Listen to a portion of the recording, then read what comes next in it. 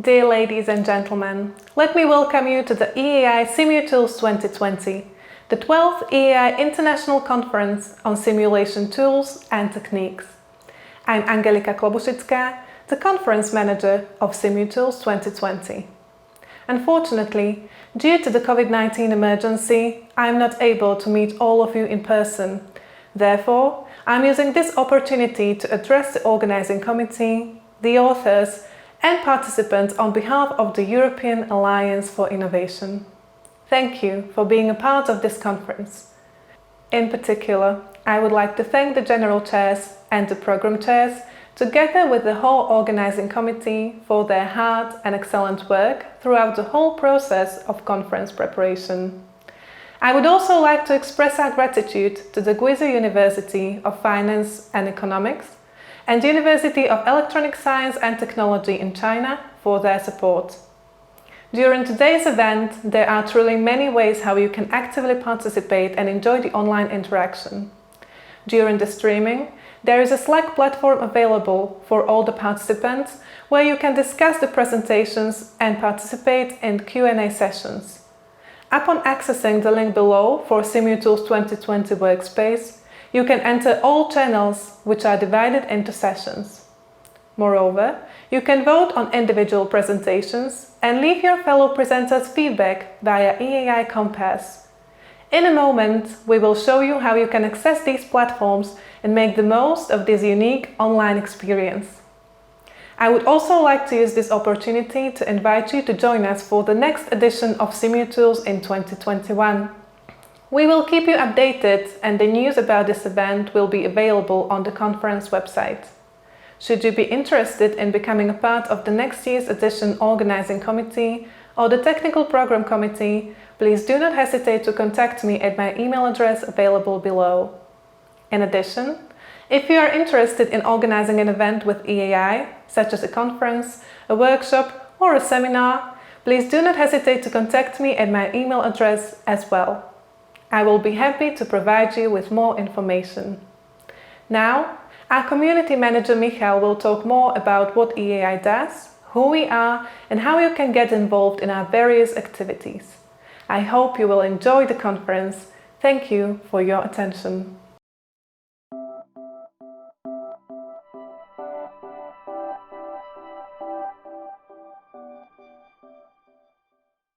Hi everyone, my name is Michal Dudic. I'm the Community Manager at EAI, European Alliance for Innovation. It's my pleasure to welcome you at this conference and say a few words about who we are and what we can do for you and your research career.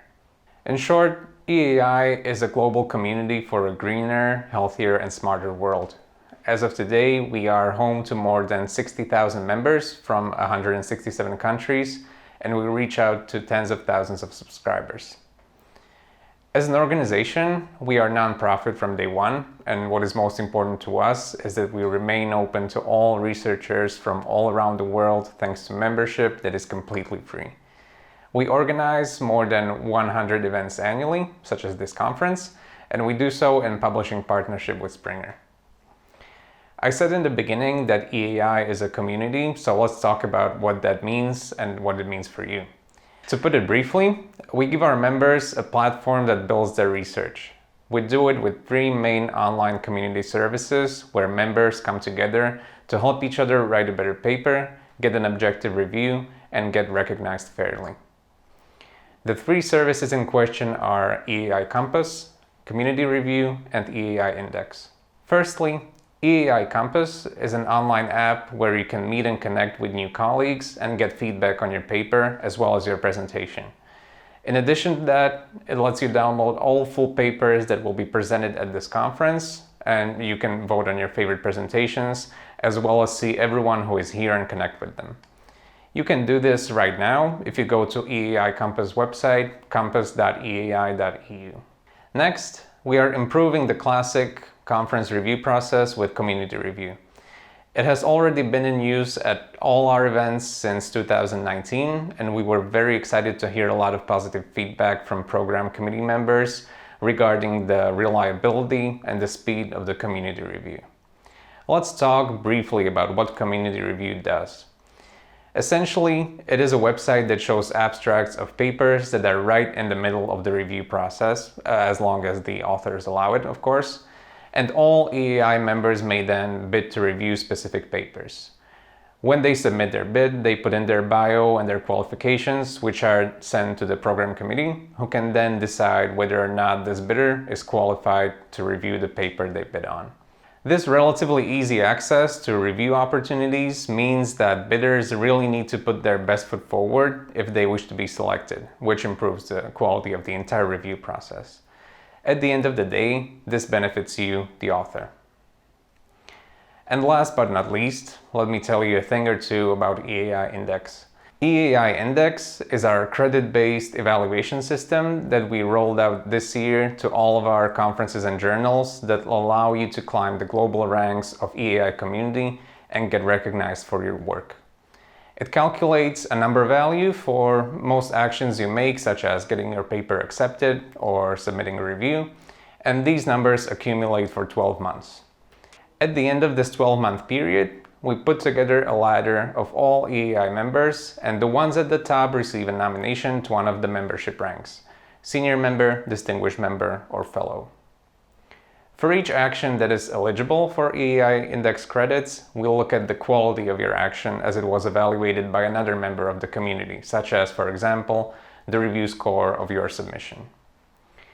To make sure that the system is fair to newcomers, every 12 months the credit count gets erased, the ones at the top receive their nominations, and every member starts at 0 for the following 12 months.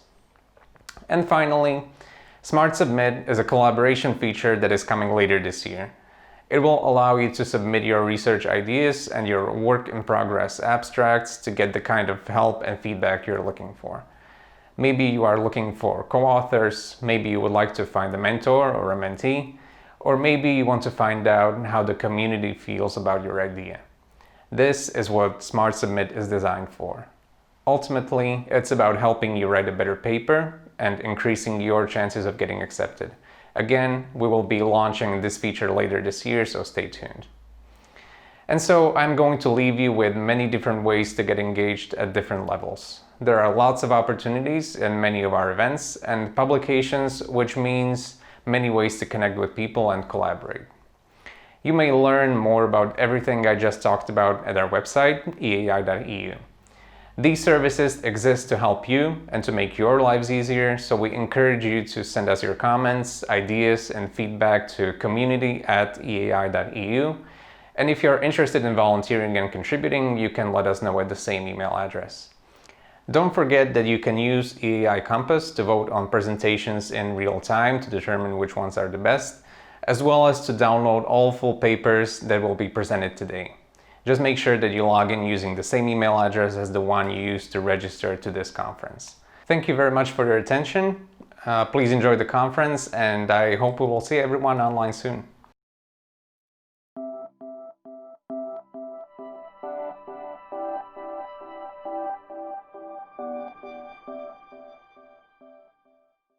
Hello everyone. The topic of my today's speech is limitations of the air balloon hardware in the loop simulation.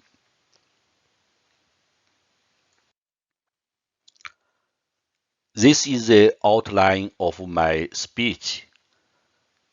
In the first part, I will talk something about the background and motivation of this speech. The second part will briefly discuss the hardware in the loop simulation and the air balloon and the mechanical turntables that are widely used in aerospace engineering. The third part deals with the shortcomings of air balloon hardware in the loop simulation. In the last part, I will give out some suggestions how to set up the hardware in the loop simulation systems based on air balloon platforms.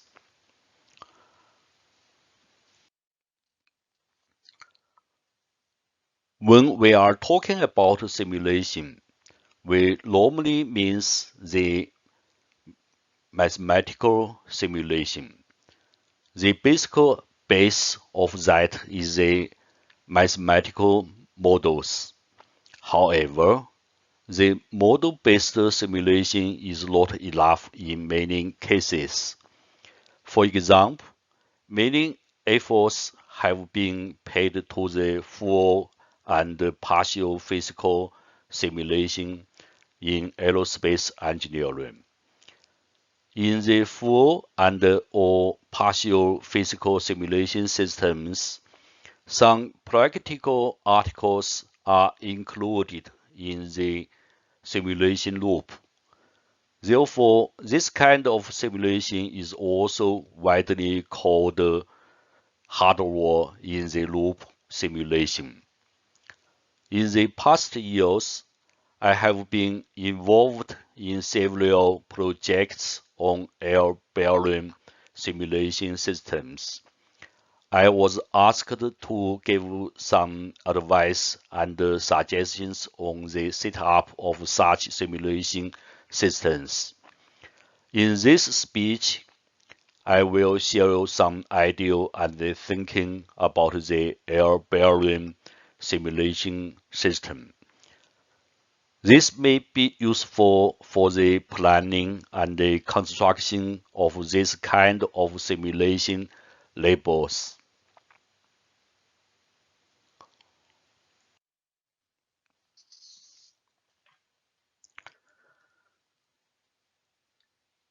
Since the World War II, hardware in the loop simulation has been developed rapidly with the development of automatic weapon system and computer technology.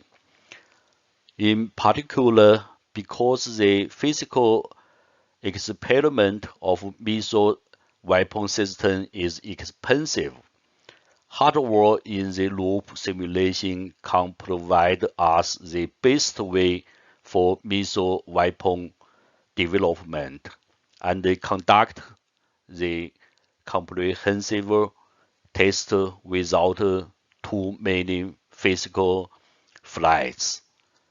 Here, we will discuss something about the hardware in the loop simulation based on air-bearing platforms.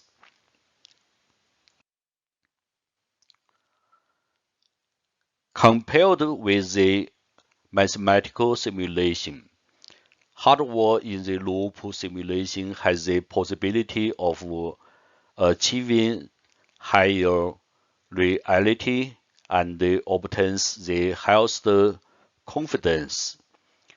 Hardware in the loop simulation has the following features.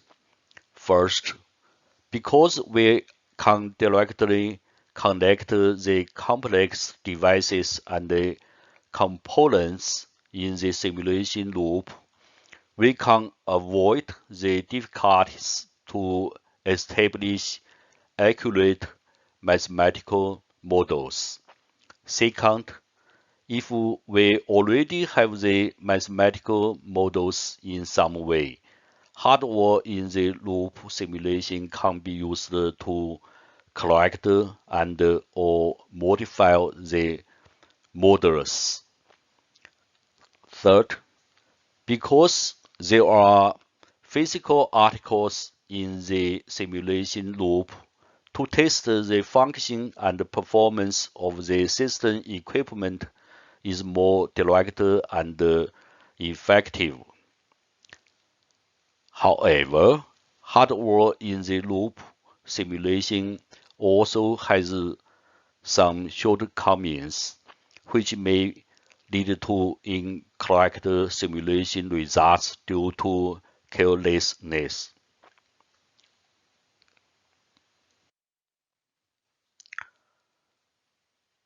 The air-bearing platforms are from the mechanical turntables.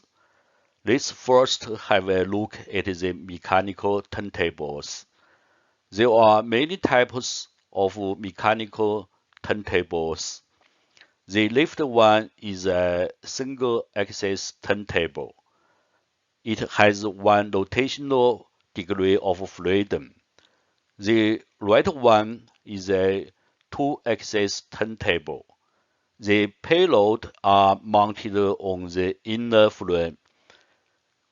It can rotate about this axis and this axis.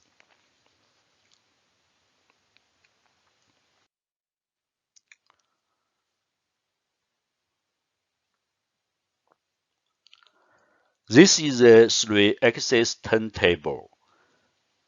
There are three frames: the outer, the middle, and the inner.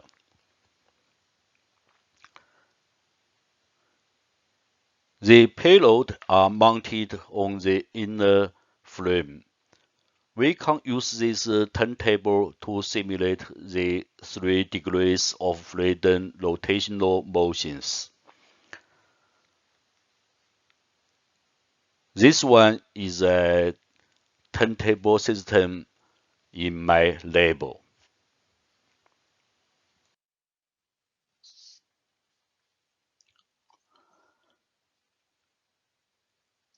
Except the mechanical turntables, there are many other means to simulate the space environment, including the air floating platform, the magnetic suspension system, and the gravity unloading system.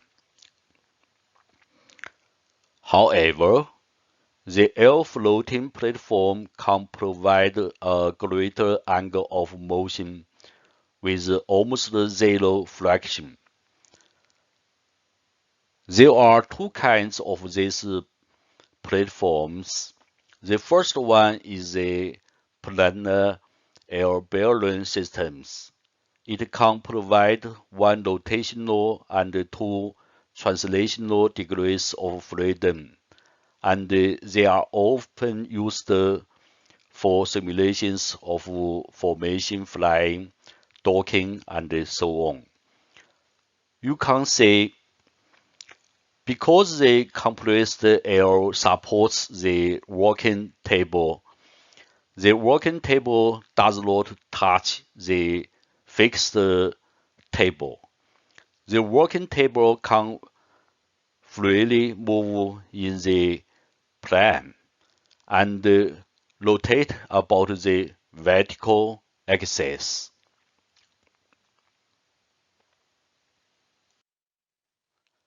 The second type is the spherical air balloon platform.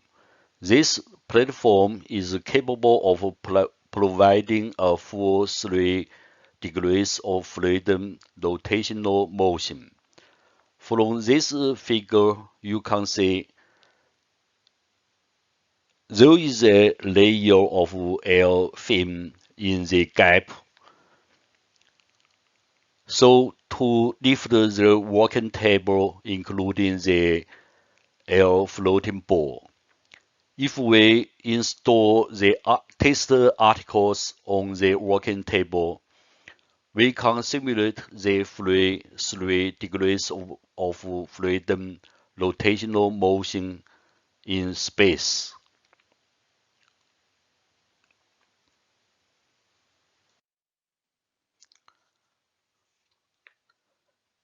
There are 3 typical types of air balloon platforms. The left one is a tabletop style platform, and the right one is an umbrella style platform. These two platforms provide full freedom of rotation along the x-axis, but the absolute rotation angles along the y and z axis are typically less than 90 degrees.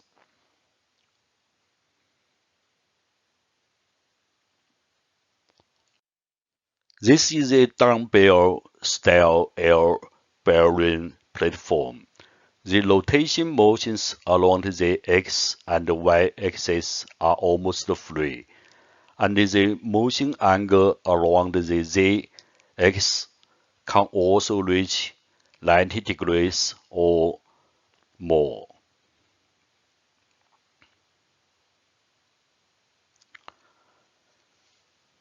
Because of the structure of the air-bearing platform, it is an ideal spacecraft simulation platform, but it also has some shortcomings we will have a discuss next.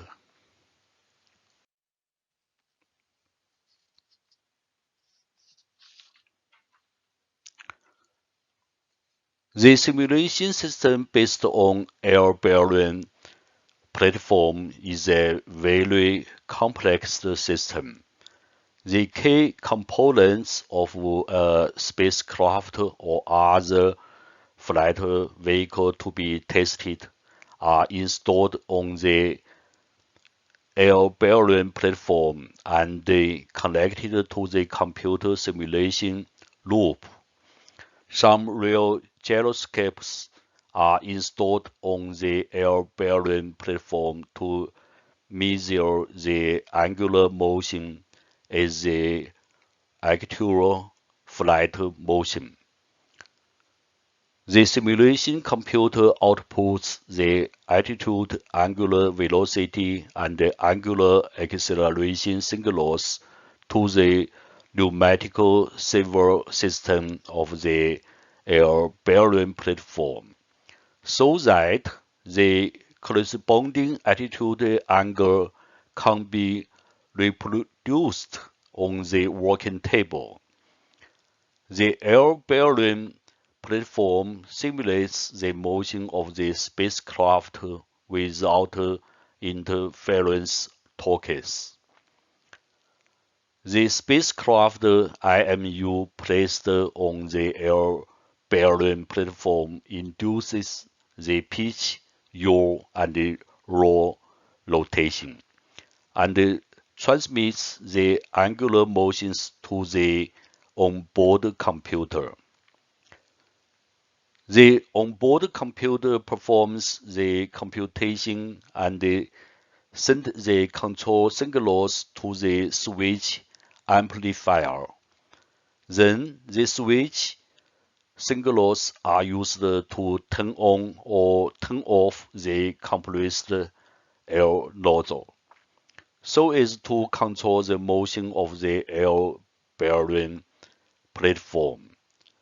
The compressed air nozzle simulates the attitude control actuator of the tested spacecraft.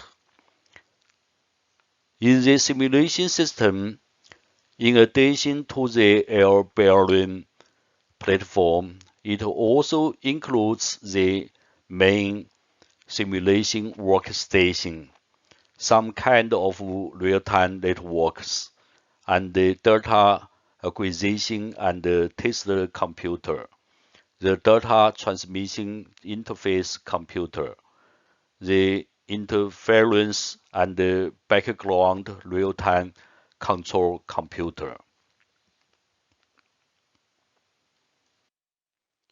The air-bearing platform and partial physical simulation have many advantages and efficiencies that other ways do not have in the field of spacecraft simulation. However, in order to set up a hardware-in-the-loop simulation based upon air-bearing platform, we should clearly understand its possible shortages or disadvantages.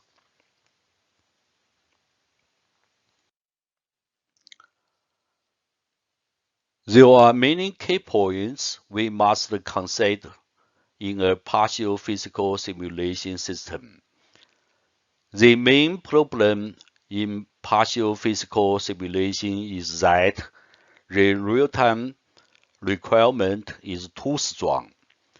Due to the existence of virtual and physical simulation subsystems, it is very difficult to satisfy the time consistency. It requires not only powerful computer, but also special real-time network and real-time operating system. Sometimes you have to design the real-time operating system by yourself, but this will greatly increase the time cost. There must be a trade-off between the real-time performance and the economy. For spacecraft partial physical simulation, the simulation step size needs to be 1 millisecond or less, and the number of channels that the main computer needs to exchange information with the outside world can reach dozens or even hundreds. In order to control the transmission time delay in milliseconds, faster input and output speed is required. These are very difficult for large spacecraft simulation systems. The interface technology of partial physical simulation is also a difficult problem. Generally speaking, the hardware subsystem and the computer simulation subsystem can have hundreds of interfaces, including bidirectional channels of input and output. It is necessary to carefully design the interface modules to ensure the system stability. Now, let's look at the air bearing platforms again. Due to the mechanical constraints, even if the structure is modified or improved, the air bearing platform can only achieve two-axis free movement. Another advantage that cannot be ignored is the existence of interference torques, which makes such platforms unable to fully simulate the operating environment conditions of spacecraft.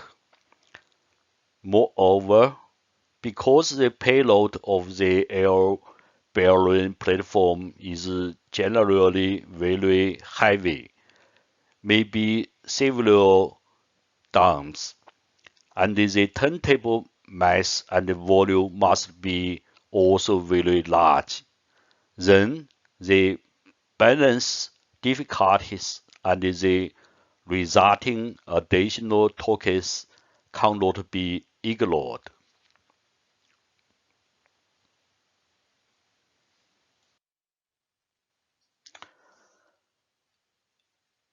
In order to better apply the air-bearing platform partial physical simulation system and increase the efficiency of the spacecraft ground simulation, some suggestions for improvement are given here.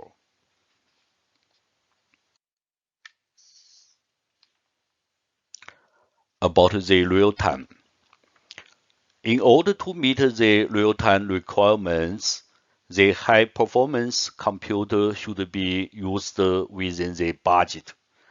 The main computer must have enough operation speed. The proper memory network should be used to construct a reasonable real-time network system.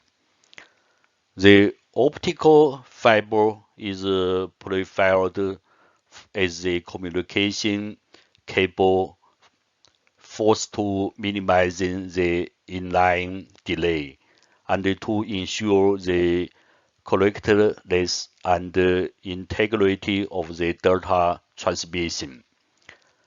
If necessary, a real-time operating system should be developed to optimize the simulation system. Based on a large number of experiments, carefully determine the minimal simulation step size, which should not only meet the precision conditions but also ensure the normal operation of the subsystems and the interface and the data transmission. Use redundant design to ensure system stability and reliability.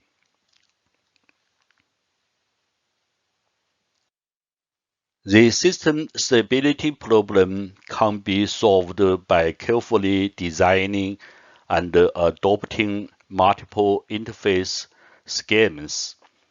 Using high-performance interface devices, maintaining interface equipment regularly, replacing aging and damaged parts and wells, optimizing design, reducing the number of interfaces as much as possible, shorten connection between interfaces, optimizing interface and wiring networks can minimize the possible delay. Of course, the optimization of interface conversion circuit can really reduce the delay. However, this should be carefully verified.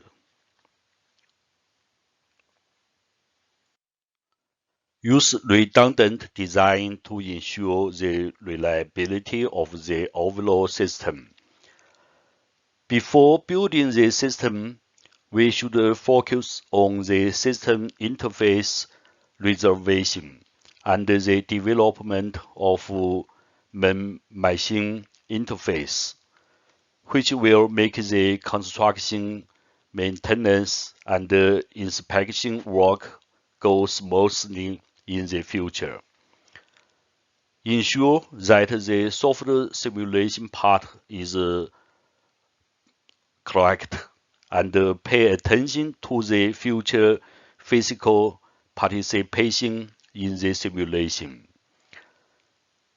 The acceptance and model verification of each subsystem should be done carefully.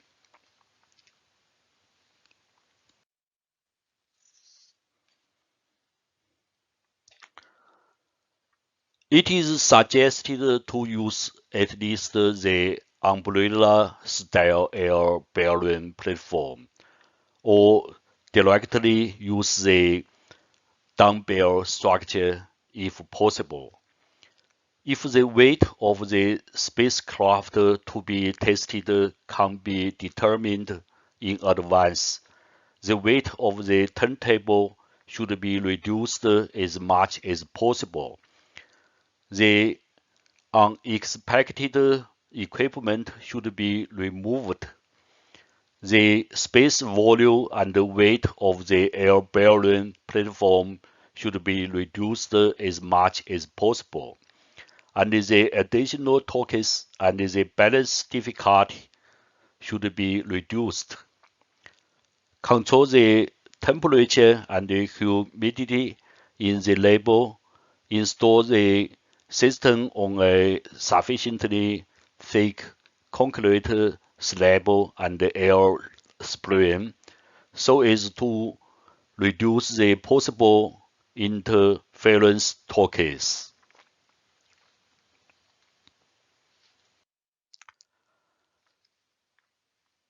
In closing this speech, I wanted to address 2 points.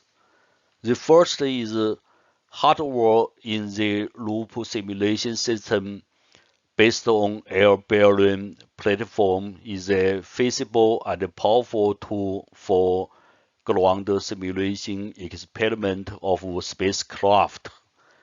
The second is when we are going to set up a partial physical simulation system, we should pay much attention to the limitations of partial physical simulation and the air-bearing platforms.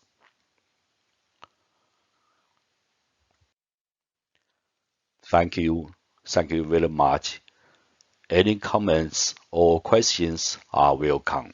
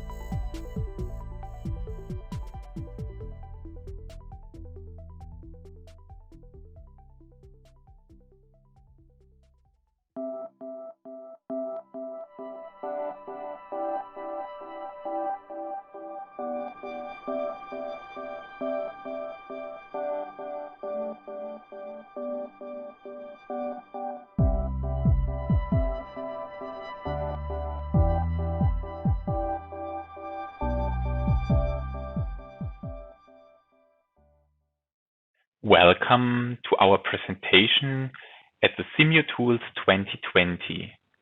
My name is Stefan Herrnleben from the University of Würzburg from Germany. In this presentation, I will show you our work for a simulation-based optimization framework for online adaptation of networks. The scope of our work is data center networks. Usually, A data center hosts multiple customers, which are represented here by clouds of virtual machines. Each customer has different performance expectations for which they pay and are agreed in so-called service level agreements with the operators. A minimum bandwidth or a maximum delay are examples of such agreements. Today's data centers are highly dynamic and the load on the network can change quickly. For example, a customer could instantiate additional virtual machines. Another customer could transfer more data, or also additional customers could be connected to the network. These dynamic changes can affect the performance of the network and thus violate the agreements. To prevent such SLA violations or react as quickly as possible, the network needs to be adapted. However, the question arises as to which changes is necessary to ensure that performance expectations are met again. In the traditional approach, a network expert could make an educated guess. However, in automated environments, this is a rather poor choice. Our approach here is a model-based adaptation. The network is simulated periodically or event-based with the current workload on a model of the network. SLA violations are detected and network optimizations are identified. Before we explain our approach in detail, we will take a look at existing general optimization approaches and techniques for network modeling, simulation, and optimization. The category for multi-objective optimization includes algorithms like the NSGA2, BA2, scatter search, particle swarm optimizers, and ant colony optimization, as well as the optimization frameworks like JMetal, Op4j, EasyG, and Rainbow. All these algorithms and frameworks have in common that they are not for any specific purpose and do not contain any domain-specific knowledge. The second category deals with tools for network performance modeling and simulation. This includes simulation-only tools like the OPNet, OpenWNS, GTNetS, or SimLab. Tools with powerful network modeling languages in simulation support include Omnet++, NF3, CloudSim, or DNI. These tools, however, do not support the optimization of networks. The scope of the third category is the optimization of networks.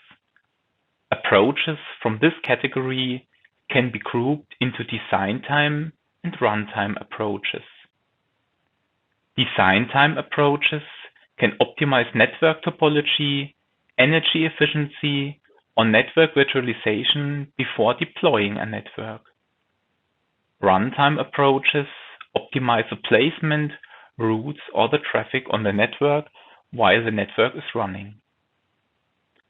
Our approach will use the mentioned DNI network modeling language for modeling and simulation and will integrate it into an adaptation control loop supporting different adaptation and multiple objectives. At the first step, we take a model of our network. This includes the infrastructure, the configuration, and the traffic, the so-called workload. At the second step, our framework requires the specified service level agreements. In the next step, the network is analyzed using the given workload. This is the simulation part here. After the simulation, the SLA violations can be detected based on the simulation results. By this, network optimizations can be determined and also be validated. In the last step, if the network optimizations are validated, the suggested cost-optimal adaptations are output from the framework. This slide explains the different steps of our adaptation framework in detail. The input configuration contains a model of the network, the service level agreements, the adaptation points, which means the degrees of freedom in which the network could be adapted, and some configuration files. After starting the framework, a simulation is run on the network model using the provided workload. Our used network modeling language, BNI, supports multiple simulation tools like SimQPN or OMNet++. The simulation results give insights into the performance of the network and potential bottlenecks. These simulation results are used to detect the violated SLAs. If any service level agreements are violated, one or multiple strategies for solving are selected. Strategies are high-level goals like bandwidth optimization. Each strategy could trigger multiple tactics. The tactics execute concrete adaptation operations on the network components and can again generate multiple branches. A branch means an independent possible solution for solving the SLA violation. Before output the candidate solutions, a filter module removes branches which are redundant, not cost-optimal, or which exceed some predefined limitations. This step reduces the number of models which have to be analyzed in further steps. These candidate configurations are used as input models for the next iteration of the adaptation loop. An additional simulation is executed on the adapted models. If they solve the SLA violation, they are output as SLA-compliant configurations. If still SLA violations occur, additional adaptations are executed on the branches until they are bounded by the filter or also contain a valid solution.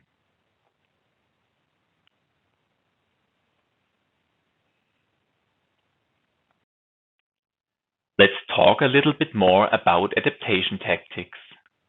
An adaptation tactic is a black box algorithm to discover suitable network adaptations. These adaptations are concrete and have individual scopes like interface performance, link replacements, route optimizations, or node performance optimization. If, for example, a link is identified as a bottleneck, increasing the link capacity as well as rerouting the traffic are meaningful tactics. Our framework currently contains 10 of such adaptation tactics, but additional ones can be easily integrated. The adaptation tactics apply domain-specific knowledge, which, compared to generic approaches, allows target-oriented optimization. An example tactic is the route optimization. We included the constraint to keep the number of route changes as less as possible, as permanent route changes are not the desired state on a network.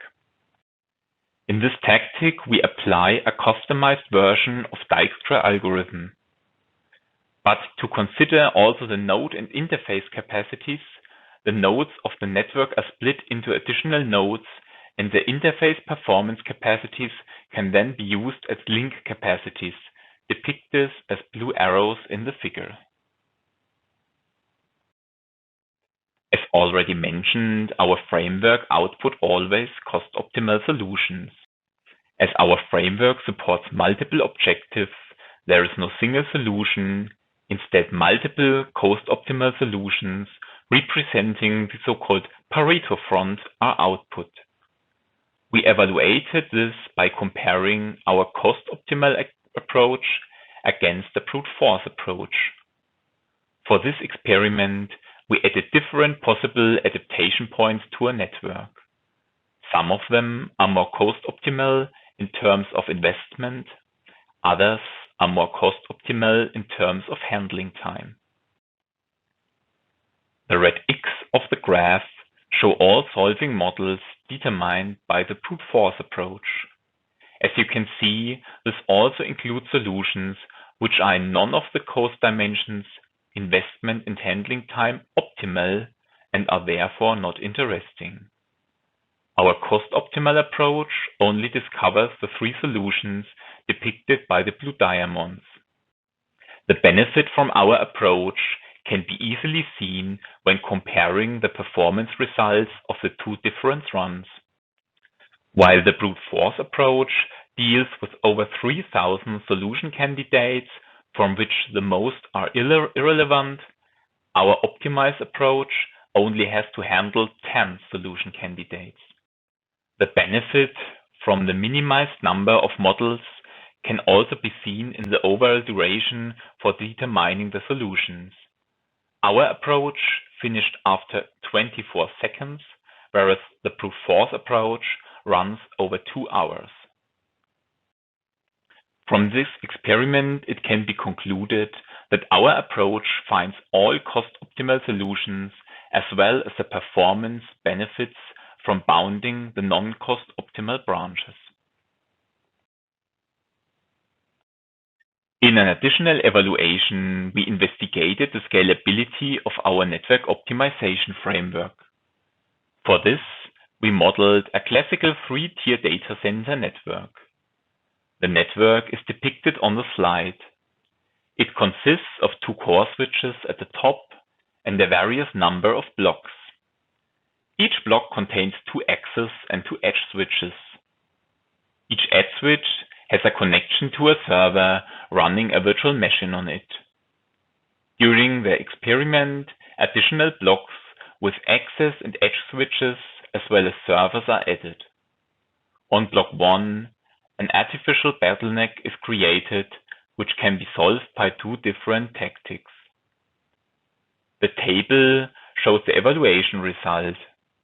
The first column depicts the number of blocks which is increased during the experiment. In the red rectangle, you see that even with increasing network size, the domain-specific knowledge of algorithms still focuses on the bottleneck and is not influenced by the network size. This is also true for the time required for the adaptation. While for one block 693 milliseconds are required, the largest network with 50 blocks only requires 792 milliseconds.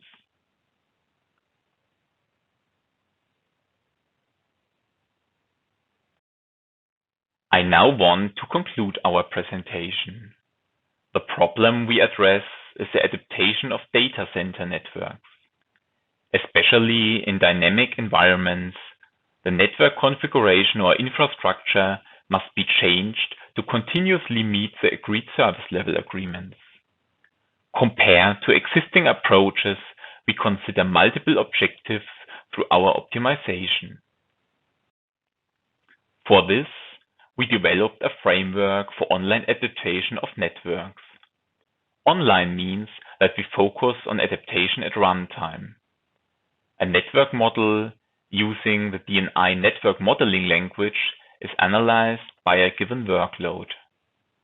Besides extracting the workload from a real-world network, it is also possible to specify it manually to make what-if analysis. Our framework applies a bottleneck detection with multiple solution strategies. By the adaptation control loop, the suggested solutions are always validated before output. Our evaluation shows that our adaptation framework discovers the Pareto optimal solutions and scales well even under increasing network size. Here are my references. If you have any questions on our network adaptation framework, feel free to contact me. Thank you for your attention.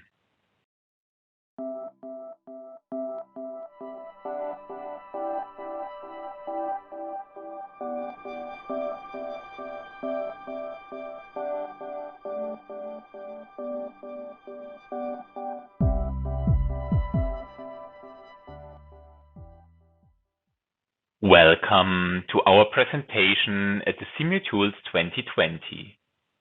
My name is Stefan Herrnleben from the University of Würzburg from Germany.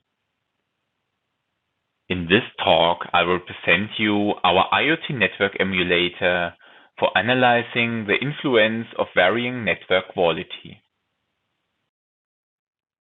Integration tests are essential when developing software. Integration tests check if software components interact together as expected. These software components can later either run on the same machine or could be connected through a network. But classical integration tests consider only the software part without testing it under various network conditions.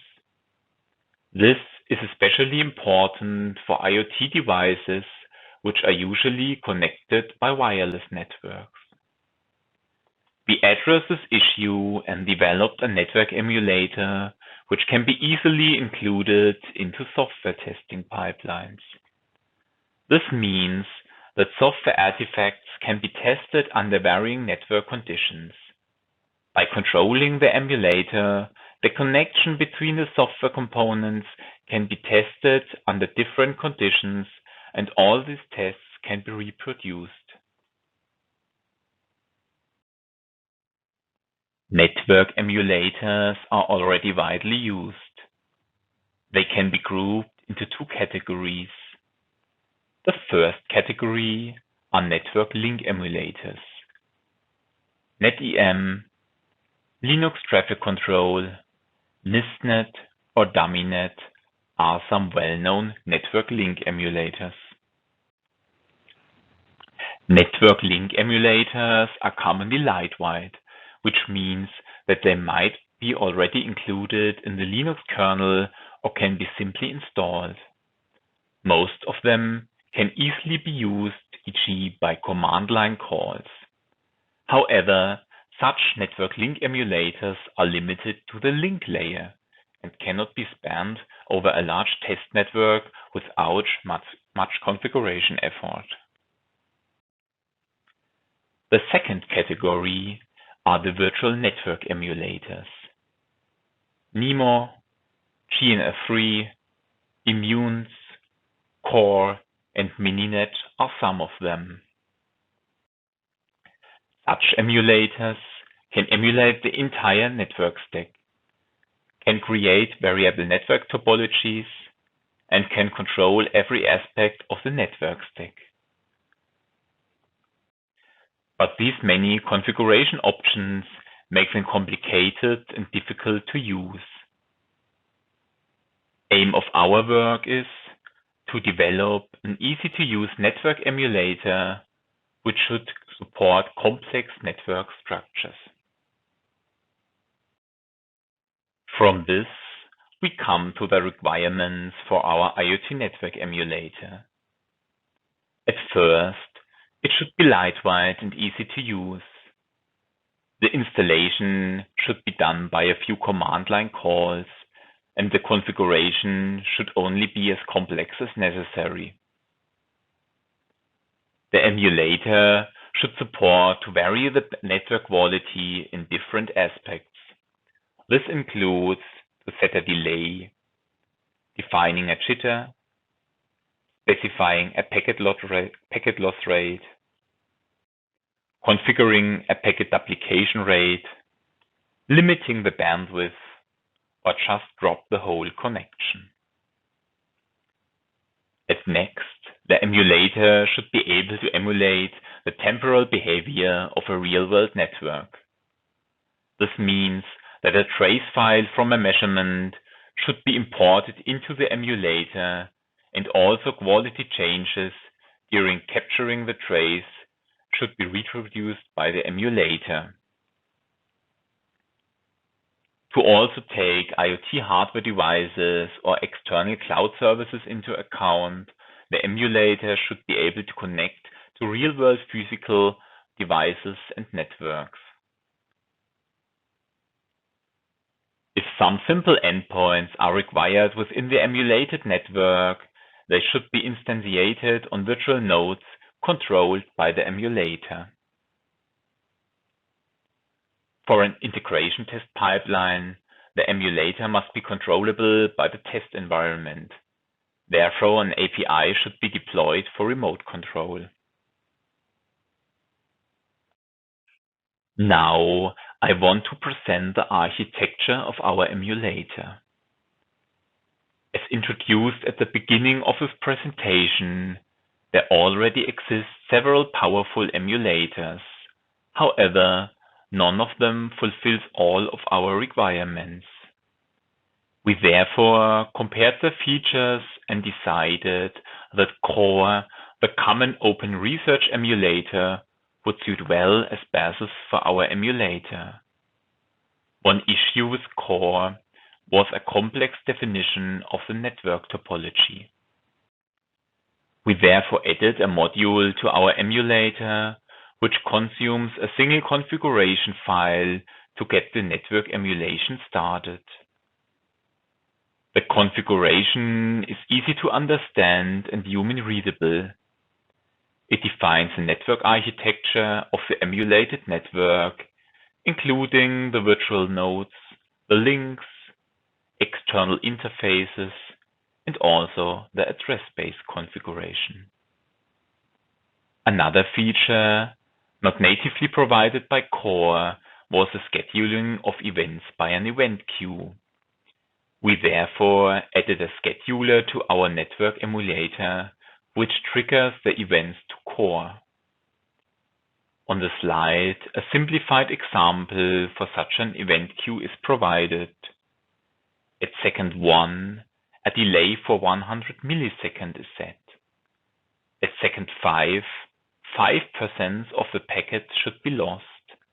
And after 10 seconds, the packets on the link are delayed for 500 milliseconds. This event queue can either be specified manually or can be generated by importing mobile radio measurement traces. By this, a real network behavior, e.g. while driving a car, could be reproduced. Instead of specifying the configuration and events by files, the configuration can also be done via an API. The API can also perform additional operations on the emulator, like starting and stopping the emulation. We evaluated the scheduling of our emulator as the implementation of the scheduling module was part of our work. By this, we verify the correct timing of the events which are scheduled in the event queue. In the shown example, an example delay is set on a link. For this, a virtual machine sends an echo request to another host, which answers with an echo reply. These hosts are connected through the emulated network to each other as depicted on the slide. The emulated network increases the artificial delay for each second for 10 milliseconds. That means that between second 0 and 1, there should be no artificial delay. Between second 1 and 2, the packet should be delayed for 10 milliseconds, and so on. The graph shows the expected and measured delays by the echo request and reply. The x-axis depicts the emulation time. The left y-axis represents the artificial delay, which is imported from the table on the right and is shown as the red line in the graph. The value for the artificial delay is constant for each second and increases step by 10 milliseconds each second. The right y-axis represents the measured round-trip time, depicted as blue cycles within the graph. Please consider the double scale of the blue round-trip time axis. As the delay is applied bidirectional on the link, and the echo request as well as the echo reply have to traverse the link, the whole process is delayed twice. From the graph, it can be concluded that our measured round-trip time is slightly above the artificial delay, which can be explained by the processing time on both hosts. The next evaluation demonstrates and investigates the emulation of a real-world network by a trace file. For this, we capture the network delay from an MQTT connection. MQTT is a lightweight publish-subscribe protocol frequently used in the Internet of Things. A publisher, depicted on the right, publishes a message with a specific topic to a public broker in the cloud. A subscriber, depicted as left host, subscribes the topic previously and receives all messages within this topic from the broker. We measured the delay for the transmission of the packet from the publisher to subscriber. The clocks of the two hosts have been synchronous, and the send time was included by the publisher into each published message.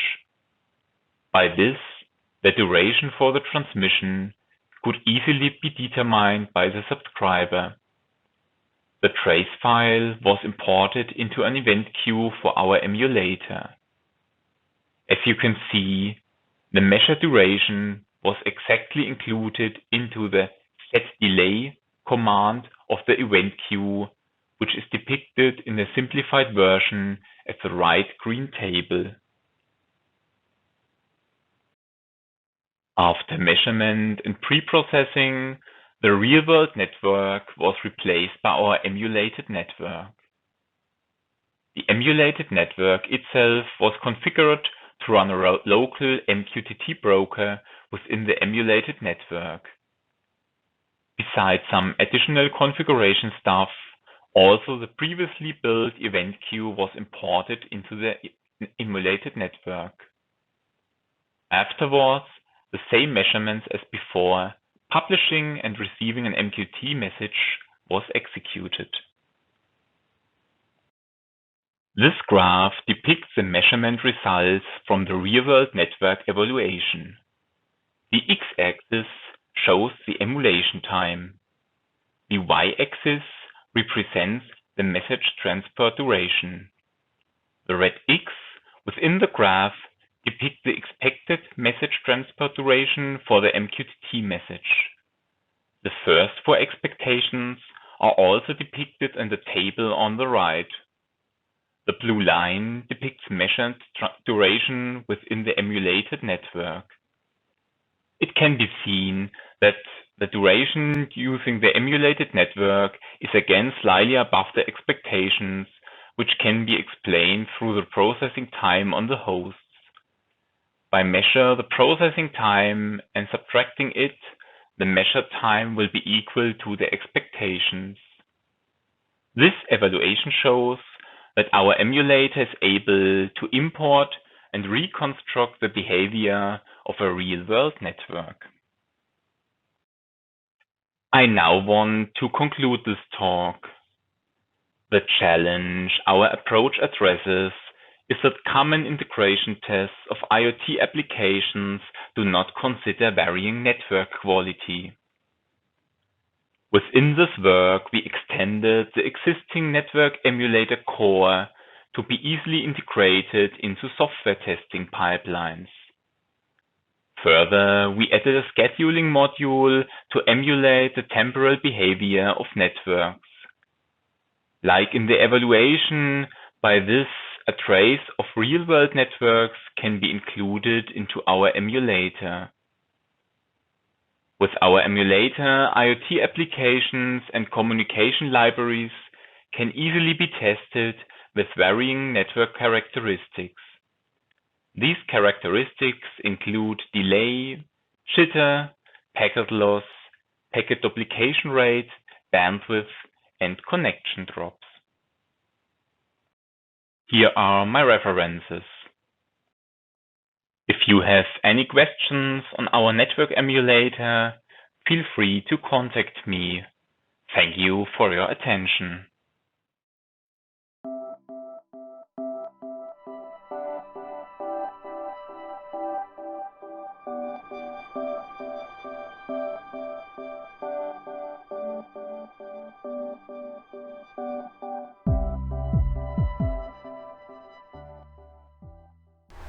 Hello everyone, my name is Lin Yunzhu. The article name is Attention Area Deep Learning Object Detection and Simulation.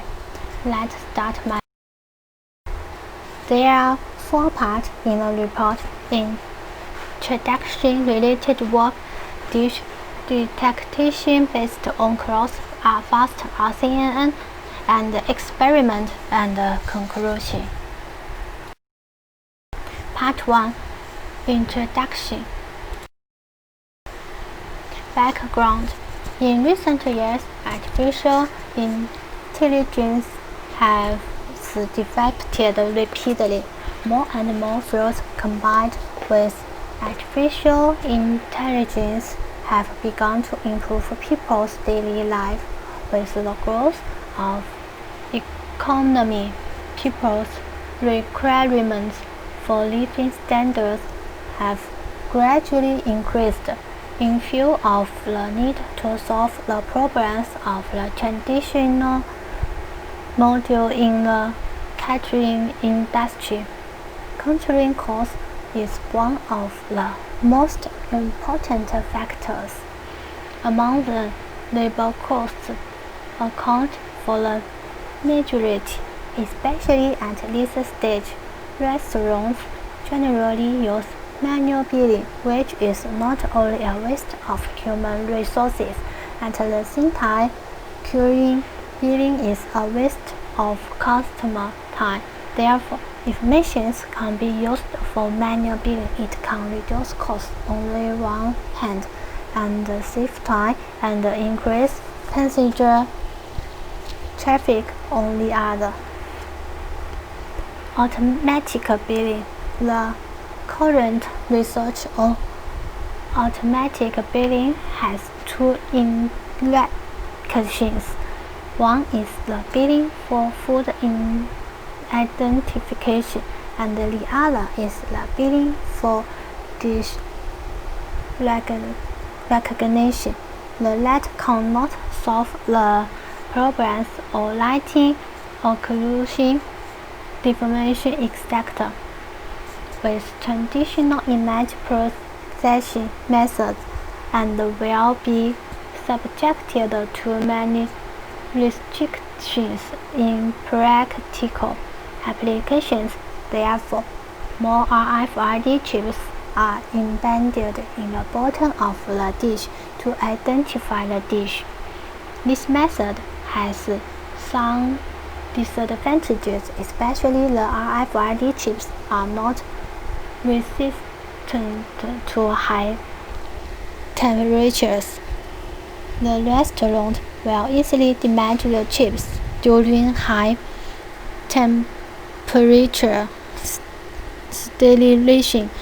The replacement of the entire dish will increase the cost and is not conducive to the long-term stable development of the restaurant.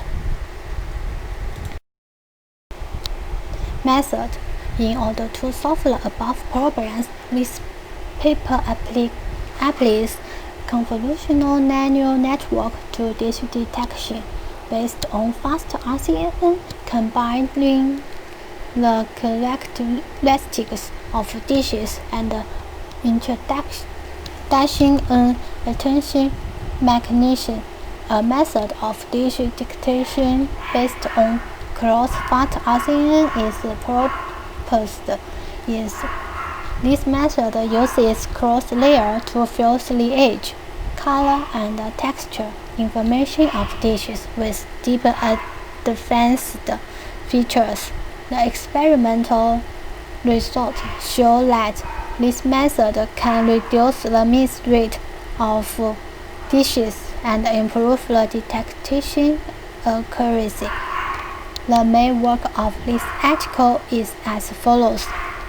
First, visualize fast RCN analyzing the features extracted by VGG16, a convolutional neural network layer by layer when detecting diseases. Understanding the role of the convolution kernel of each layer, at the same time using the kit map to determine which region features of the dishes have a great response to the detection results. According to the visual analysis, the network structure of close-fast RCN is proposed by improving fast RCN and combining the idea of close connector. The network fuses the low-level features of the dishes with the high-level features.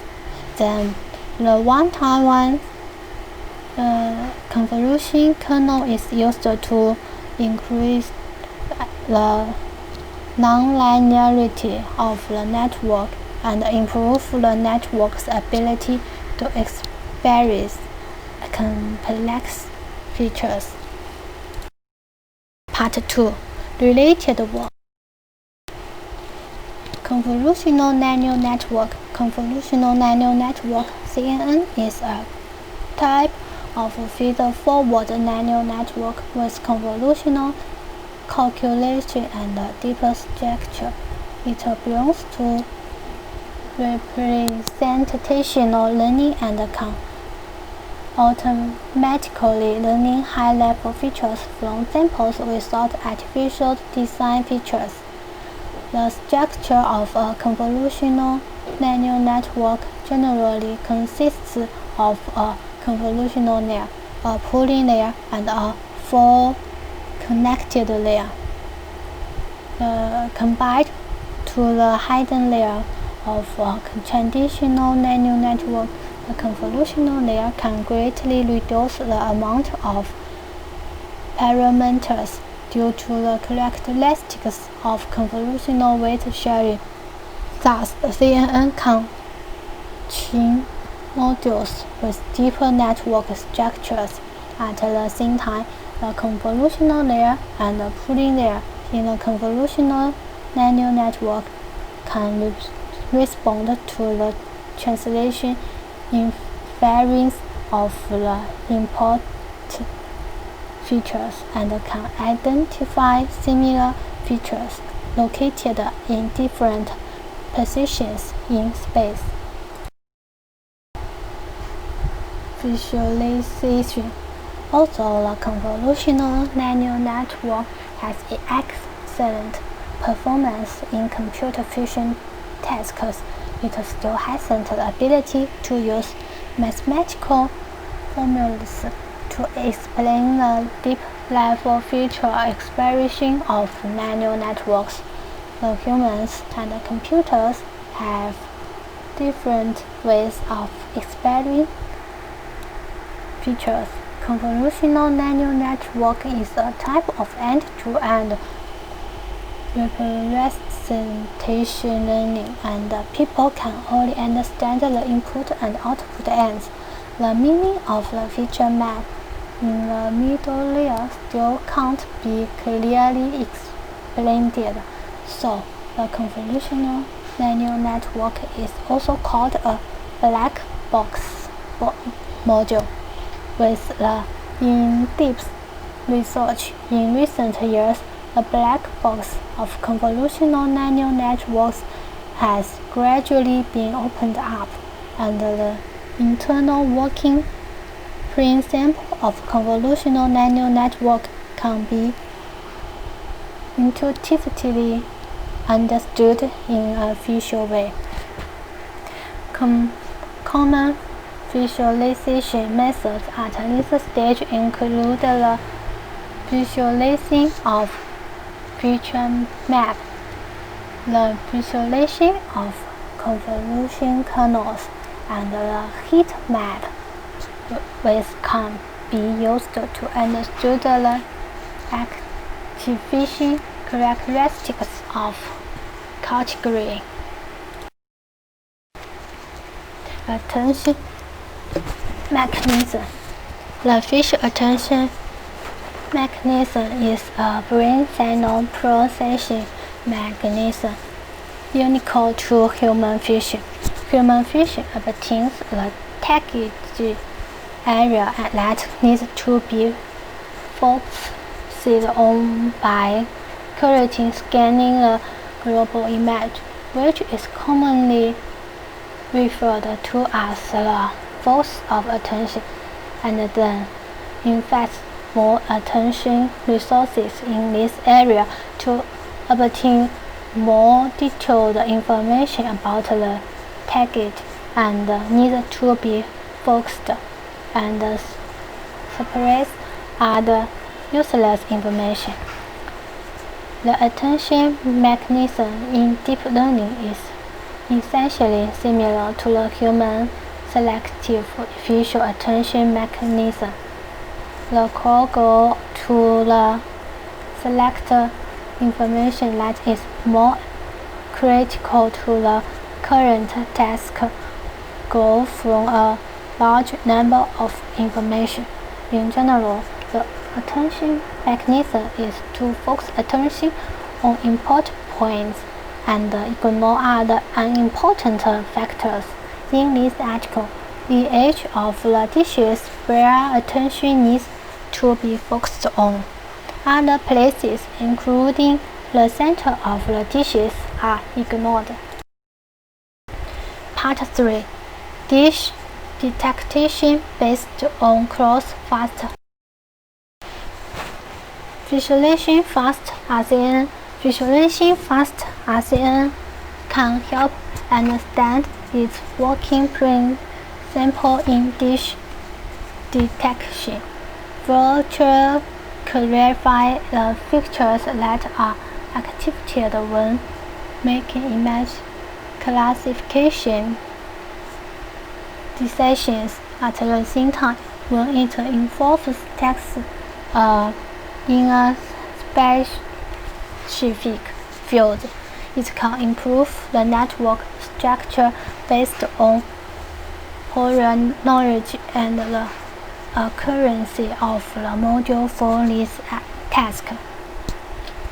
There are 3 parts: A. Feature map visualization. B. Convolution kernel visualization. C.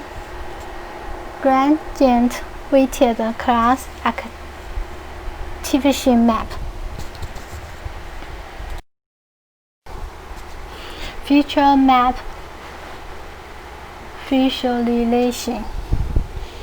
Visually understand the differences between the extracted features of the low-level convolution layer and the high-level convolution layer, and the visualization of the feature map obtained by convolution 1 to convolution layer, convolution 2 to convolution layer, convolution 3 convolution layer, convolution 4 3 convolution layer, convolution 5 3 convolution layer, and the RPN convolution layer in fast RCN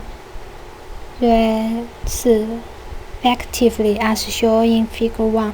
For the convenience of analysis, each feature map shows only the first 16 channels. It can be seen that the features extracted by the shallow convolution layer are similar to the age and the color information, and the retained image information is relatively complete, as the number of layers becomes deeper, the image feature information obtained through the convolution layer gradually decreases and the entire feature map becomes more abstract.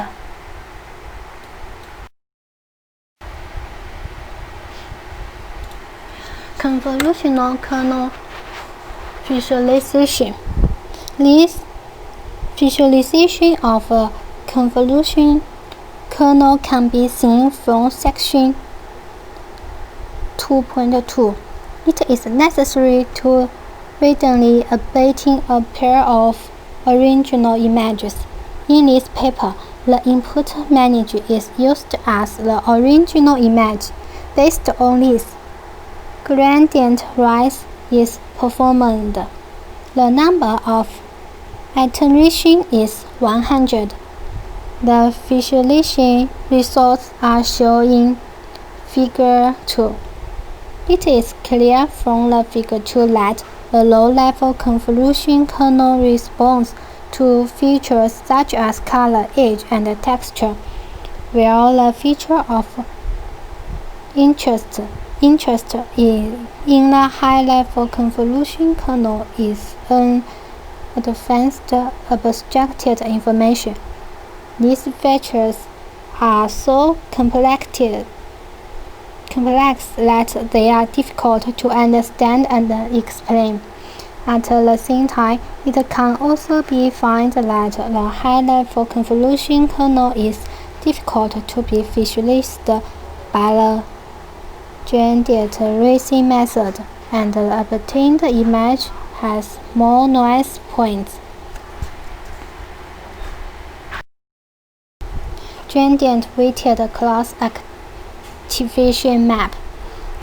Using the CAM method to weighted and sound match maps obtained by the convolutional layer in the convolutional neural network, the heat map obtained in shown in Figure 3.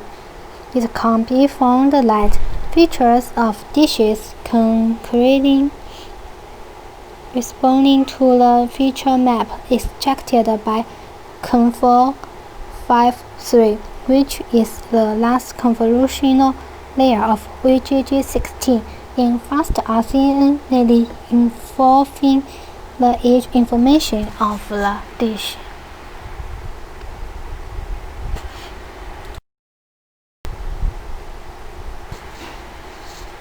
Cross-fast RCN. Figure 4 is a schematic diagram of the cross-fast RCN module. A cross layer is added to the fast RCN, and the age and the texture features are combined with the deep-level advanced features extracted by VGG16 to enhance the module's feature expression ability for packages such as dishes. Cross-fast RCN is mainly constructed by fast RCN's basic modules and cross layers, as shown in Figure 4. The extraction progress of feature map is completed by VGG16 and the cross layers separately. Then, feature fusion is performed.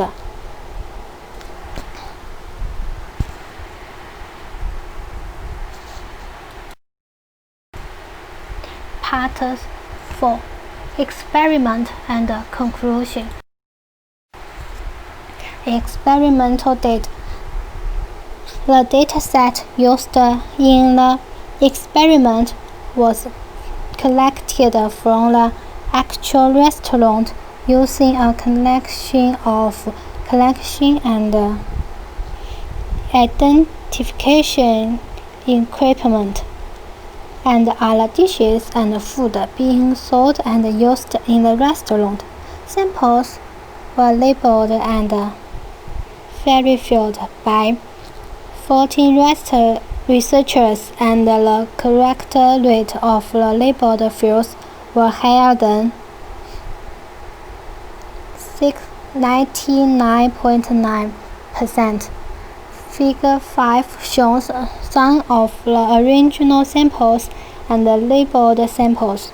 In this stage, each dish is equipped with each type of food. The network obtained by training in this way can improve the accuracy rate during the test.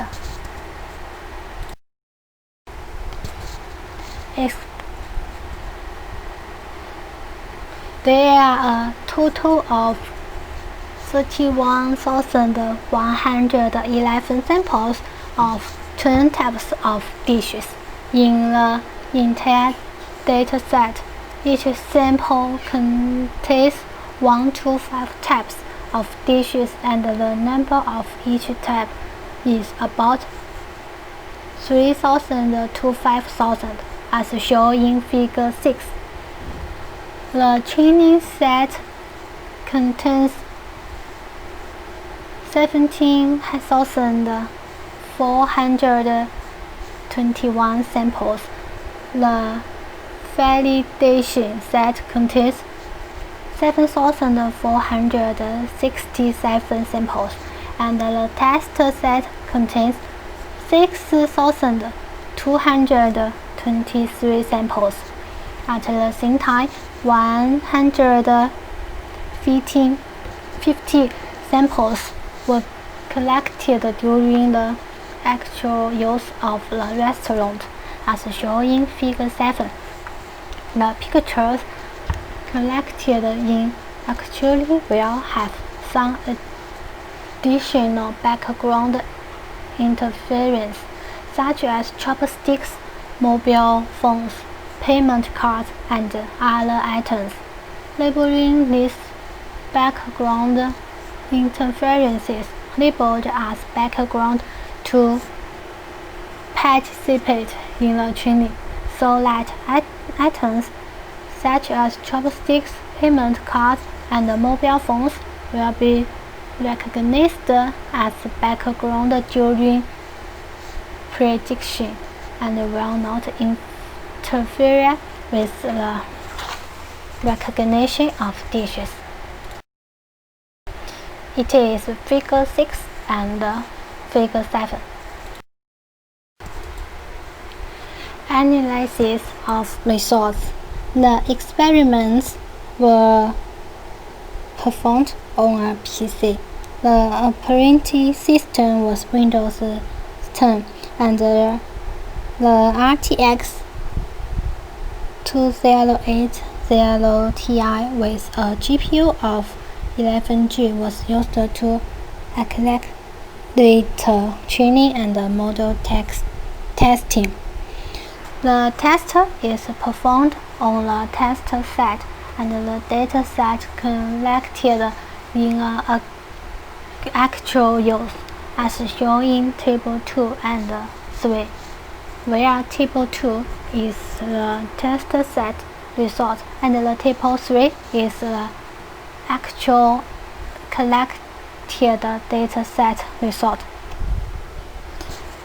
The evolution indicators are accuracy, recall, and detection speed. Among them, the accuracy rate is a comprehensive indexes of top 1 classification accuracy rate, and IOU of the regression box is bigger than 0.5. The recall rate is the ratio of correctly distinguishes foreground and background, and the detection speed is the time required to accurately detect an image and the GPU, excluding the first model loading time during detection. Conclusion: by visualizing fast RCN and analyzing the importance of features in detection to the detection results, this paper proposes a cross-fast RCN model. The cross layer is used to combine the low-level features at the shallow level and with the high-level features at the deep level. The features of low-level layer include the features on convolution 1, and the feature of the high-level layer is the feature of convolution 5. The dataset has been filled with each type of food in each type of dishes to improve the detection accuracy. The experimental results show that the model improves the detection accuracy of the dishes and suppresses the background interference when the detection time doesn't increase significantly.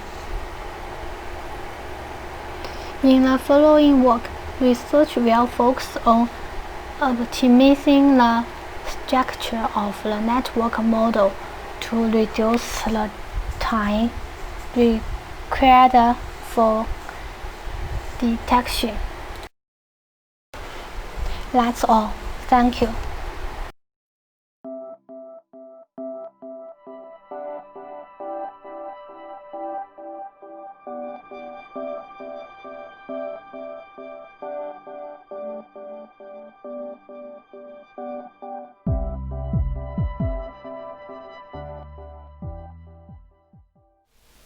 Hi, my name is Sebastian Rachoy. I'm a PhD student at the Chair of Computer Architecture in Erlangen. I would like to present you my findings about the impact of performance estimation on fast processor simulators. First of all, let me give you a small overview about the structure of my talk today. I will have to give you a small motivation where I think the findings of our paper are important. Then I will go into the details of the simulation setup we used to evaluate our findings, and then we can directly give you the results of our simulation runs and finally give a conclusion about it. So we come from a world where you create embedded systems but most of the time don't have the final hardware available. Meaning that if you design your application software, you probably don't know on which hardware it will run, and also don't know or maybe don't have the hardware available yet. So the solution to this problem is to use simulation. On your simulation platform, you can check if your program works correctly, and depending on the simulation, maybe also get additional information, like how fast will your code run on the final hardware, how much energy will it take, and maybe also how hot will your hardware get. I said it's depending on the simulator, because the more accurate you want these numbers to be, the slower your simulator and your simulation will get. First, we have a very inaccurate but fast simulation, the instruction set simulator, which can benefit from just-in-time compilation techniques. If you want to go more into detail, you will get much slower because cycle-accurate simulators cannot benefit from just-in-time compilation.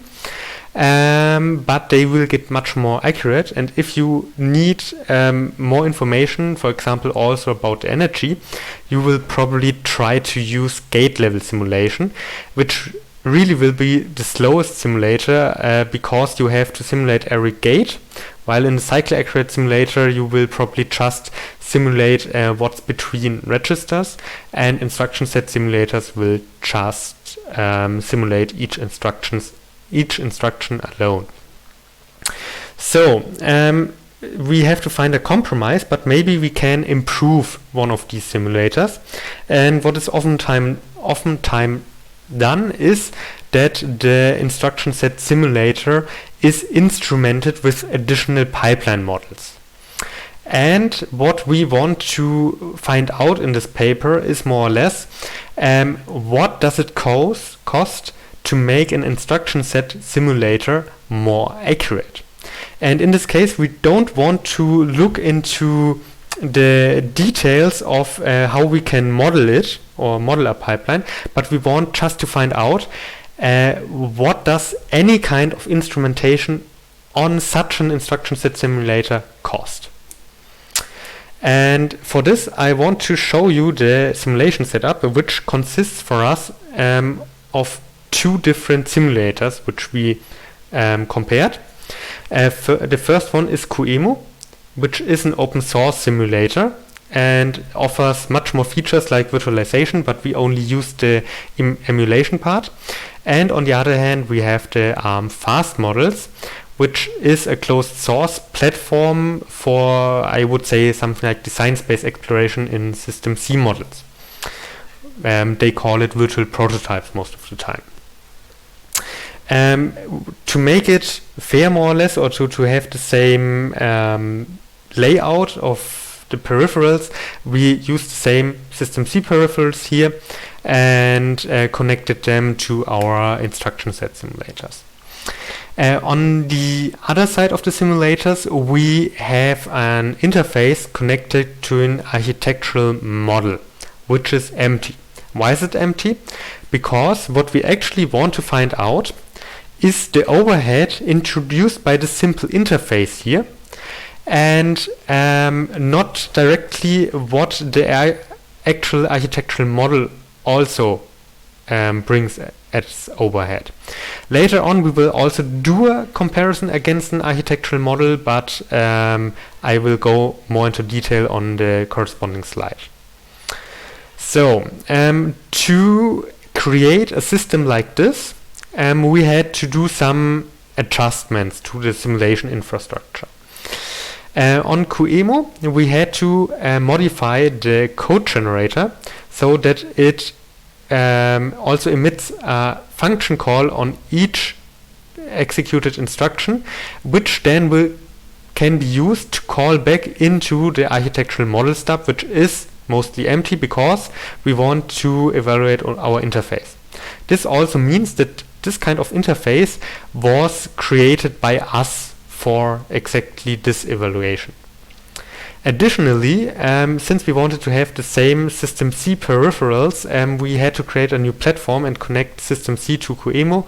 That's something that is already often done before, and we just had to do it again. On the right side, we have the closed source ARM fast models, which does not allow changes within them, but they support a probing infrastructure where we can connect our architectural model stub to. And this probe allows us to call back into our architectural model stub when certain events happen. For example, an instruction is executed or a basic block is executed or something like this. Additionally, it offers a TLM2 initiator which allows simple connection of our System C peripherals. In addition to the already mentioned interfaces, it also supports so-called trace plugins, which is then later used for the aforementioned architectural pipeline model, which also comes with the models itself.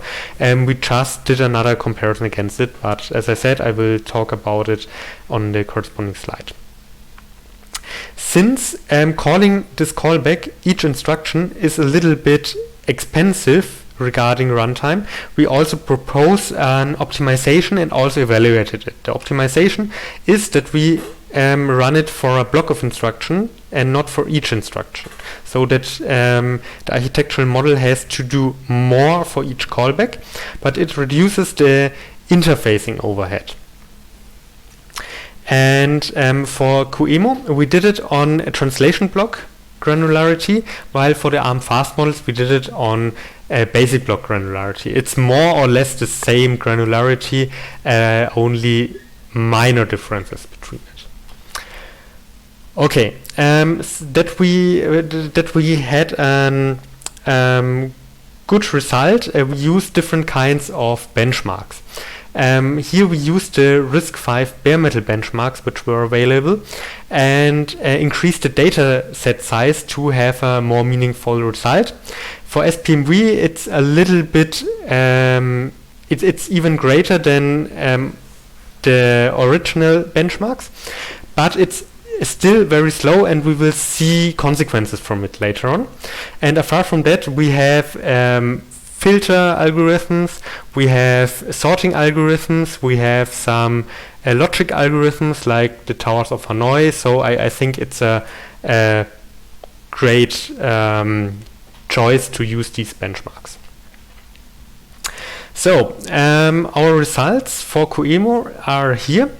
And we give here relative runtimes, meaning that a relative runtime of 5.88 takes 4.88 times the original time more time. So it takes 5.88 the original time. And we also have the blue bars for the instruction-wise callbacks and the orange bars for the block-wise callbacks, so that we also can see how much benefit we get out of our small optimization.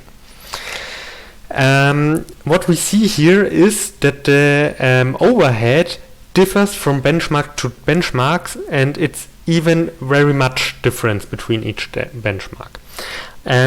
The reason for this is the amount of instructions or the kind of instructions the benchmarks uses. For example, RSort and SPMV use a lot of instructions that are implemented by QEMU via another callback. Adding another callback to an instruction that already uses a callback does not have so much impact on the runtime, like adding a callback to instruction that does not normally use a callback, like it's mostly used in multiply. So that's the main difference here.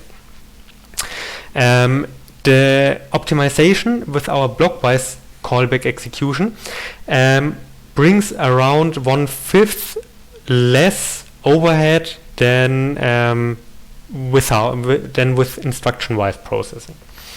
This also means that we benefit much more from these non-callback intensive benchmarks than these callback intensive benchmarks. But I think that's clear from what I've said before. So the results are different for the ARM fast models because the overhead is nearly always the same with the exception of SPMV, and also the gains from block-wise processing is nearly the same. So we only have around half the overhead than before. This problem with SPMV is that the runtime compared to all of the other benchmarks is comparably slow, and so here we find out that the initial overhead of the ARM fast models is actually very high, and that means that we don't have so much overhead with slow running benchmarks, which might also be of interest in the future. So now we want to take our results and do a comparison against a real pipeline model. For QEMU, that's not simply possible because there is not really a standard interface for architectural models. So we did a literature comparison and used the results from Miertinen et al., where we found out that probably 10% of their estimated overhead of the architectural model is used just for calling back, so without any logic of the model. For the ARM fast models, we were able to use the integrated pipeline model and did another evaluation where we find out that 12.31% of the time or of the overhead created by the pipeline model is just for doing this callback. Here in this picture you can see that we have the orange bars which depict the pipeline model and the blue bars which depict how much it actually just costs to call back. So that's actually not worth much, but you have to do it. And of course, if you want to optimize it, for example, like with block-wise processing, you can benefit here, which is, I think, a nice thing. Okay, then I can come to a conclusion here. I gave you a small introduction about the simulation, where we come from, and why we always have to make a compromise between speed and accuracy. In this case, we wanted to make a fast just-in-time compiling instruction set simulator more accurate, and thus evaluated the callback overhead. We did this for QEMU and ARM, or the ARM fast models, and found out that 10% or more of the additionally introduced overhead is just due to interfacing with the just-in-time compiling instruction set simulator, and not for the actual architectural model.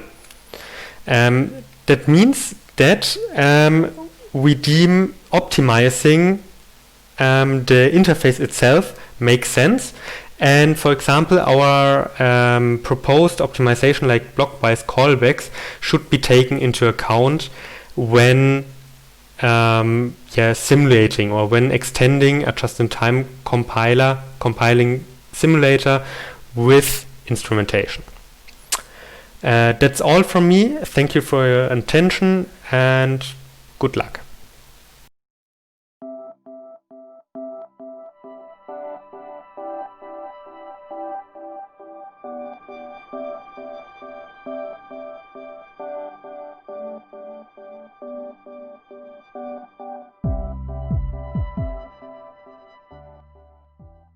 The topic of our presentation is based on the paper titled Investigation of Containerized IoT Application based on Microservices. It is presented by Professor Changhong Lang and Jayanshu Gundania from the Department of Systems and Computer Engineering at Carleton University, Canada. We'll first begin with the question, why is this topic important? According to the predictions conducted by Gartner, a market research company, the total number of connected IoT devices would reach about 21 billion by the end of 2020. The techniques that are being researched for this deployment are still in the beta stage. They also predict that almost half of the cost of implementing IoT solutions would consist of efforts spent on integrating them with one another and the backend. As the number of these devices increase, a decentralized approach is needed for solving issues regarding communications and management of devices. Making these services work independently would involve decoupling them in the development and deployment phases. The goal here is to avoid a monolithic architecture. One such approach is using SOA, which stands for Service-Oriented Architecture. This approach is used for loose coupling between services. It can also help businesses respond more quickly and more cost-effectively to changing market conditions. The difference between SOA and microservices, a variant of SOA, is that SOA still lacks the ability to allow constant patching and integration of new services. For example, every developer in a team would need to know how the communication mechanism in an SOA works, whereas in microservices it's independent. Another one, in SOA data is shared between services, whereas in microservices, services may or may not share data. So what exactly is a microservice? An application which uses a microservice architecture can be designed as a suite of small services, each running in its own process. These services can communicate with each other using REST API, which stands for Representational State Transfer. It's an API that uses common HTTP requests for data transfer, like GET, PUT, POST, or DELETE requests. These services can also communicate using remote procedure calls. The microservice architecture can be assisted with containerization, which can be used to isolate these services. Containerization allows us to run distributed applications without the overhead of launching and running a fresh operating system as an entire virtual machine for each application. The OS kernel is shared among the containers which run on the same host. Even this can be removed by hosting container on different hosts. The objective of this paper is to investigate an approach consisting of simulated IoT application bundled as microservices, designed and implemented as containers, to demonstrate the benefit of independent development and deployment. In this slide, we'll go over a few basic concepts. IoT or Internet of Things is a term used for connected computing devices that communicate by transferring data over a local or global network. It might consist of multiple devices having sensors attached to them. These sensors collect data and the devices communicate and act on them to achieve an objective. An example can be an automobile with proximity sensors, a volume measurement unit in an industry, etc. Microservices. They are used for continuous delivery deployment of large-scale applications. They have little to no centralized management to avoid tight coupling. Containerization. Each service as mentioned before is packed in a container along with its dependencies. These dependencies are shared among with the containers. A container engine is required for managing these containers. A brief description of some concepts and studies that have been carried out on this area. Circuit breaker. It is possible for the operations that are being carried out by the services to fail due to issues such as slow network connections, timeouts, or the resources being overcommitted or being temporarily unavailable. These faults typically correct themselves after a short period of time. However, there may also be situations where faults are due to unexpected events that are less easily anticipated, and that may take much longer to rectify. Additionally, if a service is very busy, failure in one part of the system may lead to cascading failures. Circuit breaker pattern can prevent an application from repeatedly trying to execute an operation that is likely to fail, allowing it to continue without waiting for the fault to be rectified or wasting CPU cycles while it determines that the fault is long-lasting. The circuit breaker pattern also enables an application to detect whether the fault has been resolved, and if it appears to have been resolved, then the application can attempt to invoke the operation again. Load balancer pattern. Load balancers employ horizontal scaling to balance a workload across two or more IT resources to increase performance and capacity beyond what a single resource can provide. Some of the distribution functions they use are asymmetric distribution, where larger workloads are issued to IT resources with higher processing capacities. Workload prioritization, where workloads are scheduled, queued, discarded, and distributed according to their priority levels. And content-aware distribution, where requests are distributed to different IT resources as dictated by the request content. Savvy IoT. Khazai and team demonstrated a self-managing containerized IoT platform which leverages Savvy Cloud and Academic Cloud as the underlying infrastructure as a service. Since a part of their application is deployed on cloud, it leveraged macro services, for example, infrastructure as a service like VMs, storage services, etc., along with the microservice architecture of their application. Finally, Datta and team deployed microservices by transforming the data tweet architecture to an end-to-end skeleton architecture. In the data tweet architecture, consumer of the data tweet service or data source can send short message at a very low rate to other entities of the IoT ecosystem, but without having loose coupling amongst the services. The consumer or a device sends its message to the nearest available wireless network, for instance an 802.11 hotspot, that will forward it to the destination using the elements of the infrastructure network. This was designed for a very large-scale deployment like in a smart city. This architecture originally had 4 services: consumption, collection, dissemination, and management, which the authors then expanded into a loosely coupled microservice architecture. The containerizing engine used in our implementation is Docker. It's an open source engine and allows isolation of applications from its environment by using containers. Some important terminologies in this are services. A set of containers in production. A service can contain multiple replicas of a single container depending on the load required. Swarm. Usually there are multiple services, stacks, and hosts in a swarm. A swarm manager employs different strategies to run containers on multiple nodes. Some crucial features available in Docker Swarm include service discovery, which is the process of automatically detecting services and devices on a network, load balancing, multi-host networking, etc. Stacks.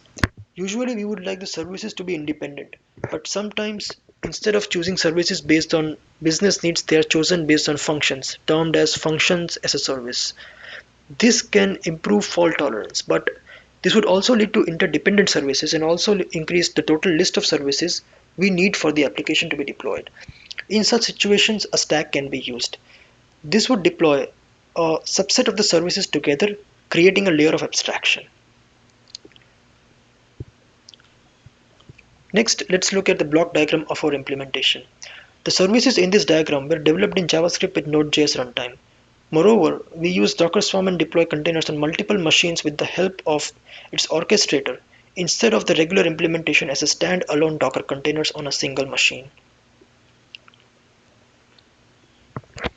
The front-end block. This is the UI of the system. It uses a happy server to poll the database for retrieval of values which are to be displayed to the user. Happy is an application framework for Node.js. It supports plugins like authentication, logging, templating, etc. Another task the Happy server carries out is to get commands from the user and pass on to the blocks below. The serializer block. It reads or writes to the influx database using the Node.js APIs provided by the database. On the receipt of a poll command from the Happy server, it will read. And when the broker publishes a message for the serializer, it receives and writes to the database accordingly. Influx database. This database is a container implementation of a time series database. The broker block. In this implementation, the message broker is implemented using Mosca, which is a MQTT broker written in JavaScript. MQTT, which stands for Message Queuing Telemetry Transport, is a standard messaging protocol for Internet of Things. It is designed as an extremely lightweight publish-subscribe messaging transport that is ideal for connecting remote devices with a small code footprint and minimal network bandwidth. It allows bidirectional communications and can scale to millions of IoT devices. Information is organized in a hierarchy of topics. When a publisher has a new item of data to distribute, it sends a control message with the data to the connected broker. The broker then distributes this information to any clients that have subscribed to that topic. The publisher does not need to have any data on any number of locations of subscribers, and the subscribers in turn do not have to be configured with any data about the publishers. Mosca can use message storing databases like Redis, MongoDB, Mosquito, etc. The actuator block. This component acts as an intermediary between the front end and the broker. The broker has a specific API used to communicate with the actuator. The actuator takes the overhead off of the front end from calling the API, providing a better feedback to the user. All the sensors here send data as a topic value pair to the broker. Some sensors which can be calibrated also subscribe to the broker and receive instructions. Regulators. They subscribe to the broker for receiving messages on appropriate topics and operate devices accordingly. To summarize on how these blocks work together, the front end uses the Happy server, which uses a polling service. Serializer and actuator expose their functions using Seneca API. Seneca is a microservice API where everything is written as a command. The commands get called whenever they match a set of properties. The calling code doesn't know or care which command gets the work done. One JavaScript object goes in and another comes out asynchronously. One doesn't need to know where the other services are located or how many of them there are or what they do. Messages are just JSON objects. They can have any internal structure and can be sent via HTTPS, TCP, message queues, published subscribe services, or any mechanism that moves bits around. In our implementation, Serializer and Actuator allowed their API to be called using Seneca. The polling service in the Happy server polls the influx database periodically, through the serializer using Seneca actions. The front end is also connected to the actuator via Happy Server and calls its actions via Seneca, which are then converted to appropriate messages by the actuator and passed on to the broker. The broker will publish it for the subscribers to read. Every read or write or database creation done by the database is carried out by the serializer. The broker, on receipt of a write message from any of its sensors, triggers the serializer using Seneca APIs and passes the values to be written into the database. The sensors are all connected to the broker and subscribe to relevant topics except the humidity and pressure sensors, as they neither receive offset values nor commands. An example UI can look like the screenshot in this slide. A UI is needed to configure sensor offsets and give commands to the regulators. An example time series database can look like the screenshot in this slide. There can be similar databases for each sensor. This is the Portainer management system. Portainer can be deployed with or without Docker engine. It has a few properties. It allows administrators to scale or move containers around. It can also show a variety of metrics regarding the containers, namely memory, CPU, storage consumption, network bandwidth usage, underlying node for a container, the port it exposes for communication, etc. And it also supports stack and swarm views. Let's look at the usage and some properties of such an implementation. One which we already saw is service replicas. Any service can be scaled automatically or on demand by replicating containers. Fault tolerance. Docker management provides a facility to balance load amongst the remaining replicas in case of a failure of a particular service instance on a node. Measuring conditions and managing applications in a smart home, which is a very basic use case for IoT.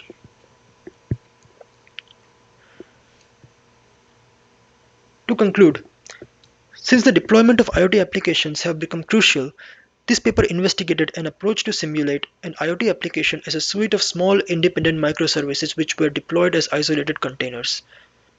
Some of the benefits of such an implementation include the ease of adding new sensors by just adding a service to the system, ease of deployment as dependencies are packed with the services in the container, use of lightweight protocols for communication, message queuing telemetry transport using Masca in our example. But a big drawback is increased overhead due to containers being more resource heavy compared to applications which are deployed as is on a system. This blocks the use of such an architecture in a very small or real-time embedded system like automobiles. A few links to the tech we have used: the Happy framework, Seneca API, Docker engine, Docker Swarm, etc. Thank you.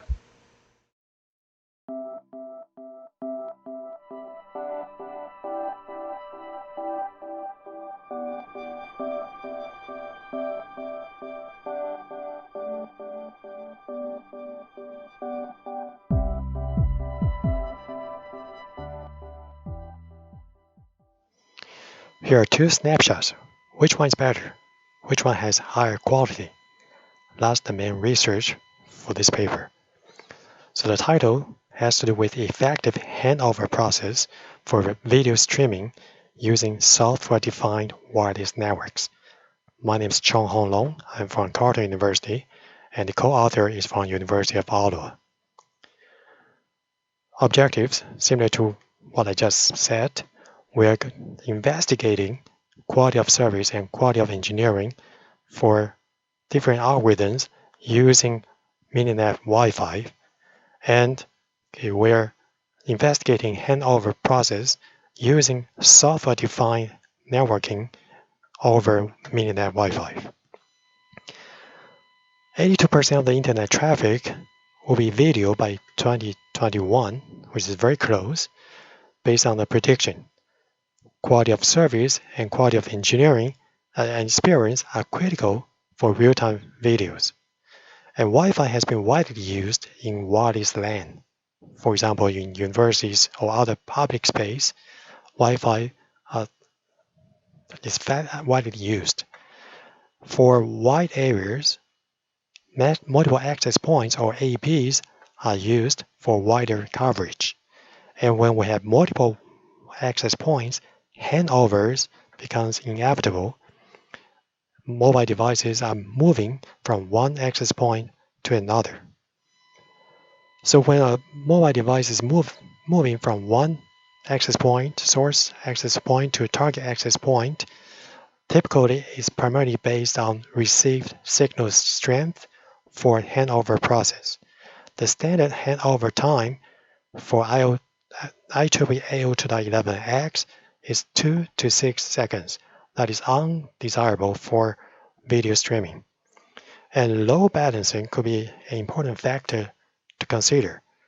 If one AP is overloaded or congested, that may affect throughput, and the delay could be high, and obviously the QoS will suffer. Another concept that is used in our research is software-defined networking, or SDN. SDN decouples control and data planes. So the central controller, has full knowledge of the entire network. So because of that, it can effectively control flows of data going through all the switches based on static configuration or dynamic traffic conditions. So for wireless LAN, SDN can control the connections of mobile devices or mobile terminals to APs during the handover process. So we can consider different factors such as load balancing on top of received signal strength. And the objective, again, is to improve quality of service and quality of experience. There are 4 key steps in handovers, which are listed here. For discovery, APs and MTs are scanning available channels.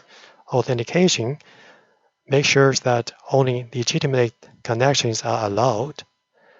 And for 802.11r, it supports very fast authentication. The latency is 30 to 60 milliseconds. And after that, key exchange needs to be done between the target access point and the mobile terminal, mobile device. And after that, the source access point and target access point will exchange keys. Finally, the mobile device, mobile terminal will be reconnected to the target access point. There are a number of 802.11 standards. Here's a list of some of them. I'm not going to go over those in details. You can find more in papers or in references. SDN, like I said earlier, it decouples control and data planes. The key point here is a central controller that has full knowledge of the entire network. And the open flow is the standard that is used between the controller and switches. So we make use of SDN to improve handover process by considering load balancing and receive signal strength. Because SDN controller has the entire information, it can retrieve the workload information from access points to help make handover decision. Our design considers 4 different algorithms in terms of AP handover selection. So we consider 3 main factors: received signal strength index, workload of each AP, and another parameter that is used to pre-configure the maximum threshold. And we use some of the standards in IEEE 802.11. Active scanning is used, and we adopt 802.11r for fast roaming to improve performance. And the pre-authentication phase used by 802.11r is used together with SDN controller. We consider 4 algorithms, and those 4 algorithms again focus on the reduction of the association phase because it takes a long time compared to other steps. And we also consider load balancing on top of signal strength. So receive signal strength and workload APs are 2 main factors. And those are 4 algorithms that will be considered, which will be described in the following. The first one, strongest signal first. Okay, this algorithm only considers received signal strength first, or received signal strength index. The idea is simple. The stronger the value the received signal strength is, typically the higher the data rate is. It has been used for 802.11 very widely. And the idea is simple and straightforward, but it may cause congestion on some APs, or the workload APs may be imbalanced. So it may cause overloaded APs to generate lower QoS or QoE. The second one considers least load first. The load balancing is the main factor to consider. And when two APs are in the coverage area of moving mobile device, the one that has the least workload will be considered. And the workload is defined as the number of mobile devices associated with an AP. Other factors could be considered like CPU utilization or available bandwidth. And we use SDN controller because SDN controller has full knowledge of all workload of APs. So the controller can choose a target access point that has the least workload. Algorithm 3 integrates both factors, LLF, workload, and signal strength. For our algorithm, load balancing has higher precedence over signal strength. The last one, again, it considers both LLF and SSF, but it also has a pre-configured threshold. That is the maximum number of mobile terminals that can be associated with an AP during the handover process decision making. And again, the motivation is to improve load balancing and higher quality of service. The threshold is configurable, but it needs to be evaluated for different networks.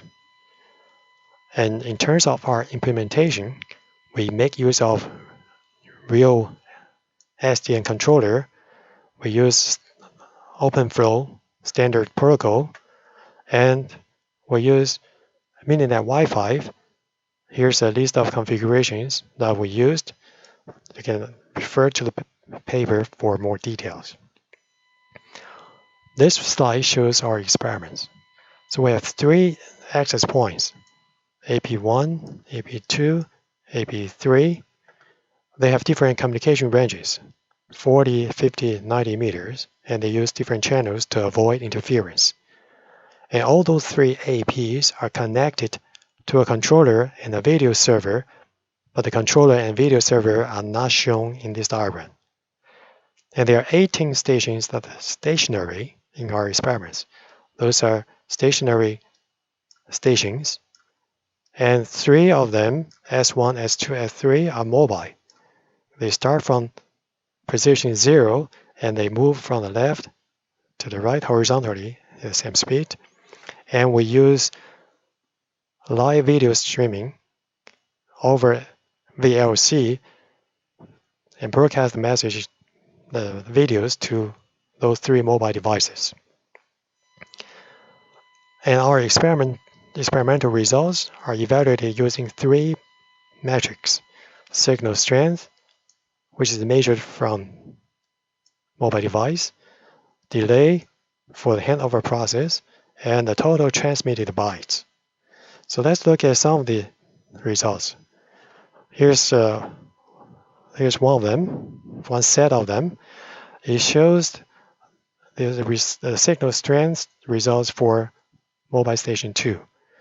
So here, the received signal strength is used only for SSF, which is the standard for most current IEEE 802.11 protocols. So you can see that the signal strength for SSF is higher than the other three algorithms because SIF signal strength is the only factor that is considered. Okay, there are three peaks indicate three APs. So this is associated with AP1, as station 2 is associated with AP2, and AP3, etc. And for our experiment, we have three APs. AP1 is connected to 5 stations, AP2, 7 stations, AP3 is 3 stations. So AP3 has the least workload. When a mobile device is moving from AP2 to AP3, if we consider workload first, you can see from this algorithm, the handover occurred at about 180 meters. But if we consider workload, the handover happens at about 90 or 85-ish. This is similar, right? So basically what it means is if we consider load balancing, the handover could happen earlier because in our environment, AP3 has the least workload. So that demonstrates the feasibility of our algorithms. And this one shows results for delay and transmitted bytes. For the delay on the left, you can see that the handover latency using AO2.11.b, the delay from moving from AP1 to AP2 and from AP2 to AP3 is about 4 to 7 seconds. That is undesirable, unacceptable for video streaming. On the other hand, on the right, the delay is negligible. It's only 50 to 60 milliseconds, which is much shorter than the one on the left. And the total transmitted bytes, you can see the one on the right for our proposed approach is also much higher than the one on the left using AO2.11b. When the total transmitted bytes is higher, it means that the quality of service generally is better. Here's a comparison of visual quality. On the left, the results are generally based on AO2.11b, and the one on the right is based on our algorithm, one of the algorithms. On the left, it's not clear, the words are not clear. On the right, you can see them clearly, and the spot here are not clear. You can see very clearly it's a mushroom-like figure. And similarly, this diagram is very difficult to see, and on the right it's clear, it's like a star, it's a circle here. So our approach basically investigated an important factor, that is handovers, because handovers are critical for quality of service and quality of experience. SDN has become popular. It is easy for management and control. So we propose an SDN-based handover approach, or 4 algorithms specifically for live video streaming to improve quality of service and quality of engineering. And based on our experimental results, QoS and QoE indeed were improved. There are future directions. For example, we can increase the number of mobile devices or the speed, or we investigate more sophisticated algorithm for caching video. So hopefully you understand better in terms of the importance of handovers and how SDN can help to improve the quality of service. Thank you.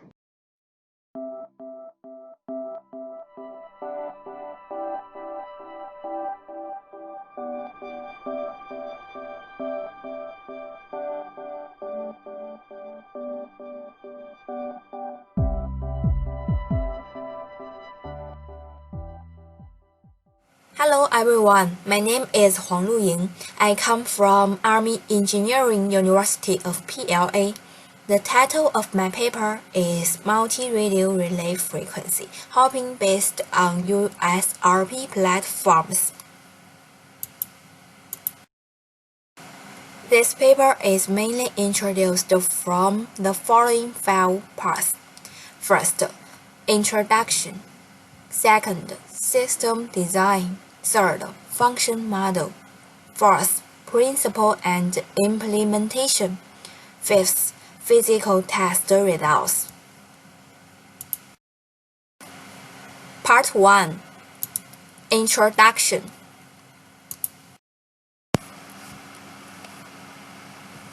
As a reliable transmission technology, relay communication technology provides a reliable access point for both sides of communication when point-to-point communication cannot be achieved directly. Remote communication is realized through the second transmission of information. Compared with point-to-point communication, relay cooperative communication has the following advantages. First, achieves spatial diversity. Second, weakens the influence of multi-path feeding. Third, effectively expands the communication range. At present, most researches on relay communication are based on theory, and then use simulation software to evaluate the performance. However, simulation cannot simulate the various channel characteristics of real communication environment, so it has certain limitations.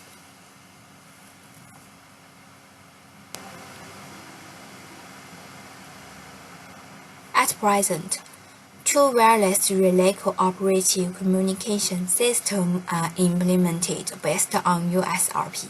First, in Document 1, the wireless signal relay transmission based on USRP and GNU radio is realized. Second, in Document 2, the wireless multi-relay transmission based on USRP and GNU radio is realized.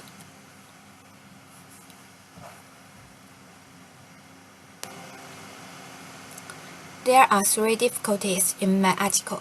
First, it is difficult to communicate reliably on actual wireless channel.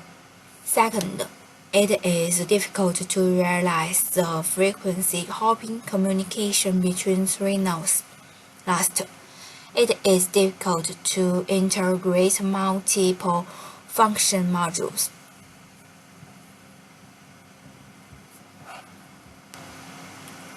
Part 2. System design. The designed wireless relay frequency hopping communication system is shown in this figure. The system is mainly composed of 1 source node, 1 relay node, and 1 destination node. The source node and destination node are composed of 1 PC and 1 NI USRP R2R0 respectively. The relay node is simulated by 1 PC, 1 switch, and 2 NI USRP R2R0. The system consists of 4 transmission links, which are 2 data links and 2 ACK transmission links. 2 data links include the data link FSR from SN to RN, and the data link FRD from RN to DN. 2 ACK transmission links include an ACK link FACKRS from RN to SN, and an ACK link FACKDR from DN to RN. This is the University Software Ratio Peripheral, USRP. This is Gigabit Ethernet part. This is power part. And this is antenna. The system design is divided into the following two parts. First, system physical layer design. In the wireless communication system, the physical layer is the basis of the entire wireless communication system, which can ensure the reliability of wireless communication. Modulation and demodulation technology belong to the physical layer category.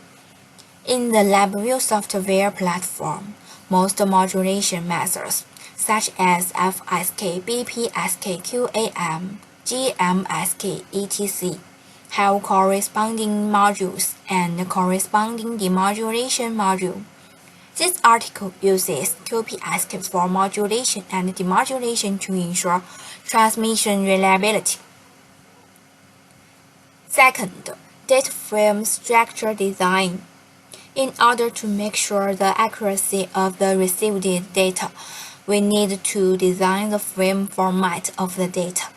The sender performs equal-length splitting, framing, and encapsulation of the data bit stream to form a data bit packet for modulation transmission. The encapsulation frame format like this.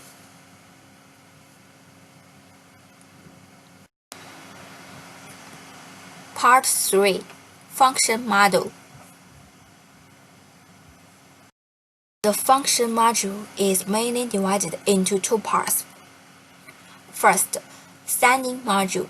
At the transmitting end of the node, the service to be transmitted is first converted into a binary bit stream according to the designed data frame format. The binary data bit stream is grouped into several data packets of the same length. The digital baseband signals are obtained through risk cosine, filtering, and QPSK modulation, and finally written into USRP through the Ethernet port and transmitted through the antenna. Second, receiving module. The USRP obtains the baseband signal through the receiving antenna and reads it into PC. The data processing process is completed with LabVIEW program. Then, the received baseband signal is separated according to the packet.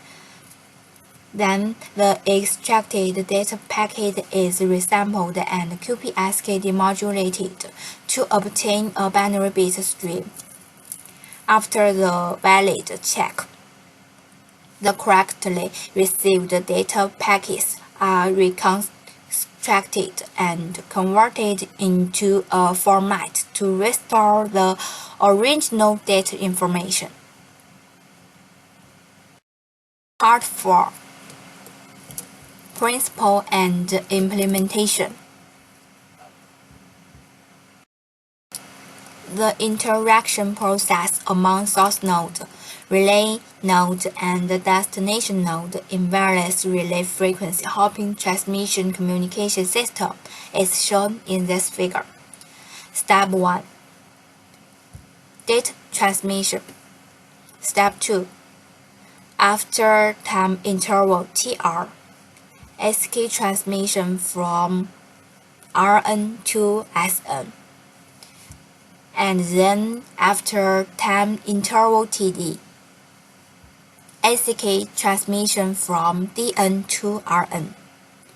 Step 3.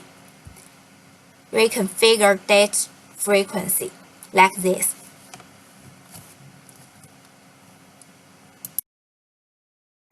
The physical demonstration platform is shown in this figure. The test steps of the system are as follows.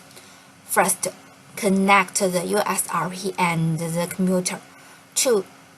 Configure system-related parameters such as accurate, carrier frequency, antenna, gain, modulation method, frequency hopping interval, frequency hopping range, frequency hopping time interval, etc.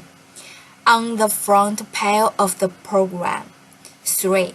power on the USRP and run the source node, relay node, and destination node programs at the same time for data transmission.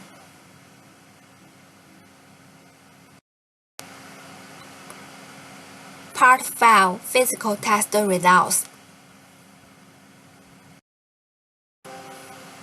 During the system test, the source node selects a 400K image and sends it to the relay node. The front panel operation interface of the source node is shown in this figure, where Module 1 is a modulation transmission constellation diagram. Module 2 is a time domain waveform diagram of a transmission signal. Module 3 is an access frequency point of each time slot. And Module 4 is a picture to be transmitted. The access frequency sequence is obtained by the ACK of the relay node.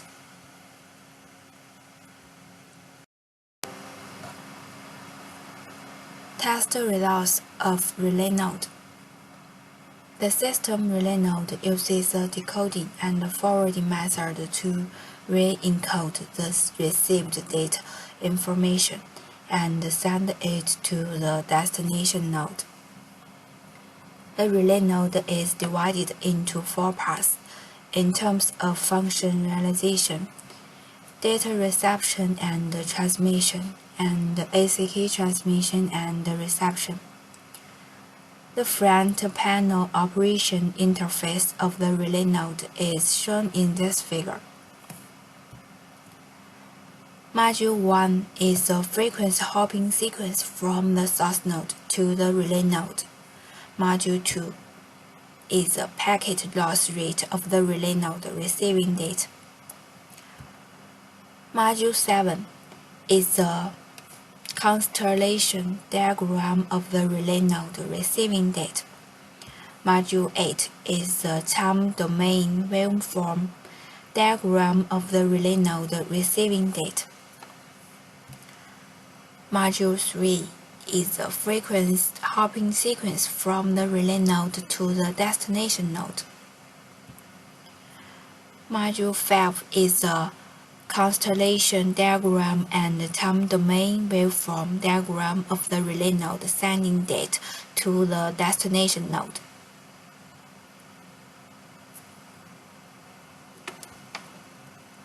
Module 6 is the relay node, a constellation diagram for sending ACK to the source node and a time domain waveform diagram for sending ACK information. Module 4 is the original picture recovered by the relay node. It can be seen from the picture that there is a packet loss phenomenon. There is a time delay between the source node and the relay node during each frequency change, resulting in a small amount of packet loss during the frequency change. The packet loss rate floating around 0.1.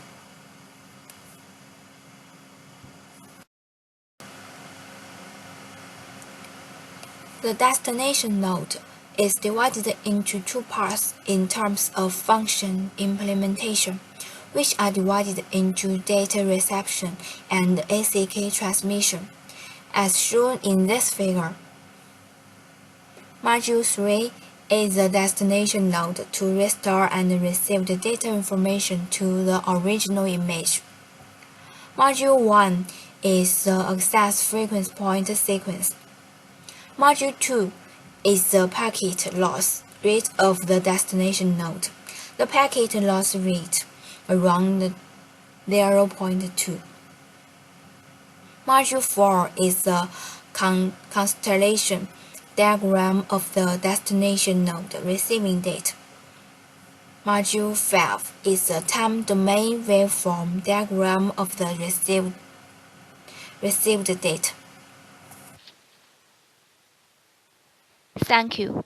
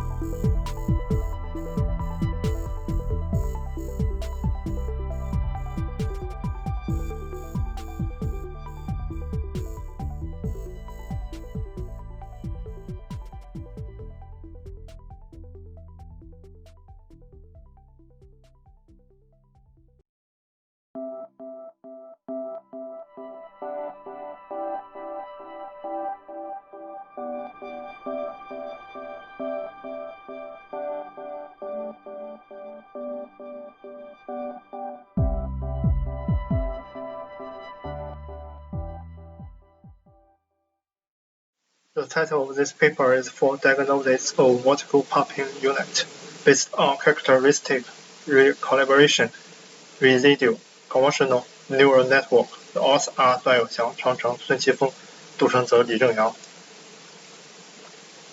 There are 4 departments: research, background, and content for diagnosis model of vertical popping unit, experiment, analysis, summary. First, let's look at the research background and content. Sucker-rod popping unit is an important equipment for oil production and the core object of intelligent oil field construction.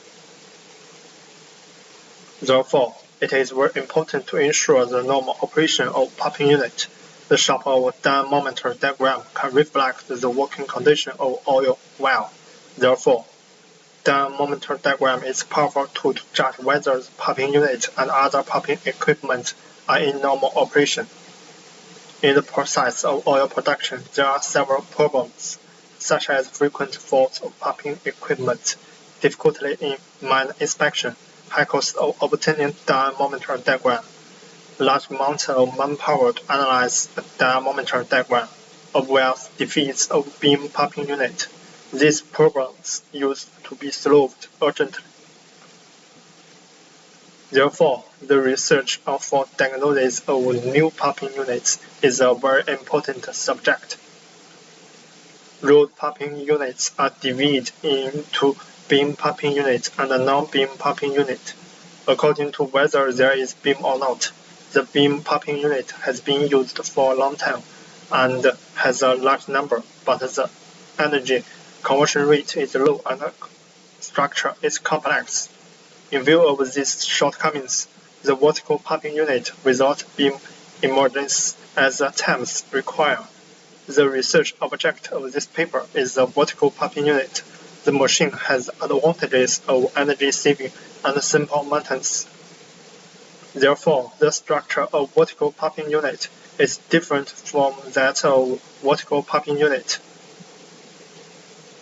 The accuracy of classification and recognition of dynamometer diagram is constantly improving, and it is no longer necessary to judge the working conditions of oil wells manually.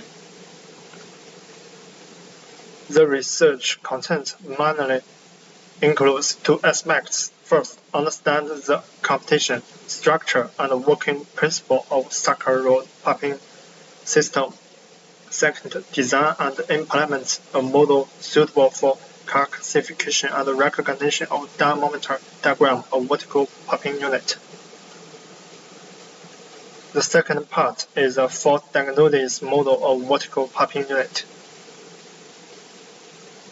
Firstly, the classic deep learning model is studied and analyzed, and then it is used for fault diagnosis of vertical popping units. This is ResNet model. ResNet model adds the idea of residuals to convolutional neural network and use jump connection to learn the residue between input and output,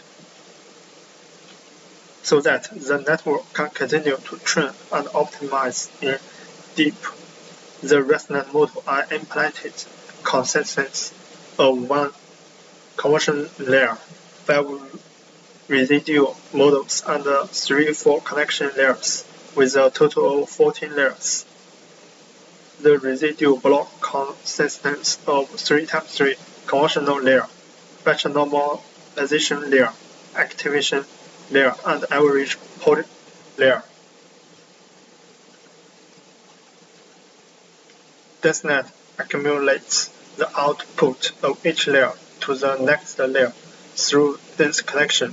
However, this accumulation is different from the automatic addition of ResNet. It supplies the future dimensions and reduces the number of future maps required at the same time. This connection can reduce the gradient descent problem, strengthen future reuse and future propagation, and avoid the information jam and potential information loss of ResNet point. The DenseNet model that I implemented in this paper consists of convolution layer, 3 dense blocks, and 4 connection layers, which are a total of 43 layers. The dense block structure consists of 1 times 1 convolution layer, 3 times 3 convolution layer, batch normalization layer, activation layer, and average pole layer.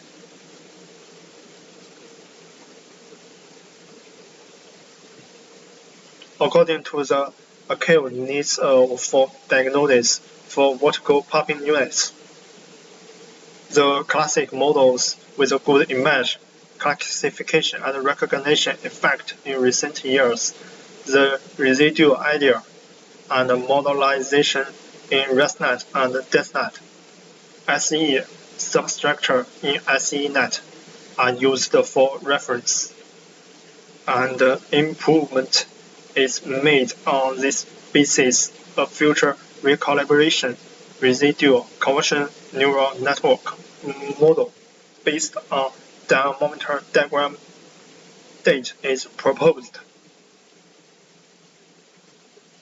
There are 40 layers in the model.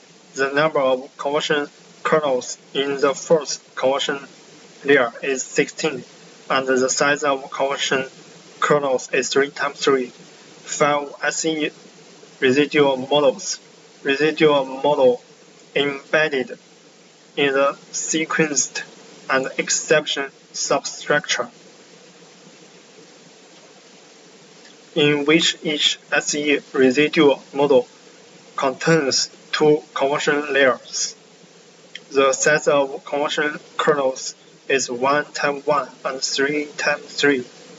The number of convolution kernels in SE residual model is 32, 64, 64, 128, 128. Convolution layer is set with convolution step. Size is 1, L2. Regularization is added. And the liquid rule is used as activation function. The number of neurons in which connection layer is 1024, 524. The input of the model is the diameter diagram, and the output is type of diameter diagram, namely fault type.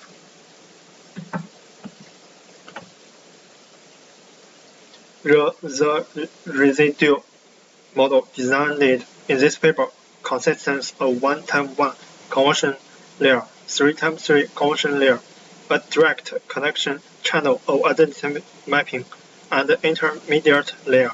Different from classic residual block, this structure adds 1 times 1 convolution layer, batch normalization layer, and activation layer, which not only reduce the dimension of extruded features, reduce the number of parameters, but also increase nonlinear factors, speeds up the convergence speeds of model, and enhance the performance of the model.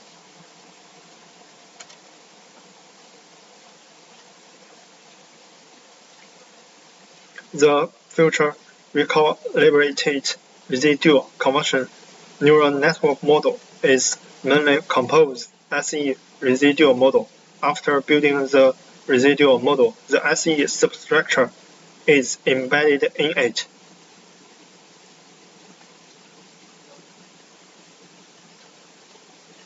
C is the number of filter channels.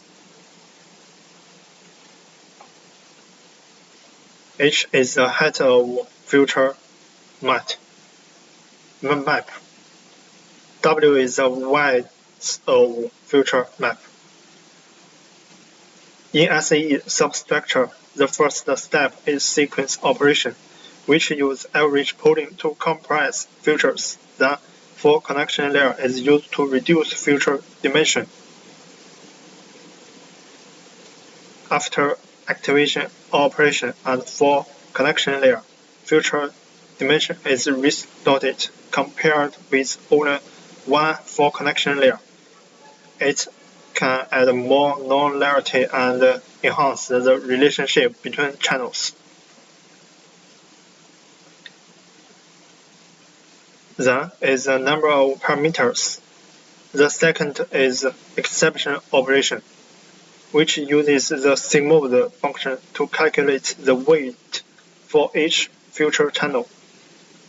And the weight represents the importance of each future channel. The last is the scalar operation, which weights the previous futures channel by channel through to complete the recalibration of the original futures. The idea of residual is introduced into the model, which changes the way of forward and back-forward information transmission. With training the model, if the characteristics represented by x are very natural, that is, if x increase or decrease, the loss value of model will increase at this time. Fx will turn to 0, and x will be continued to transmit information from this identity mapping piece, which is conducive to training of deep learning to deep network and solves the problem of gradient descent to a certain extent with the deepening of the depth the model. Its expression ability is stronger. The core idea of SE substructure is to learn the future weight through the loss value, which makes the weight of the effective future map increase and the weight of involved or small effective future map decrease. So, SE substructure is simple and easy to be embedded into deep learning model. The third part is experimental analysis. The data is obtained by direct collection, and 10% of data is randomly selected as a test set, and 19% of the data is used as a training set. From the accuracy rate, loss rate, precision, recall rate, FE score, training time to measure the performance of model. This is experimental results of this paper.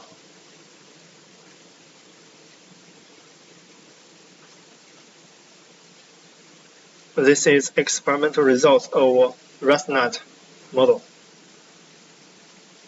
This is experimental results of DenseNet model. The experimental comparison of each model shows that accuracy, precision, recall rate, and FE score of test site are the highest. The loss rate is low, and the training time is short, which can well meet the application requirements of the account fault monitor and the analysis of vertical pumping units. The fourth part is summary.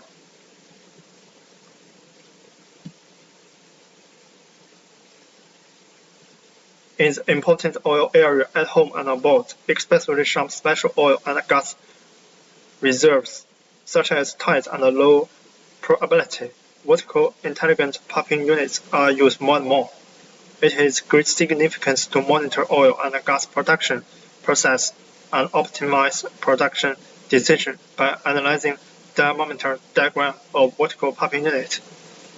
In this paper, the deep learning technology is used to analyze working conditions of vertical pumping units and the future residual convolutional neural network is designed to realize the automatic recognition and classification of the momentum diagram of vertical intelligent popping units in this paper. The residual idea is added to the model to effectively avoid the phenomenon of gradient descent, the batch normalization layer, activation layer, and average polling layer in the residual model can not only improve the training speed but also enhance the non-layer ability of the model. The SEE substructure is embedded in the residual model, which can make the weights of effective future map increase and the weight the invalid future map decrease, which enhance the learning ability of model.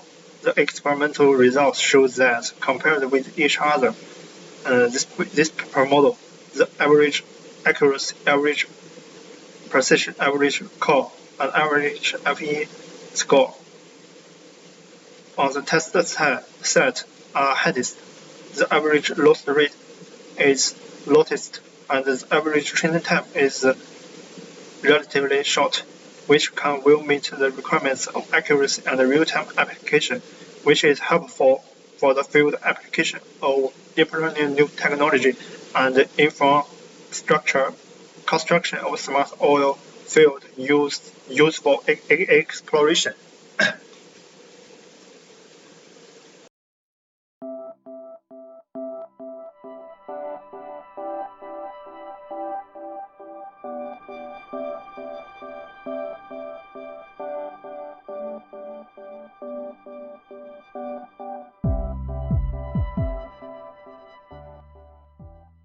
My paper is about the influence of employees' financial equity, perception of organizational effectiveness in non-profit organizations.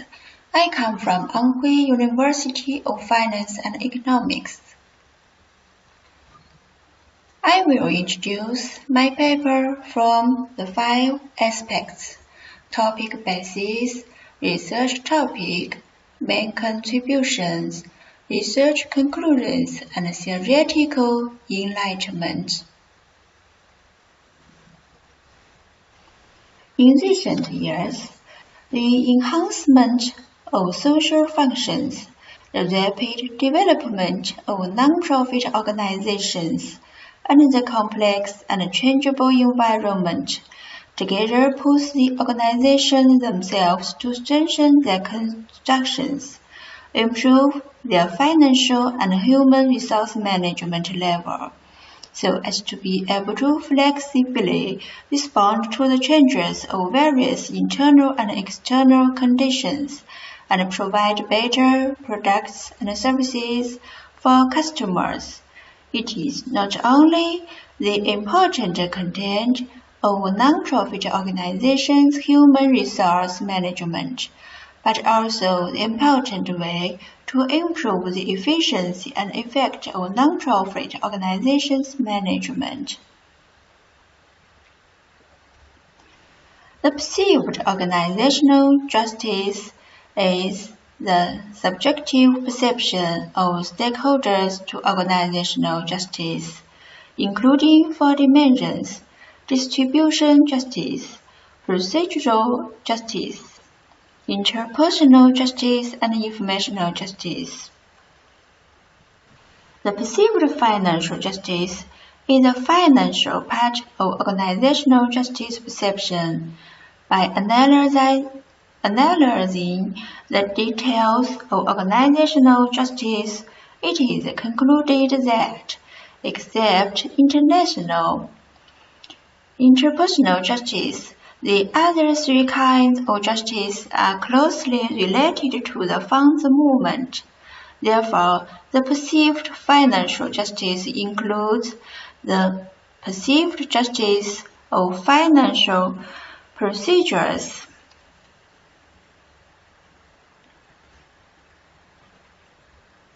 outcomes, and information. Emphasizing the process of economic income distribution, the amount of economic income obtained by employees, and the transmission of the relevant information. The financial justice of non-profit organizations is the application of financial equity theory in non-profit organizations, including the justice of distributions, procedures, and information. Organizational citizenship behavior and an extra role behavior can improve organizational efficiency, although it is not included in the formal compensation system. As a subjective perception, job satisfaction affects the behavior of employees and plays an important role in the mobilization and play of their work enthusiasm and initiative. As a psychological construct, organizational commitment reflects employees' loyalty to the organization and their sense of belonging.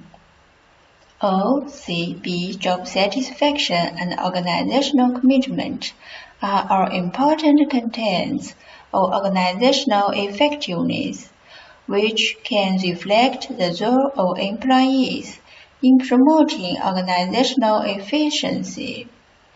The perceived financial justice of employees in non-profit organizations have a profound impact on their OCB job satisfaction and organizational commitment.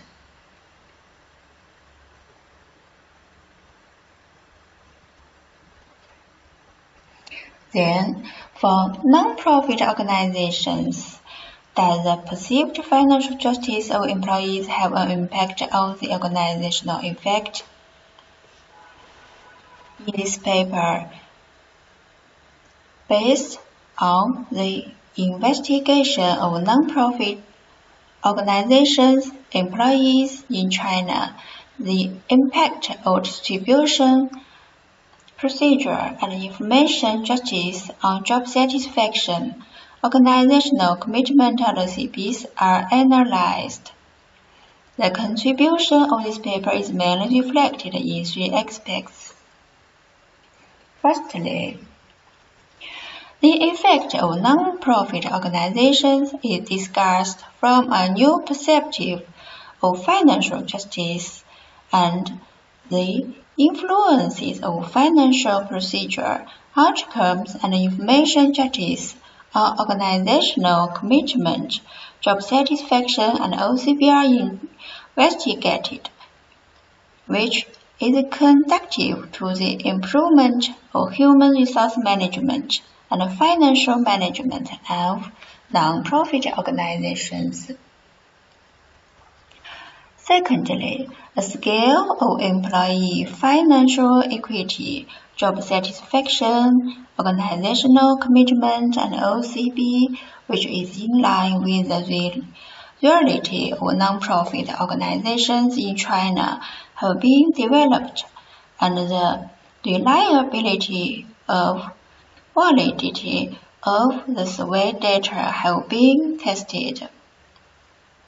Eventually, a formal scale with high reliability and validity has been formed for non-profit organizations in China, which provides an appropriate tool for the follow-up research. Thirdly, the influence paths of employee perceived financial justice on the main organizational effect variables in non-profit organizations has been clarified, and the impact of employee perceived financial justice or OCB in non-profit organizations has been systematically analyzed, which provides a basis for organizations to motivate employees, improve employee satisfaction and enthusiasm, and formulate scientific reward and punishment systems.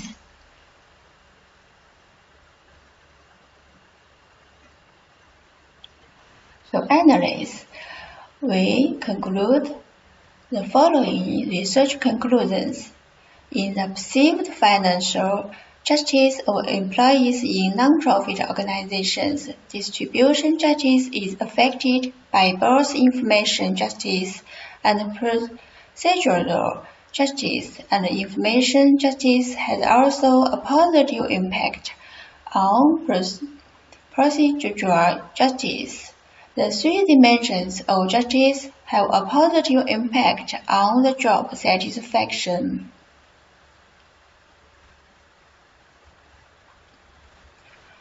The perceived recognition and good acceptation of non-profit organizations' employees in the work do not make them actively put forward constructive opinions for the organization and actively send positive information to the outside, while the job satisfaction can stimulate the employee's motivation to actively serve the organization. Both job satisfaction and work acceptance have the significant negative impacts of organizational destruction. If the employees are very satisfied with their work, they will be more loyal to the organization and have a stronger willingness to serve the existing organizations for life, and they believe that after leaving the existing organizations, they have less selective activity and their lives are easy to fall into courses. However, employees' acceptance of work and their degree of being recognized in work will make them more emotionally dependent on organization and regard themselves as a part of the organization family. Non-profit organizations, employees, organizational commitment as a kind of commitment, obligation and responsibility to the organization can promote them to safeguard the organizational rights and interests, and oppose the destruction behaves of seeking personal interests at the expense of organizational interests. The three dimensions of organizational commitment have significant negative impacts on organizational destruction. However, identification with the company is affected by normative commitment and continuous commitment, while the positive impact of effective commitment or identification with the company is not significant. Employees' lack of confidence after leaving the existing organization will make them more dependent on current organization.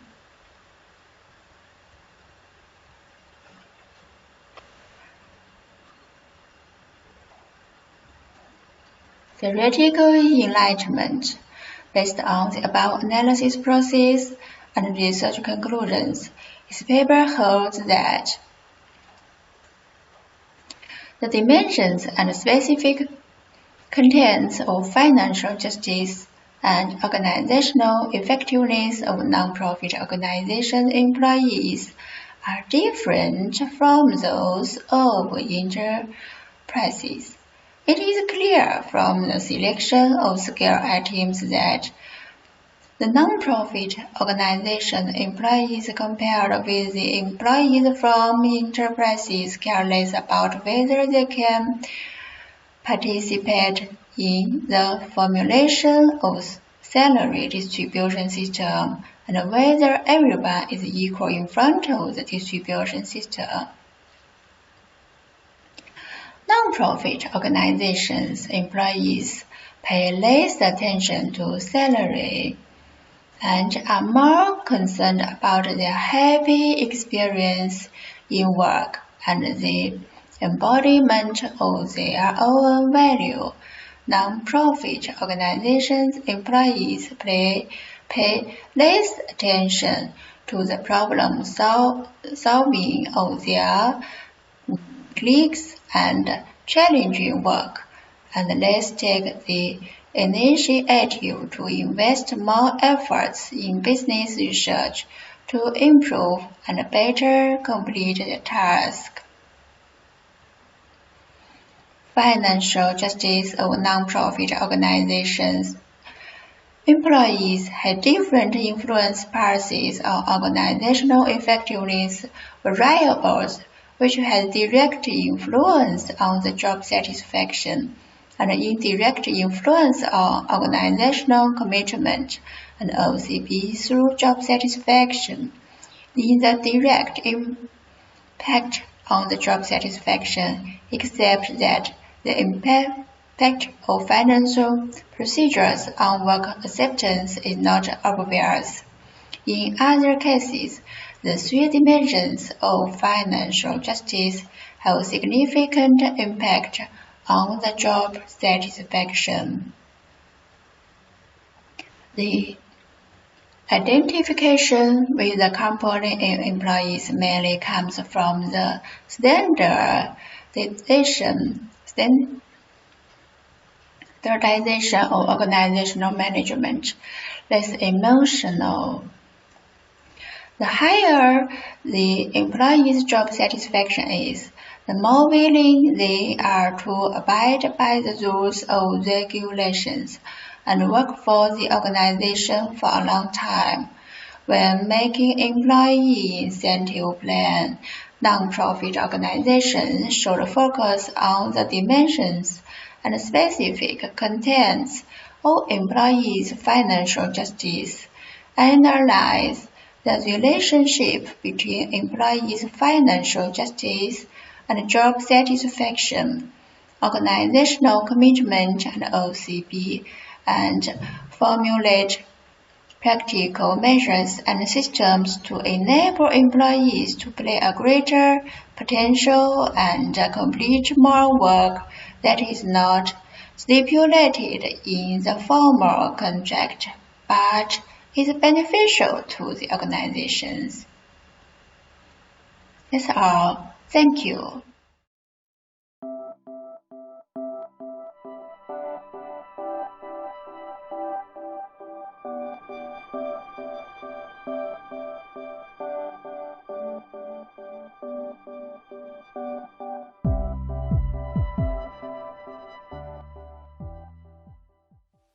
Hello everyone, I'm Davina from Northeastern University of China. Next, I would like to introduce my paper, a novel Luby Transform code with improved repo size. My report is divided into 5 parts. Introduction, proposed skill-free decreasing repo size Luby Transform codes and its theoretical analysis. Simulation result, conclusion, and reference. The first part is the introduction. Luby Transform code, IoT code for short, is a typical type of photon codes. It was first applied to binary delayed channels.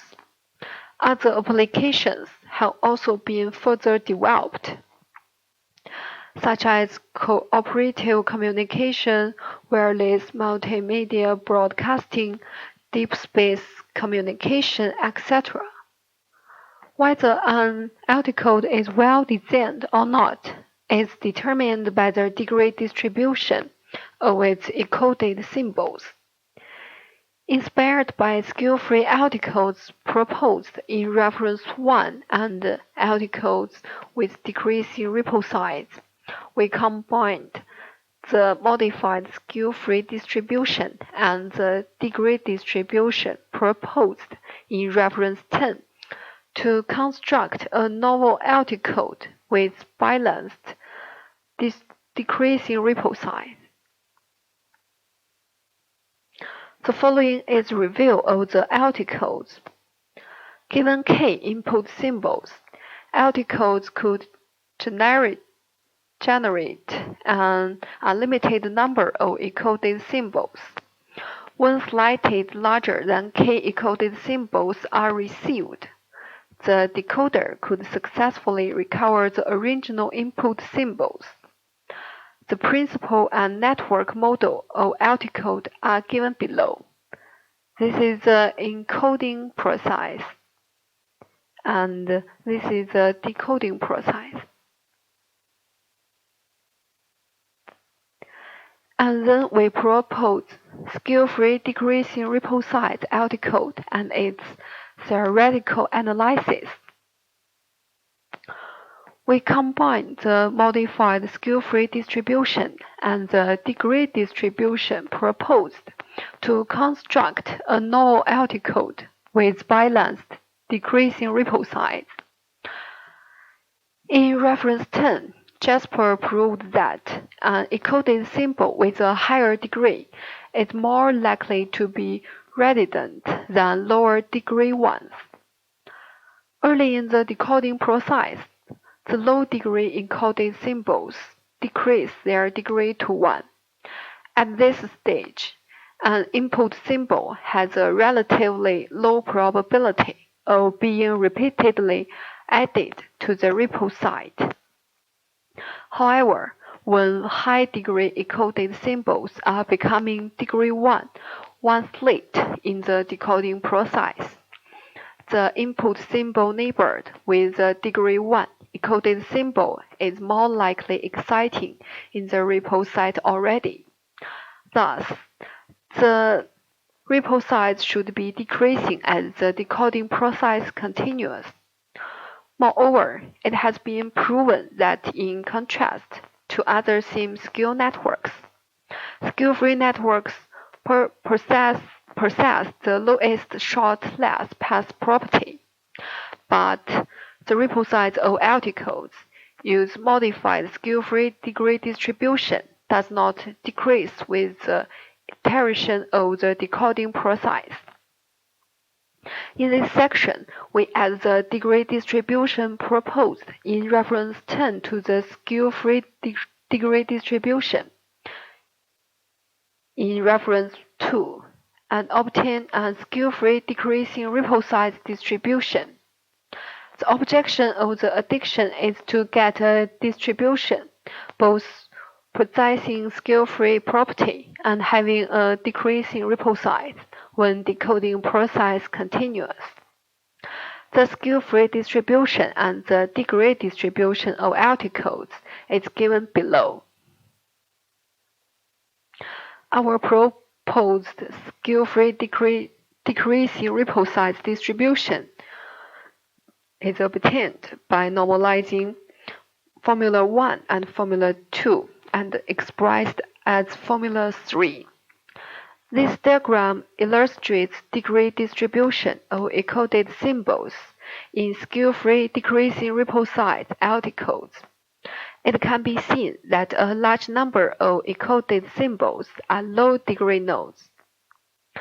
Hence, the decoder could start decoding and iteratively recover the input symbols. With some high-degree encoded symbols, we can guarantee that all the input symbols participate in the generation process of encoded symbols. The next is about ripple set analysis. Define overhead factor alpha as the ratio of the number of encoded symbols and the number of input symbols. Given the degree distribution of the encoded symbols, the evolution of the ripple size can be calculated by this formula, and the figure describes the ripple evolution of the proposed LT codes when k equals 1000.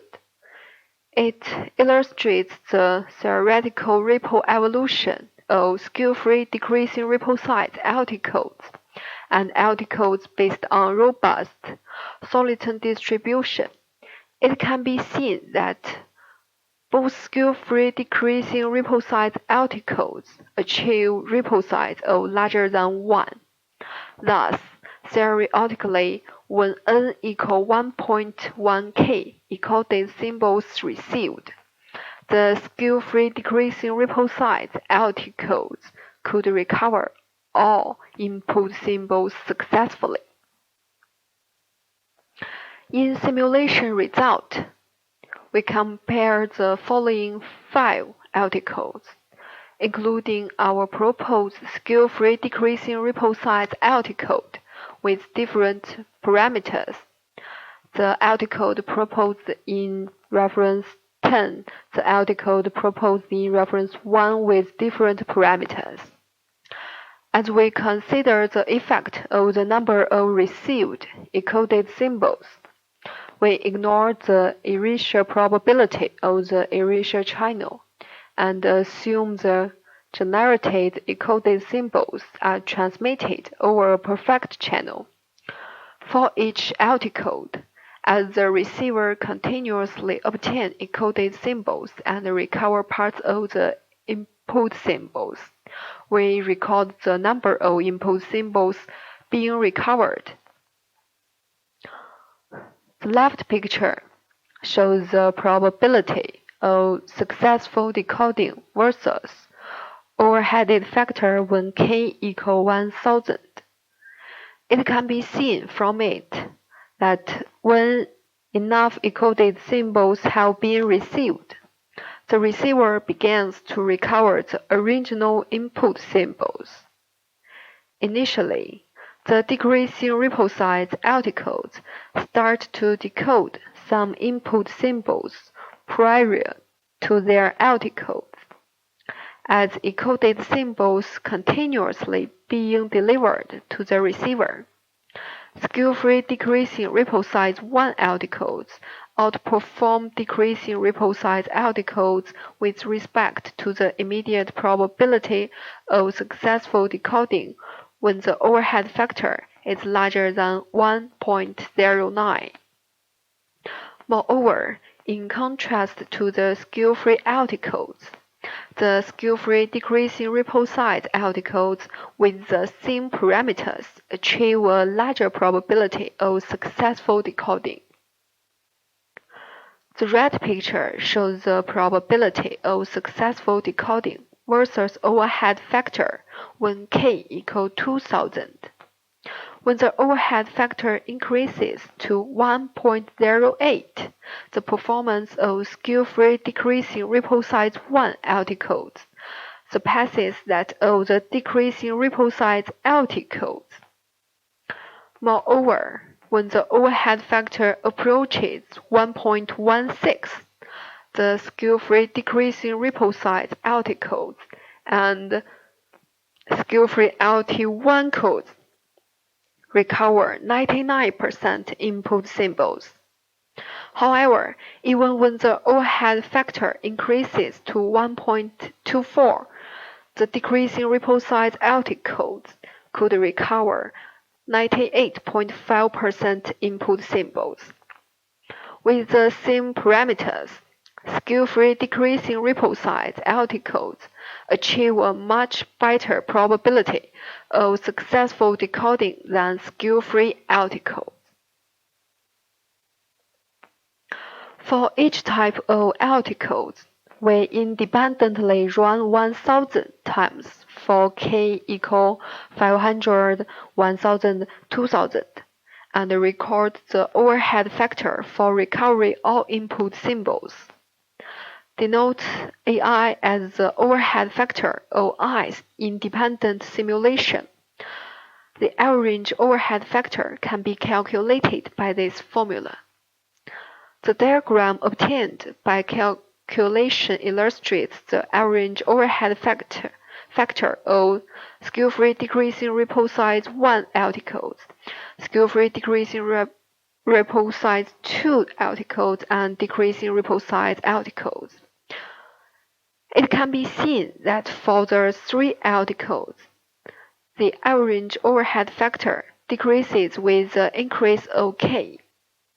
Moreover, skill-free decreasing ripple size 1 LT code achieves the minimum average overhead factor compared with skill-free decreasing ripple size 2 LT code. and decreasing ripple size LT-code. When k equals 500, the decreasing ripple size LT-code requires less number of encoded symbols to recover the input symbols than the skill-free decreasing ripple size 2 LT-code. However, when k increases to 1000 and 2000, the skill-free decreasing ripple size 2 LT-code outperforms the decreasing ripple size LT-code in terms of the average overhead factor. For further evaluating the efficiency of our proposed LT-codes, we calculate the average degree of the encoded symbol using Formula 6.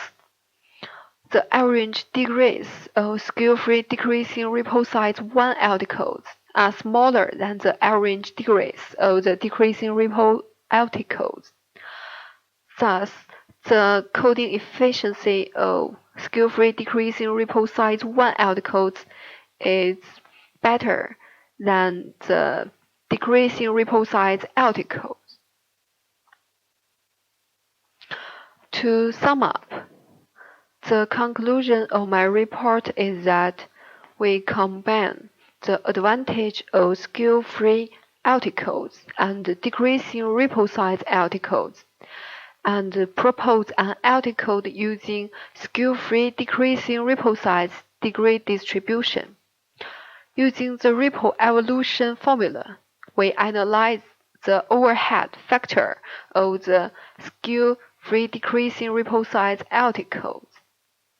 By selecting appropriate parameters, the ripple size of the skill-free decreasing ripple size LT-codes continuously decreases with the decoding process.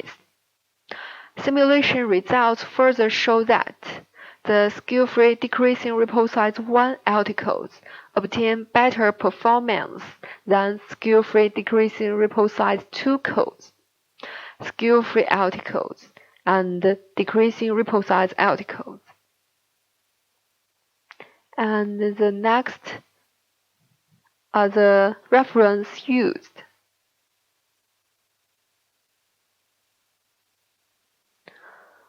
A total of 10 articles.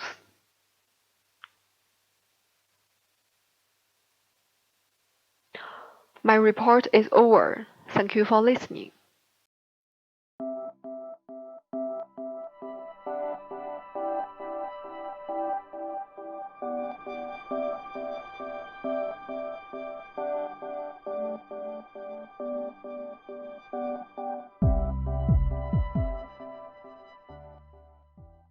The title of my paper is Image Denoising Method based on Curvelet Transform in Telemedicine. Introduction. To resolve the problems that the traditional image denoising methods are easy to lose details, such as edges and textures, a new method of image denoising was proposed. It based on the Curvelet denoising algorithm, using polynomial interpolation threshold method, combined with wrapping and cycle spanning techniques to determine the adaptive threshold of each Curvelet coefficient for denoising the medical images. Simulation experiments confirm that the new method reduces the pastille chips phenomenon, retains the details and the texture of the image better, and obtains better visual effects and higher PSNR values. Fast discrete Curvelet. Applying the Curvelet transform to image processing requires its discrete form. Compared with other traditional multiscale transforms, such as wavelet transform, The discrete curvelet transform is a new multi-scale analysis method, which has obvious advantages in the expression of image edge direction phasors, and the anisotropic phasors can better describe the edge and detail of the image.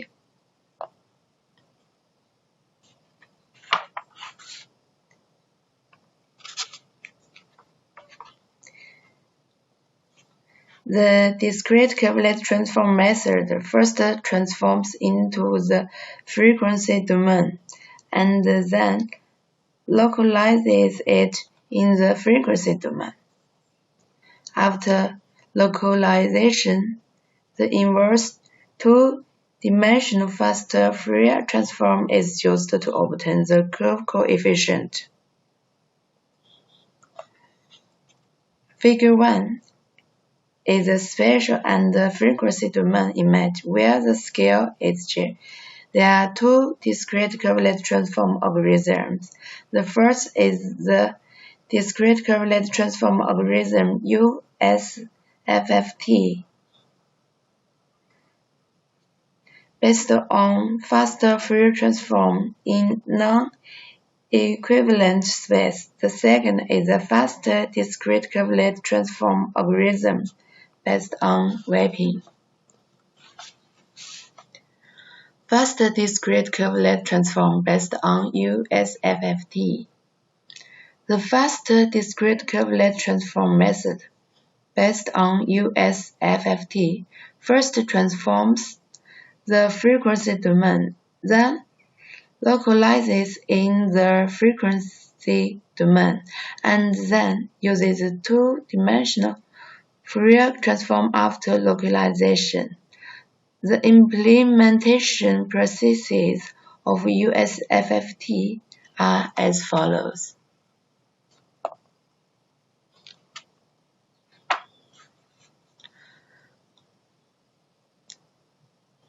And mathematically speaking, localization and 2D FFT can be combined into one step, which is to multiply the local Fourier transform basis by the localization window.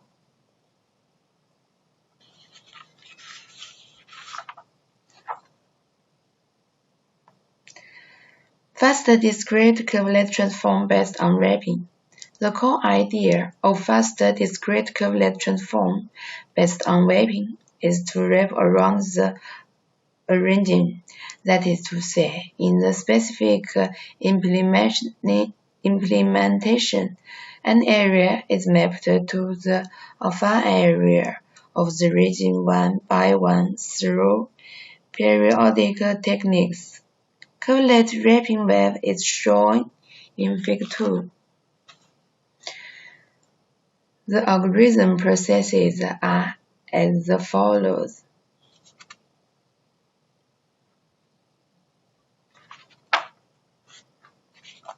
These two fast discrete curvelet transform algorithms have the same output, but the latter is faster and more efficient. When the edge counter direction is consistent with the direction of the curvelet wave, there will be a large curvelet coefficient. Otherwise, the curvelet coefficient is close to zero. When the speckle noise or debris that is much smaller than the target object which appears in the image, applying the curvelet transform not only makes it easy to filter it out, but also does not lose edge details, which is helpful for accurate edge extraction. Improved image denoising algorithm.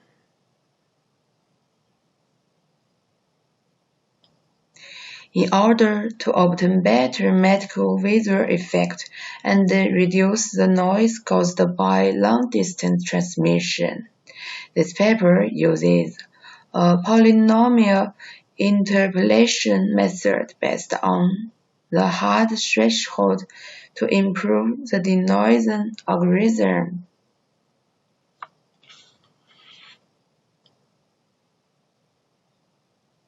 And define P as a cubic polynomial. The improved threshold function expression is the formula 11 from the continuous and the differentiable properties. The following relationship is obtained.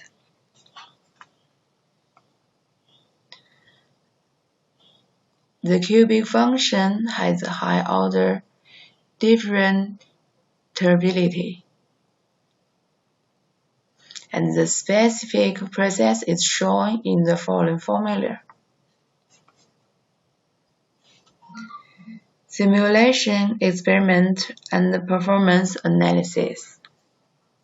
In order to test the superiority of the new denoising algorithm, we selected a human non-medical images for experiments. The original image is shown in Figure 3. Figure 4 is a comparison of rep, Curvelet, and the new algorithm in different noise standard deviations of 5, 10, 15, 20, and 30.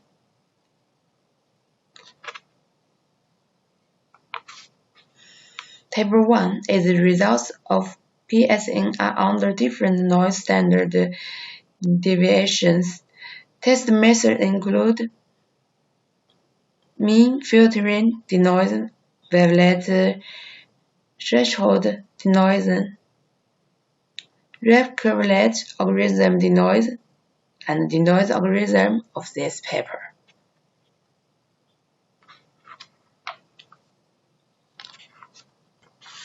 As shown in Figure 4, compared with rep Curvelet, the algorithm of this paper has a clear image of different noise standard deviation.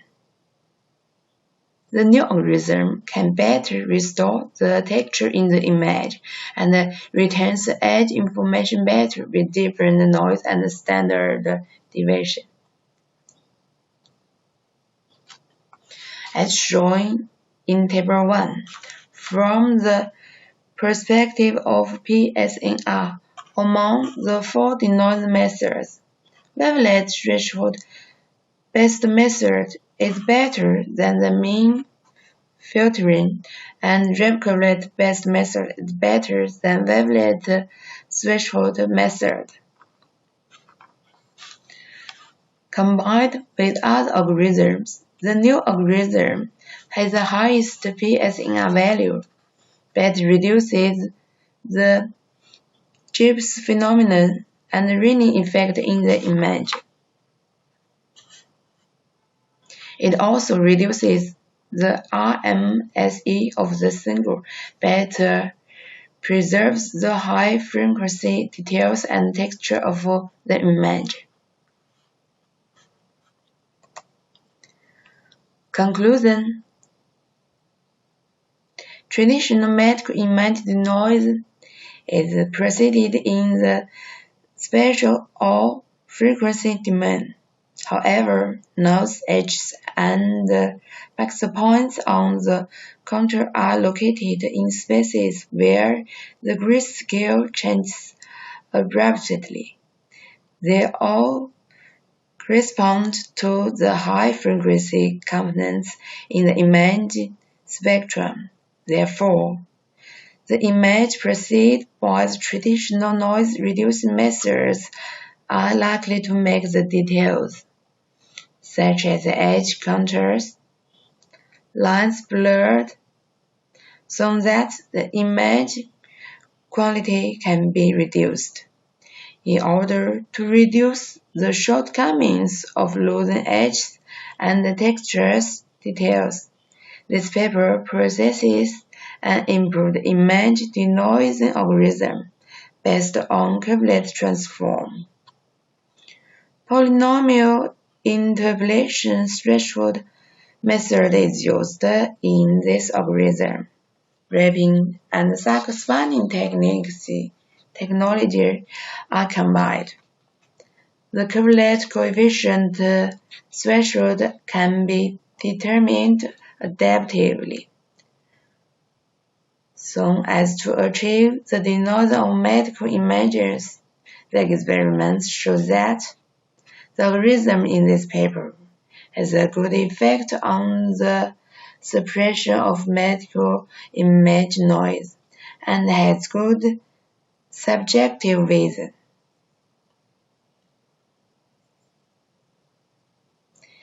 It can improve the shortcomings of the image acquisition by instrument and remote transmission. It has practical application significance. That's all. Thank you.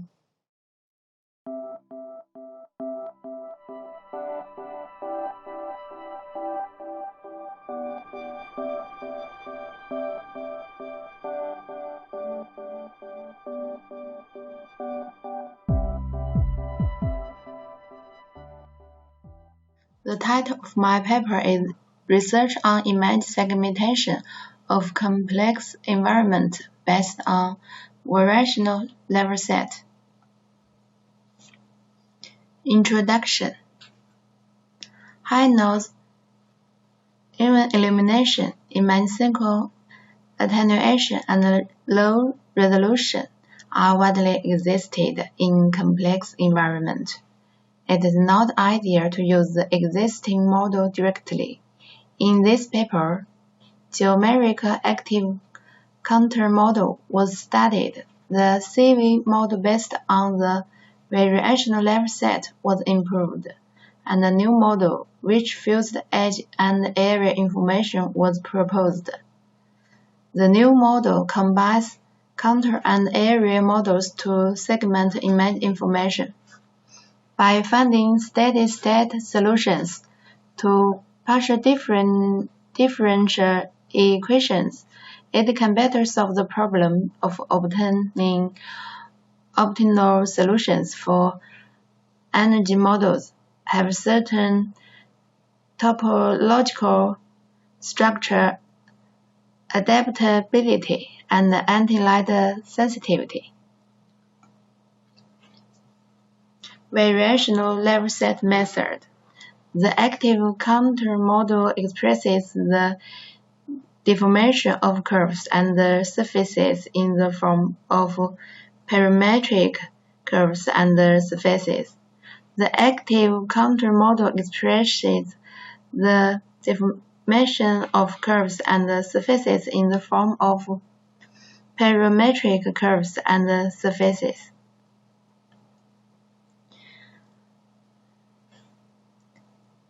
Since SNAK's active counter model is an edge-based algorithm, it requires the target to be a closed curve, so no segmentation problems will occur when using it for segmentation. In order to detect multiple targets, the level set method was used in this paper. A closed plane curve can be defined as the level set U of a two-dimensional function.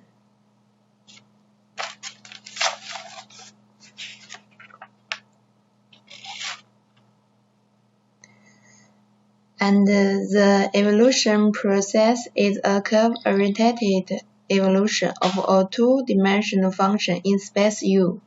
The level set method is a no-argument method, the partial differential equations of which are given in a fixed coordinate system.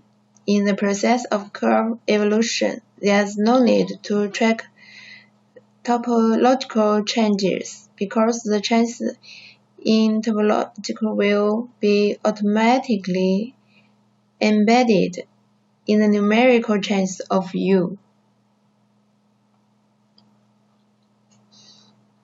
SIMI model was known as the geodesic active area model, which can be distinguished by the average degree level of the inner and outer regions of the image. The following energy function was proposed.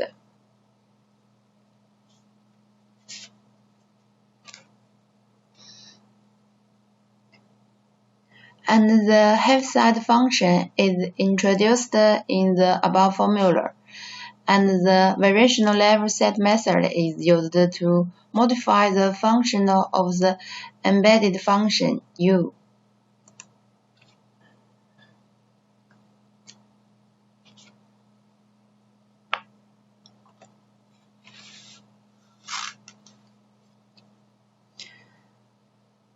Figure 1 is a grid image which iterated under the common and the lighting conditions in A from the left to the right. The images were irritated 0, 30, 40, and 50 times. The convergence speed is fast and the effect is good. The round holes inside the tool can also be accurately detected. In B, from the left to the right, the images were iterated 0, 50, 100, and 200 times due to the effect of light. The CV model was affected by light. It converged slowly and finally failed the segmentation.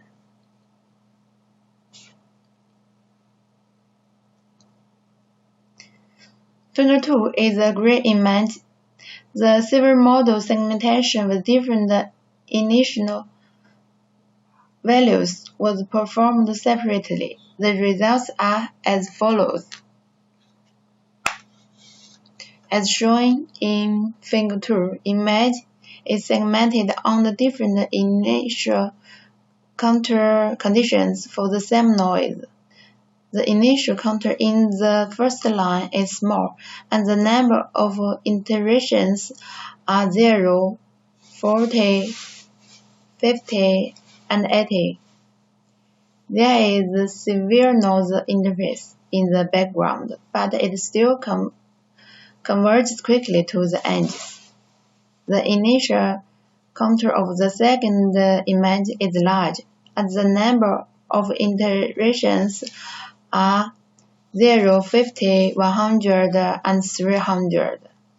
Although the number of iterations is higher and the speed is slower than the first line, the final segmentation effect is still very accurate. At 300 frames, it converges completely with the boundary. Figure 3 is CV model segmentation on the noisy and uneven lighting environment. The algorithm is very easily interfered by illuminance. The figure shows the results of iterations of 0, 10, 50, and 300 times. It is easy to fall into local extremes and cannot effectively segment the target. 3. Improved image segmentation. The above experiments show that the CV model uses the global information of the homogeneous region of the image to effectively improve the ability of adaptive adjustment of the curve topology. In the segmentation process, the image boundary is not required to be clear, and it has good noise immunity. However, it does not consider the inherent characteristics of the level set function and does not use the target boundary information. Therefore, the edge positioning is not accurate and it is extremely sensitive to light. Based on the research, this paper proposes a new method to improve the civil model for the environment with noisy and uneven illumination. The new model combines the boundary-based segmentation method with the region-based segmentation method, which can relatively complemented. Combine the civil model and the edge information, the following energy function is obtained. The introduction of the edge function G enhances the accuracy of edge in extraction. Rewrite the above formula with the variational level set.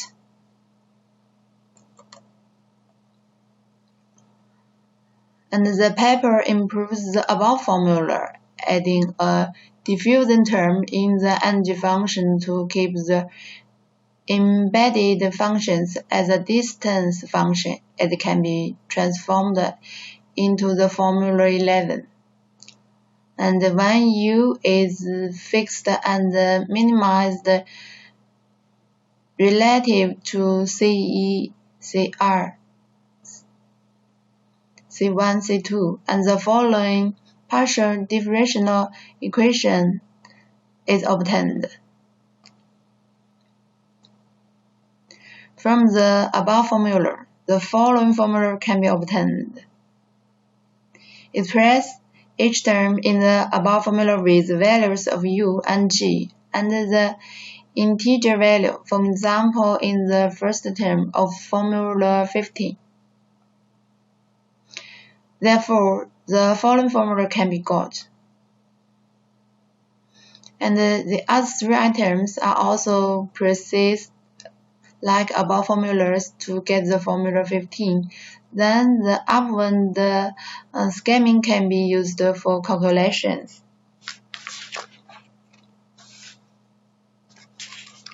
Experimental results and analysis conclusion. In Figure 4, B is the result of the improved model in the common environment for cone image segmentation. The numbers of iterations are 0, 15, 30, and 50 times respectively. B is a result of the improved model in the low-noise environment. The numbers of iterations are 0, 20, 40, 60 times respectively. The starting position in Figure B is different from the Figure A. The improved algorithm has better shrinkage effect no matter it shrinks inward and expands outward, and it can effectively detect the empty area in B. The time consumption in Figure 4 is shown in Table 1.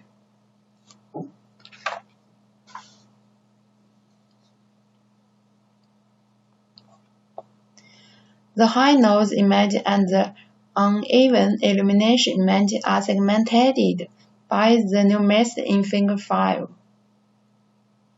In Figure 5, it can be seen that the new model implemented by improving the variational level set has better convergence results for the problems that the above civil model cannot solve. It has faster convergence speed and good robustness in complex environments such as low contrast, noise and blur. During the shrinking process, not only the outer boundary of the target is detected clearly, but also the inner boundary, whether it is concave or hollow, can be detected well. The improved new model has a good effect on the counter detection of multiple targets. The results show that the new model proposed in this paper is more accurate than civil model segmentation and has better ability to resist complex environments. Conclusion. This paper analyzes and studies the image segmentation model based on variational level set, amidst the complex environment of uneven illumination, blurred video image, and node environment. This paper possesses an improved model that combines edge and area information. State solution.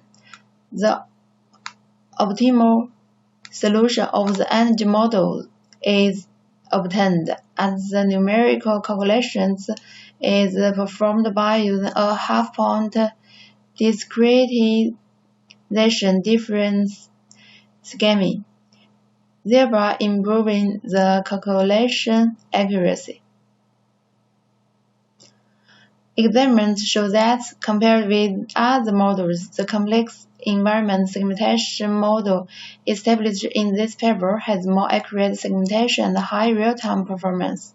It solves the problem of illumination noise sensitivity and inaccurate edge positioning of the original model.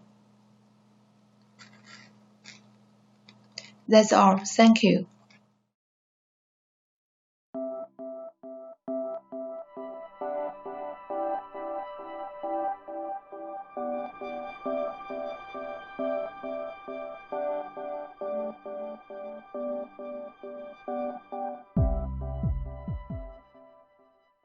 Before I begin, I would just like to extend my appreciation to the European Alliance for Innovation and SIMUtools 2020 for allowing me this opportunity to present my research even during this very difficult global pandemic. I would also like to acknowledge Dr. John French from Embry-Riddle Aeronautical University for his mentorship and guidance. In my research project, I developed a biomechanical statics model, as well as conducted a simulation of vertical support and lumbar spinal disc mitigation solutions for student backpacks. So just a brief outline, I'm going to be talking about all of the components of my research from beginning to end, including a lot of the conceptual ideas present that guided me from paper to practice, and ultimately discussing some of the implications of this research. So let's think about the statistics. According to the Huffington Post, around 5,000 students per year are hospitalized for backpack-related injuries. Around 14,000 students each year are treated for such injuries.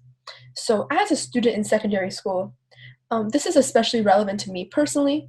It's also relevant to all my other peers and students across the world as our coursework becomes more rigorous.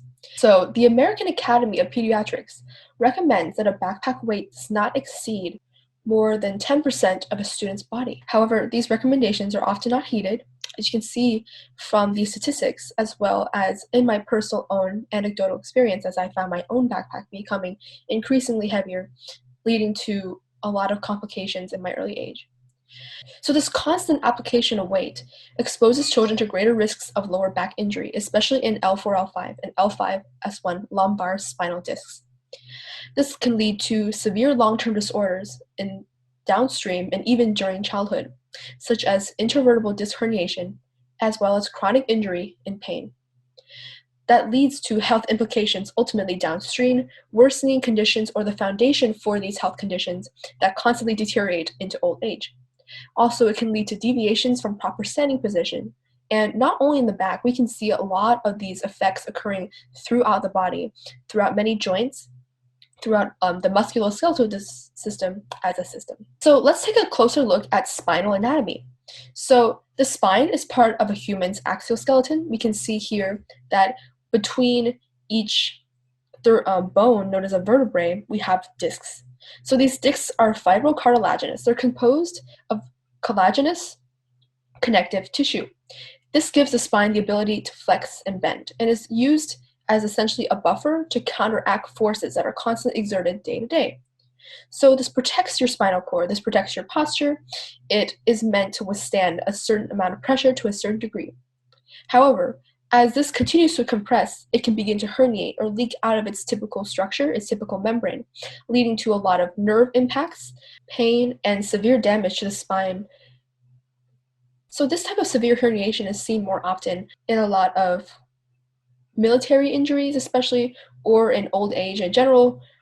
However, from constant compression and shear forces that are acting as components on the center of mass of a disc, from a backpack applied on the shoulders. This can eventually lead to herniation and other multitudes of disorders.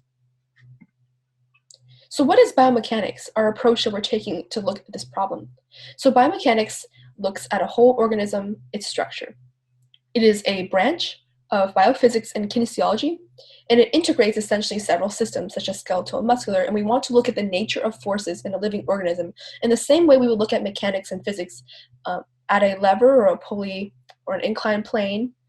So the American Society of Biomechanics defines this as a broad interplay, a very interdisciplinary field between physical mechanics and biological systems, something that we might not always put together. There's multiple different disciplines within this, and we're going to focus on statics. Statics meaning maintaining equilibrium. And we especially want to focus on ergonomics and health. And just an example to kind of think about what biomechanics can be applied to, we can think about the forces involved when someone is squatting, when someone is attempting to pick something up. What are the forces that maintain that equilibrium so that there's no unbalanced forces or acceleration, and that we are able to maintain a constant posture?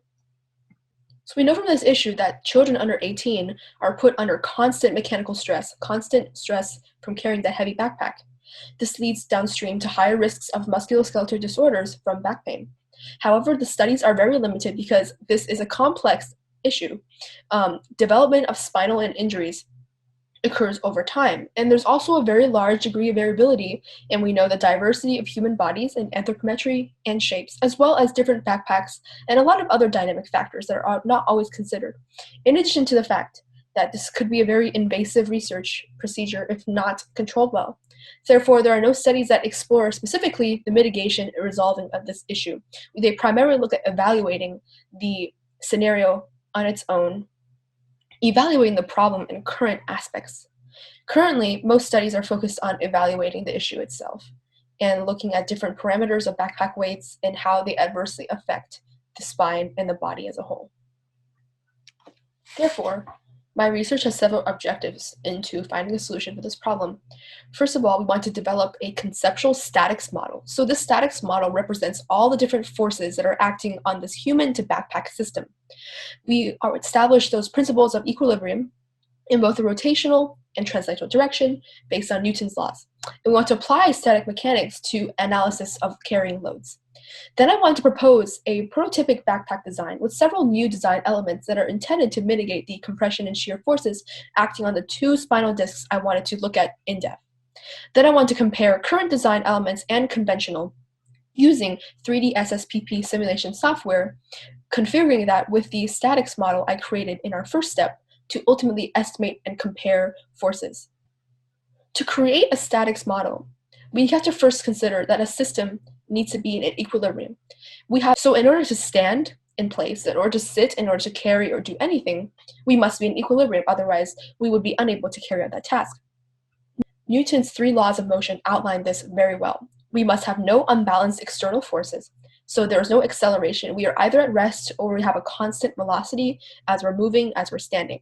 And for every force, there's an equal and opposite force. So if there's tension pulling from the backpack, our bodies, our shoulders maybe must adjust to that opposite force in order to maintain equilibrium. So all bones, muscles, and ligaments all have centers of mass in order to maintain that static equilibrium. So the human body needs to overcompensate in order to produce that opposite and equal force in any way possible. That's why the role of our spinal discs is to be able to withstand some degree of compression when we have carriage loads. So I ultimately drafted out a static model based on biomechanics. At the backpack level, we can see that we maintain both rotational and translational equilibrium in the sagittal direction. We can see the center of mass for our shoulder and the center of mass for our backpack, and all the component forces that play a role in this that ultimately, again, maintain all those 3 of Newton's laws. We can also observe more closely at the shoulder level. I'm not going to go into depth into the math here, but you can see that there are equal and opposite forces that sum out ultimately to maintain equilibrium. We can take a closer look even at the, for example, L5S1 center of mass. The load of a backpack produces combined with the weight of the body itself a resultant force pointing downwards. Then we have, in order to compensate for those according to Newton's 3rd law and Newton's 2nd law, equal and opposite forces in the opposite directions. So all these components as they are vectors with both magnitude and direction, must ultimately sum to 0.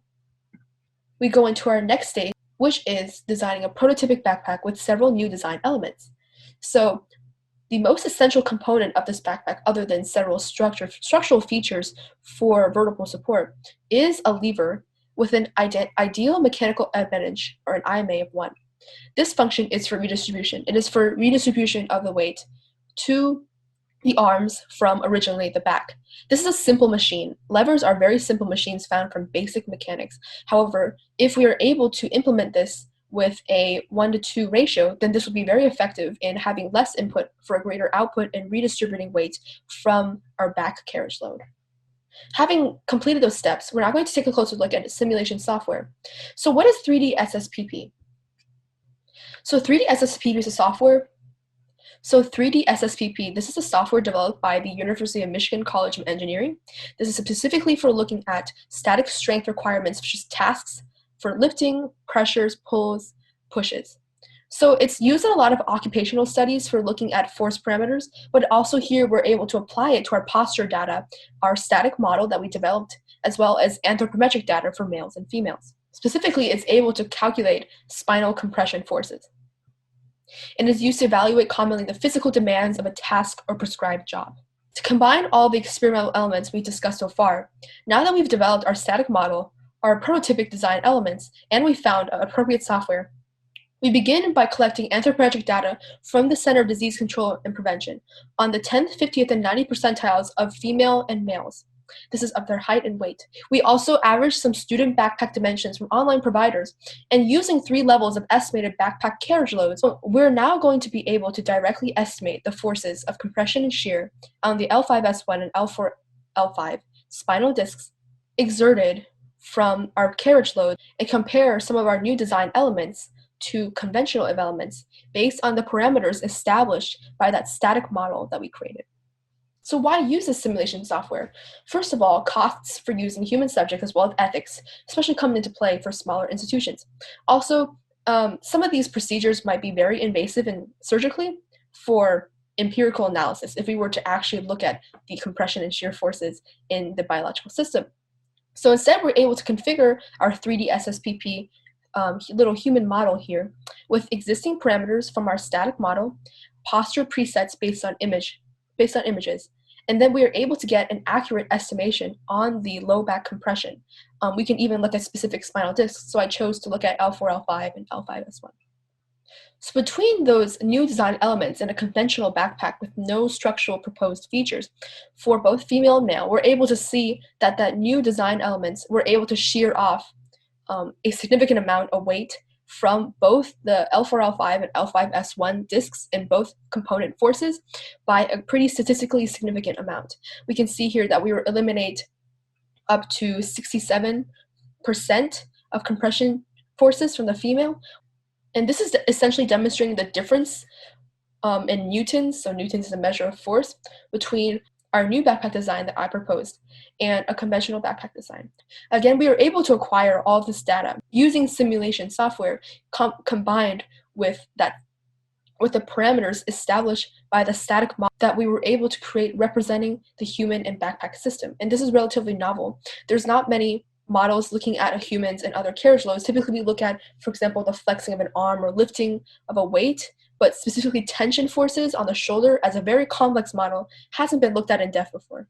To conclude my research, I've been able to demonstrate that a new design, redistributing load by the waist and hand through a lever and pivot, was able to significantly reduce the forces acting on both L4, L5, and L5S1 lumbar spinal discs. This probably would be able to contribute to relieving the pressure forces at the lower back and have a lot of positive implications for adolescent populations, potentially preventing those downstream implications I talked about earlier for the lower back and injury as a result of constantly carrying that mechanical stress of a heavy backpack load. We're seeing that there are 44 to 67% reductions in compression force and 25 to 38% reductions for shear forces in both the L4, L5, and L5S1 lumbar spinal discs, thus preventing discomfort and back pain, even at very high carriage levels. Therefore, our design was able to decrease significantly a strain to the lumbar vertebrae and discs. Additionally, we were able to create, and now we're able to have a resource, which is that model that static model that represents all the forces acting on the human to backpack system, and this is useful for probably a variety of applications in the future. Finally, I'd like to outline some future directions of the study. Definitely the military and exercise and recreational activities could be in use of such studies. In the Navy SEALs, one of the most common reasons for hip fractures is from heavy backpacks. So this is definitely something that could be looked into. Eventually, we want to look at actual testing of human subjects. So producing an actual physical model and using human subjects to carry out a proof of concept, to carry out the second stage of this research, which would be proof of concept testing, combining both actual empirical measures of probably posterior shoulder data, and then again transitioning to that static model and simulation software.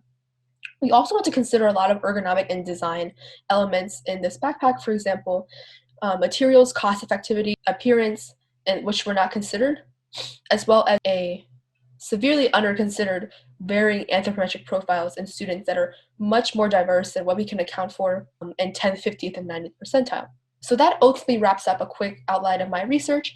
I would again like to thank the European Alliance for Innovation and SIMUtools 2020 for allowing me to present my research during this time, and Dr. John French for his mentorship and guidance with my project, and I'm open to any questions you may have. My name is Marilu, I'm a high school student from Spruce Creek High School, and I'm open to any contacts or further inquiries about this project in the future. So thank you, and that is the end of this presentation.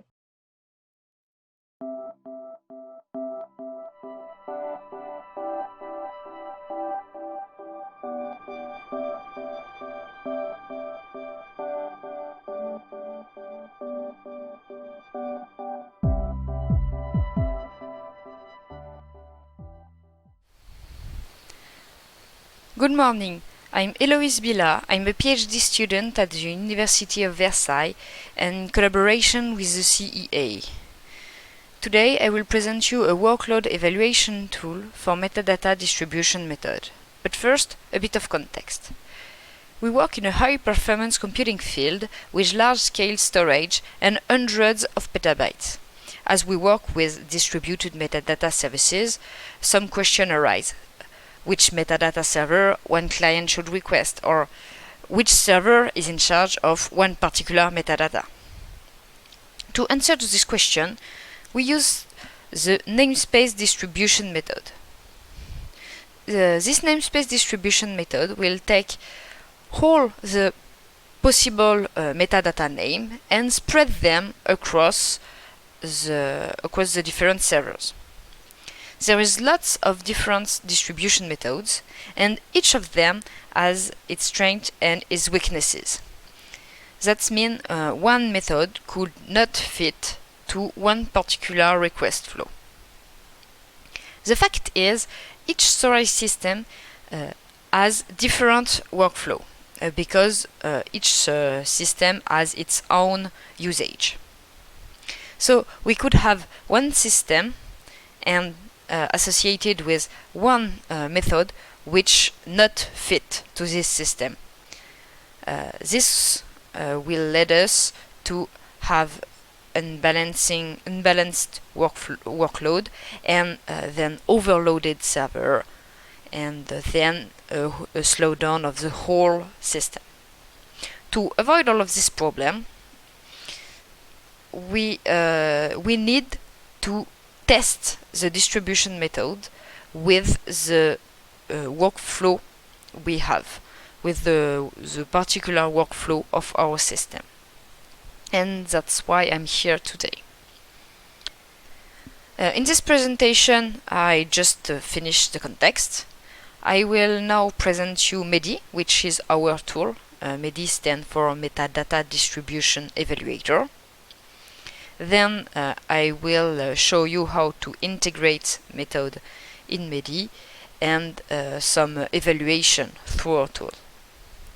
And finally, a conclusion. But first, MEDI.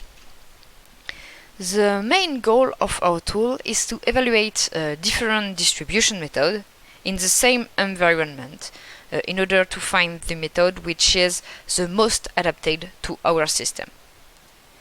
The distribution method could act on the client side and on the server side. So our tool need to take it into account. Moreover, we want that anyone could use our tool, so anyone could test one particular method with their own system. That means our tool need to accept any workflow and could be adapted to any storage device. We have here an overview of MEDI. We have here the main module of MEDI, which will execute the request flow and takes all measurements. We give it global traces, which is a list of requests of the whole workflow, and it will produce evaluation curves that we will discuss later. Another module in MEDI is the workflow traces generator. We will not discuss today. It enables to produce new traces with some workflow characteristics. But let's focus on the metadata services simulator and how we can execute one request and when does the distribution method act. We have here a sequence diagram of the execution of one request. We have the client side here and the server side. The first action of the distribution method is to define which is the targeted server. So we have here the first distribution action which will define which is the server to request. Once then the client could send the request, and we have here a second distribution action when the server receives the request. Some distribution, for example, need to make some check, for example, verify if this server is really the server in charge of the requested metadata. Then we have here the execution of the operation, and once again we have another distribution action. This distribution action enables to the distribution on the server side to add some extra information, and because we let the server side add distribution information, we have to let the client side read this additional information. So we have here a last distribution action. So to sum up, we have 4 distribution actions. On the client side, before sending the request and after receiving the answer, and on the server side, after receiving the request and before sending the answer. We have here the architecture of the metadata services simulator. We have a class diagram, and we find again our client, here our server. They communicate with each other and send requests. And we have the client distribution and the server distribution. Now we have seen in detail the architecture of our tool. Let me show you how to integrate methods in MEDI. So as we can see, in the conception of our tool, we have 2 distribution classes, the client distribution and the server distribution, and these classes are the only one we have to modify and we have to implement. In order to integrate method, we just have to fill in these functions. Let's do this with an example. We will take the dynamic hashing method. in this method, we have an initial distribution with hashing, and periodically we will have some rebalancing of the workload, which means some metadata will be transferred to one server from another one. And to keep in memory this distribution, we have a metadata lookup table, an MLT.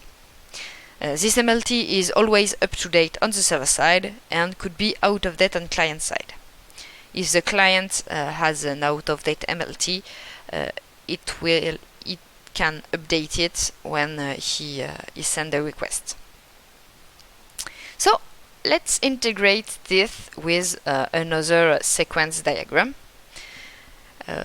So we find again our distribution action. So this present function will define which is a targeted server. So we will consult the MLT to know. Then our client could send the answer, the request. The distribution action on the server side will begin with a check, the check of the client MLT state. If the client MLT is out of date, the server will then update the MLT and directly call the presend function, which will notify to the client that its MLT is out of date and he has to update it. On the contrary, if the MLT is up to date, the server could execute the operation and the presend function is empty. When the client here receives the answer, it will check if its MLT is up to date or not. And there it is. We have integrated the dynamic hashing method in our tool. Now, let me show you the evaluation. This is the list of available output of our tool. We could have curves that display the number of requests received by each server or by the whole metadata services. This enables to attest of the workflow. We have curves that display the percentage of load of each server over time. This enables to attest of the workload of each server and to detect unbalance. And we have some sum-up information, such as the maximum and average distance between the load of a server and the ideal load it should receive. We also could have some extra information which belong to the distribution. For example, if the distribution is a dynamic method, we could have the number of executed redistribution. Here again, let's see it with an example. We will take again our dynamic hashing method we integrate, and we will evaluate it on a simulation with 4 servers, and we will take as input traces some real traces we extracted from 24 hours or of an HPC supercalculator. So here we have not our first curve, which is the number of received requests of the whole metadata services over time. We can see that there is some fluctuation here, but it's rather constant. And so this curve enables us to attest of the workflow of the traces. And if we want to analyze the workload for each server, we have to put in correlation this curve and the next ones. The next curves are curves that display the percentage of received requests, or the percentage of load, the percentage of received requests for each server over time. We have here the initial repartition without the rebalancing. that means we take our dynamic caching method and we just remove each rebalancing. We do this because we don't know which behavior is matching with our traces. So we need to see this curve before analyzing the one with the rebalancing. So we can see that first it's rather balanced because the ideal load is 24. We can see some gap here and here. If we check the sum up, we have an average of 1.15 and a maximum of 4. Now let's analyze the same curve with the whole dynamic caching method, so with the rebalancing. Each pink line is an execution of the rebalancing algorithm, and we can see now that some rebalancing seems really useful and seems to have an impact, as here or here or here, and some of them seems to be useless, like this one or this one. If we check the sum up information, we have an average of 0.6 and a maximum distance of 3.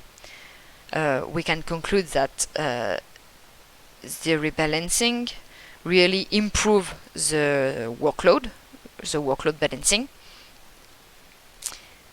And so we could think this method is really better. However, each redistribution, each rebalancing has a cost, and it's not taken into account here in our evaluation. So we have to think about it. Let's conclude this presentation. I present you today MEDI, which stands for Metadata Distribution Evaluator. It's our tool enabled to execute a request flow and simulate metadata services. We could also have some different workflow with our traces generator. I've shown how to integrate method and how to analyze some workload evaluation and detect some overloads. MEDI is an open source project which is still in development. For example, we are currently integrating some new metrics with the response time for one request on the client side, which will enable us to attest of the latency for one request caused by possibly an overload. And MEDI has an evolutive conception in order to add new method and new storage devices, and later new mechanisms such as replication or fault tolerance. I thank you for your attention. If you have some questions.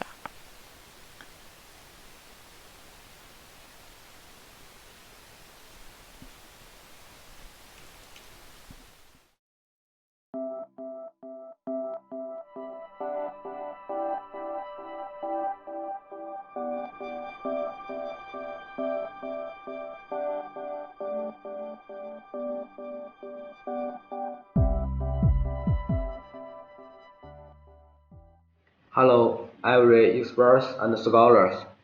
My name is Zhi Qiangdun. I come from Xidian University of China. The title of my paper is GTRS-based joint-time synchronization and source localization in wireless sensor networks. Background: source localization with wireless sensor networks has attracted significant attention owing to the enormous number of applications and services. In this paper, we investigate the joint time synchronization and localization in wireless sensor networks, especially based on time of arrival (TOA). We consider a squared range-based least squares formulation problem and propose a generalized trust region subproblem (GTRS) algorithm based on joint time synchronization and localization, which can guarantee an optimal solution to the joint time synchronization and localization problem. Sufficient experiments results showed that the estimation accuracy of the proposed algorithm outperforms the traditional unconstrained linear least squares (ULLS) and nearly coincides with the Curvelet lower bound (CRLB).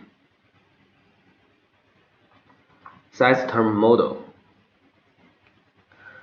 The size-term considered in this paper is shown in Figure 1. Figure 1 localization size-term, where there are many archer nodes and one source node. For the S archer node, location vector Pi belongs to Rn, and clock bears tau I are known. For source node, location vector Pi belongs to Rn, and clock bears tau are unknown. Where Ni is the measurement noise at the S archer node, which is independent and identically distributed IID Gaussian random variables with zero mean and variance square of certain. So Ti is defined in this equation. Based on the equation, we want to find the optimal P star and tau star to the following problem P1. P1 is shown here. P1 is a squared range-based least square SRLS problem. Denote alpha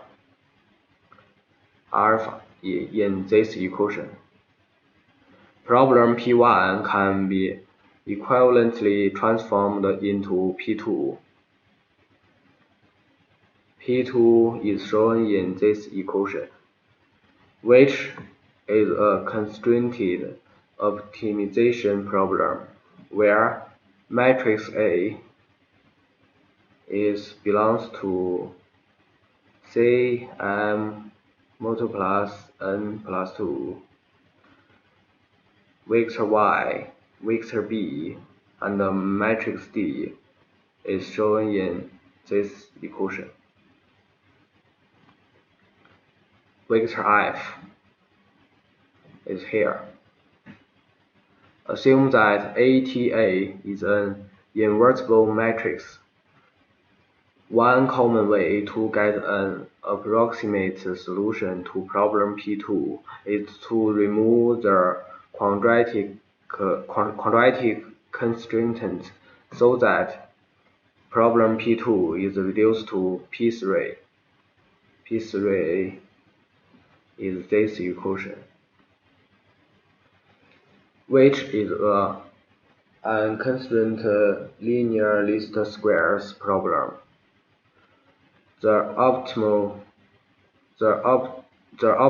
solution to problem P3 is given by y hat in this equation.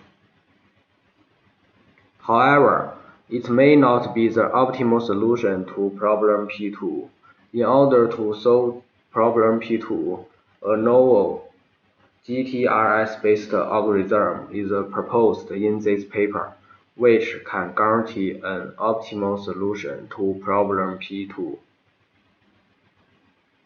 GTRS-based joint-time synchronization and localization in this section. Denote CY and QY in these equations.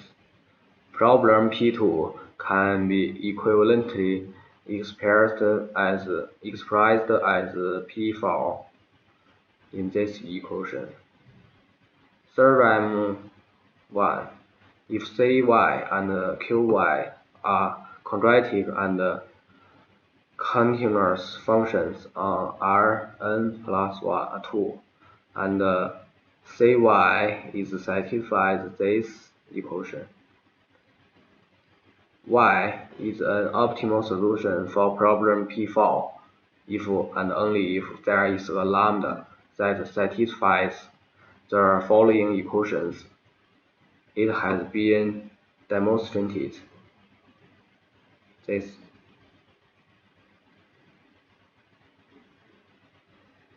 Theorem 2. If there exists a lambda star satisfying above equation,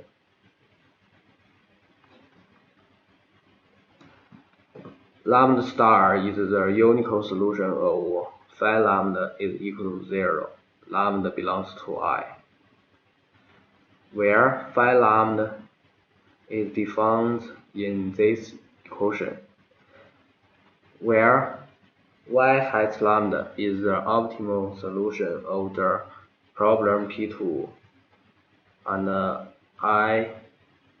I's region is this. Theorem 2 had been demonstrated in this paper.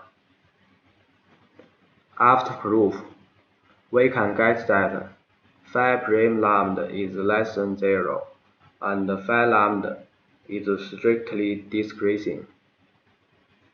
Moreover, it is very difficult to theoretically prove this exist 2 points lambda A and lambda B, which satisfy phi lambda A is less than 0 and phi lambda B is more than 0.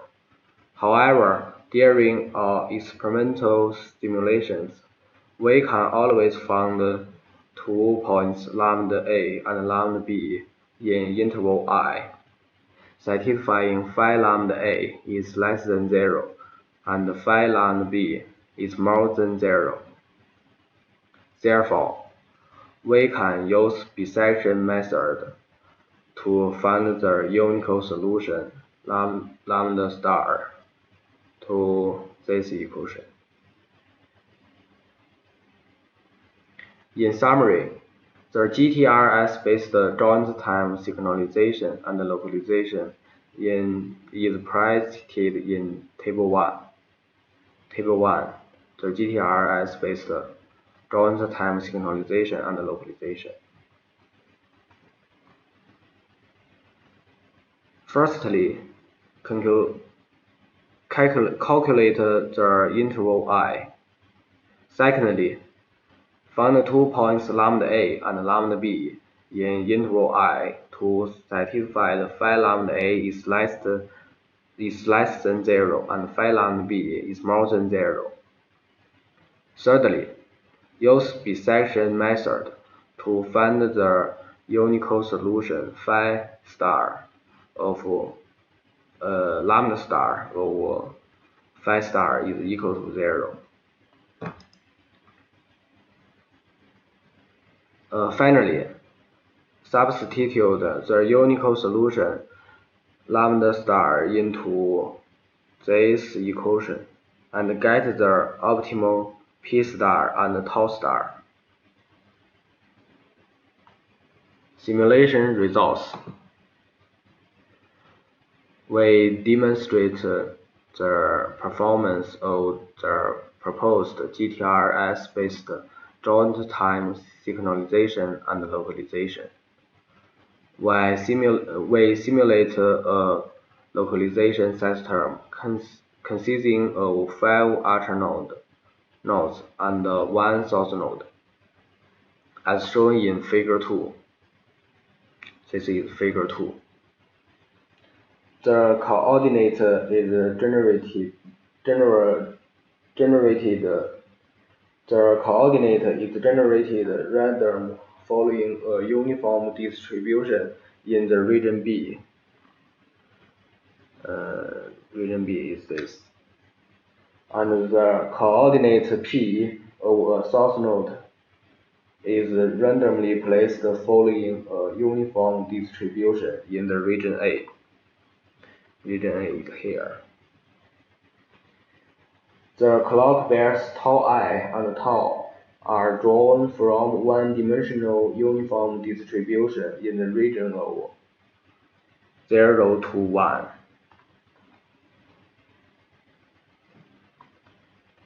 The simulation results are present in figure 3 and figure 4. This is figure 3. In figure 3, it can be seen the proposed GTRS-based algorithm outperforms ULLS and constraint linear least squares and nearly coincides with the Karamarov lower bound. This is the Karamarov lower bound. This is ULLS. The node is GTRS. GTRS is close to the Karamarov lower bound. Similar phenomenon can be observed in figure 4. The estimation accuracy of clock bears of our proposed algorithm outperforms unconstrained linear least squares and nearly coincides with the Karamarov lower bound. Conclusion. In this paper, we investigate the joint time synchronization and localization in wireless sensor networks. We proposed an optimal GTRS-based joint time synchronization and localization algorithm by using time of arrival (TOA) measurements, which can outperform traditional unconstrained linear least squares (ULLS) algorithm and nearly coincide with the Karamarov lower bound. Thanks for listening.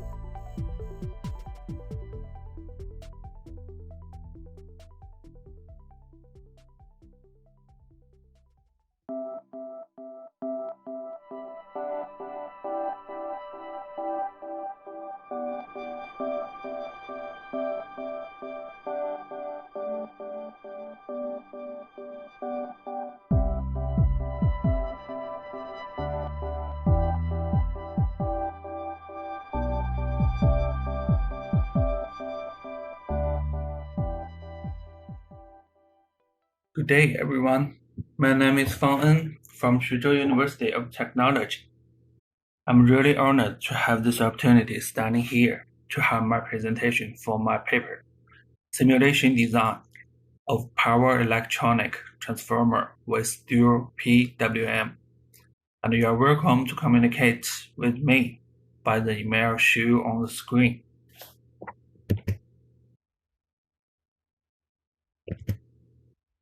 My paper is named Simulation Design of Power Electronic Transformer with Dual-PWM, and it consists of 5 parts. First of all, its introduction. In this part, I will explain the reason for what I do this research and what can we do for industrial area. In the second part, I will show you the circuit structure of Dual-PWM, Power Electronic Transformer, and the advantages of this topology I explained theoretically. And in the third part, I will show you how to control the power electronic transformer to get better performance.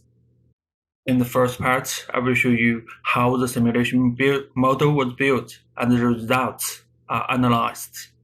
At last, I gave the conclusions with my modulation model and results.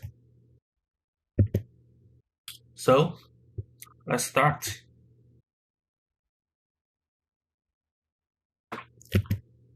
Nowadays, power distribution transformers have great applications prospects with the development of distributed power generation and smart grids.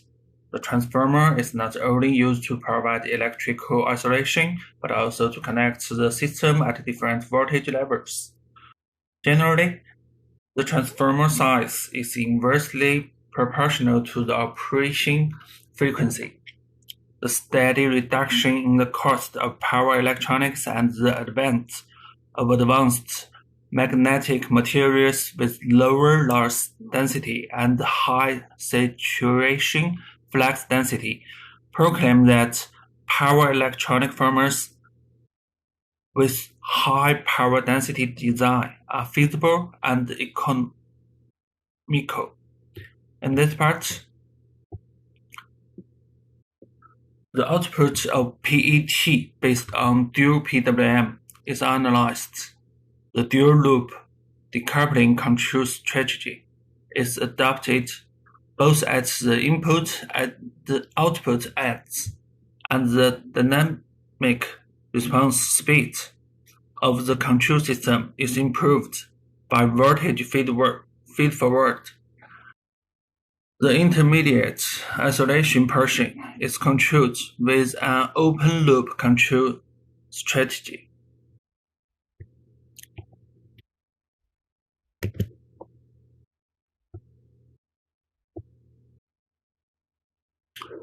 So the second part.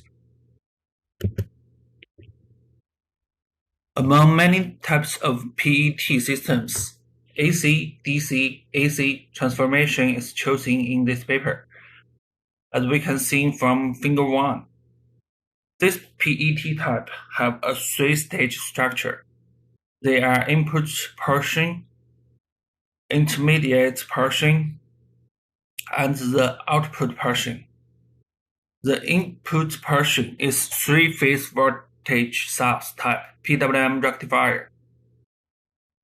The intermediate portion is DC to DC converter, and the output portion is 3-phase voltage source type PWM inverter. Input portion can effectively control power factor and stabilize DC voltage, energy bidirectional flow with fully controlled devices. Intermediate portion turns high voltage direct current into high frequency medium voltage direct current while achieving electrical isolation. The output portion uses a 3-phase, 3-wire, 2-level topology.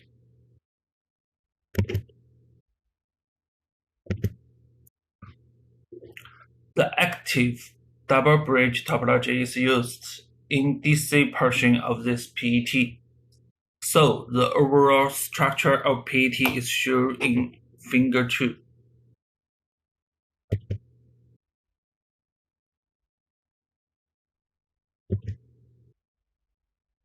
And now we will talk about the control topology of the PWM converter on the input and also output side.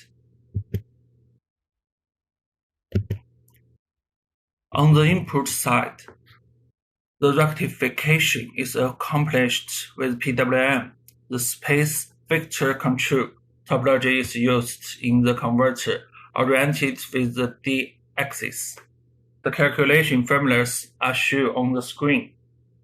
As can be seen from equation 3, the active power is only related to the D-axis current component. Therefore, double-loop control topology can be adopted. The converter model in the DQ coordinate system is the equation 4, and it changes from formula variation by using the Laplace transformation into equation 5 to 7. The inner closed-loop system transfer function is the equation 8.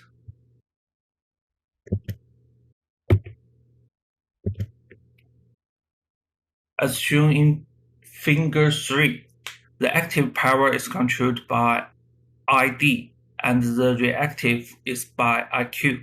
The outer loop is a DC voltage loop, and the inner loop is a D-axis current loop.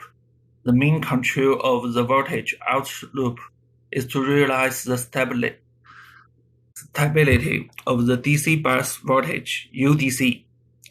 The voltage error signal between the value of UDC and the reference value UDC asterisk is considered as the input of left PI regulator and the output of PI regulator, which is the reference active current value, ID asterisk, can be obtained for inner loop.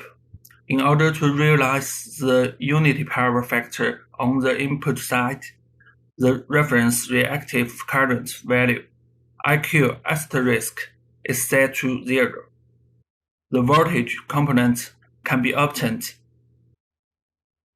as the output of the bottom right PI regulator after the differences between two values of IQ and IQ asterisk passing through the regulator. In Figure 3, the currents of the two axes D and Q are not completely decoupled. So, the two methods of decoupling and voltage feed-forward can be selected. The actual current on the DQ axis as the output of the current inner loop PI regulator can be compensated into the SPWM model by multiplying by omega L. The drive signals for the devices can be generated, which can control the power electrical devices, turn on and turn off. From formulas 5 and 7, the converter decoupling model can be shown in Figure 4. After decoupling the two axes D and Q, the block diagram of the system inner closed loop control is shown in Figure 5. The block diagram of the system outer closed loop control is shown as Figure 6.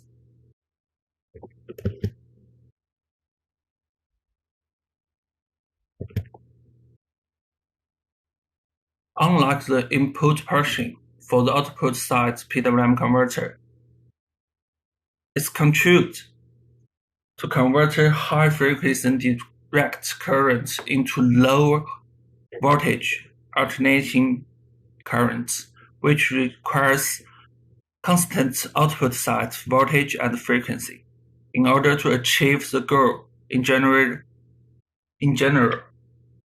the constant voltage and the constant frequency control topology is selected as shown in Figure 7. The control topology on the output side is roughly the same as on the input side and consists of two modules: the voltage outer loop and the current inner loop. The difference is that the voltage outer loop on the output side is AC. The error signal of the D and Q, two axes, are adjusted by PI to obtain the current inner loop command value. The command value is subtracted from the feedback value to obtain the current error signal, which is fed into the PI to get the voltage values in D and Q axes. Finally, the drive signals can be generated through the SPWM model. The control block diagram of the inverter on the output side can be shown as in Figure 8.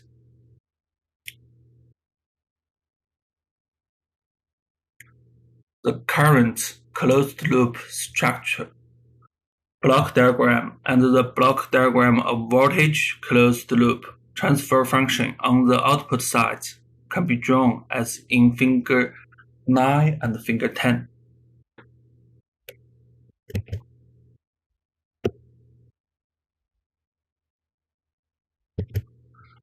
After the theoretical analysis, we conducted a simulation experiment and illustrated that the design of the system and the controller is feasible.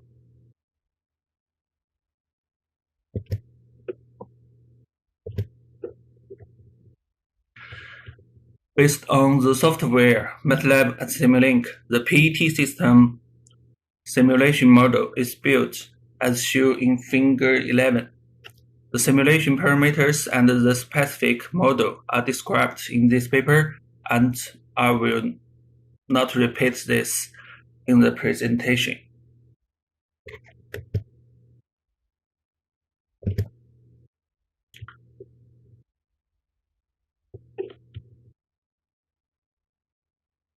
The upper image in Figure 17 shows the grid voltage per unit measurement waveforms, the value of which is obtained by the normalized three-phase voltage, and the following picture is a three-phase current graph.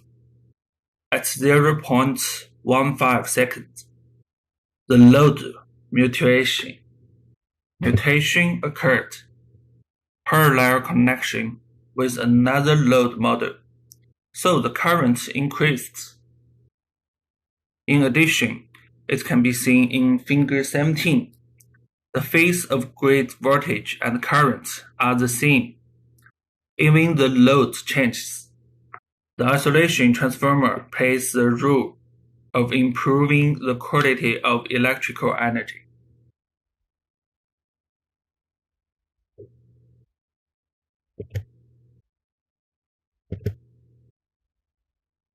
Figure 18 is the input line voltage waveform and the IGBT voltage waveform. From the figure, the input variable is the alternating current.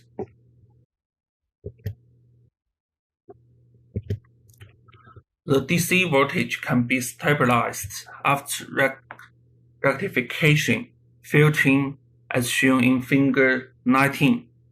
The voltage is rapidly reduced by 7.14% after a load mutation at 0.15 seconds, parallel connecting with another load model. Due to the presence of the control system, the voltage gets back to the original voltage value after about 0.02 seconds.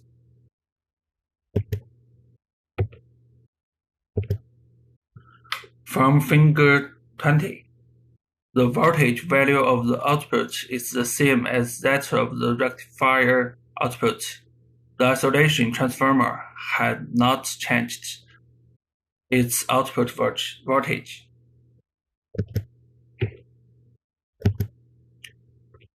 Figure 21 is the three-phase load voltage waveforms, which can quickly restore to the normal operation voltage after the load mutation. It's shown that the control system is good and the power factor of the system is approximately 1.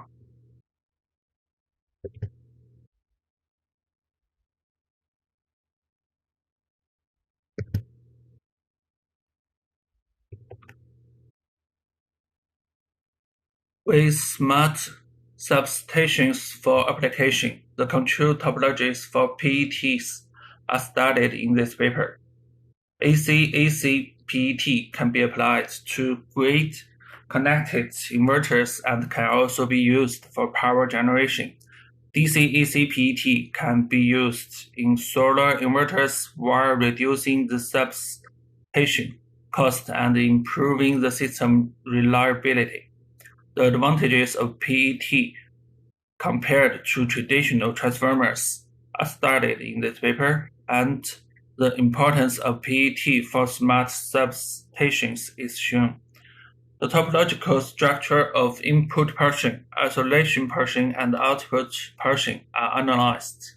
The converter model and control strategies are accomplished by MATLAB and Simulink.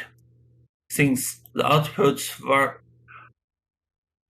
variables for the input and output portions are different, the output variables of each portion in PET is analyzed, and the control topologies are designed for different purposes separately.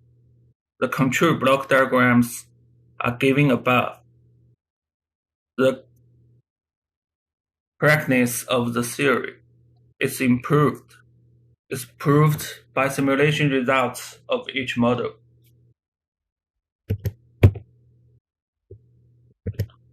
And thank you very much for watching my presentation, and never be hesitant to contact with me by email. I'm glad to communicate with you.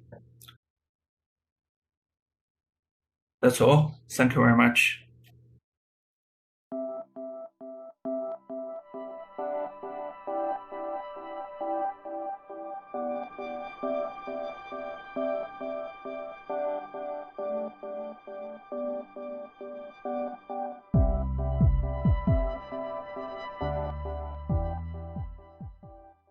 The title of the paper is Research on Recognition Method of Test Answer Sheet Based on Machine Vision.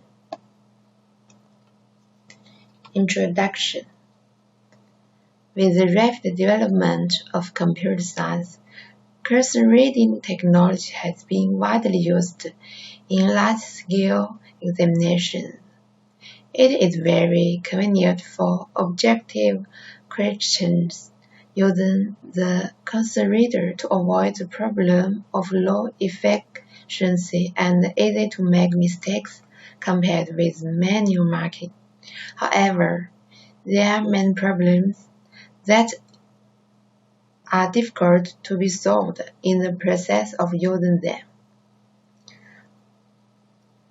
First, the answer card must be unified, and it is a special-purpose machine for special cards.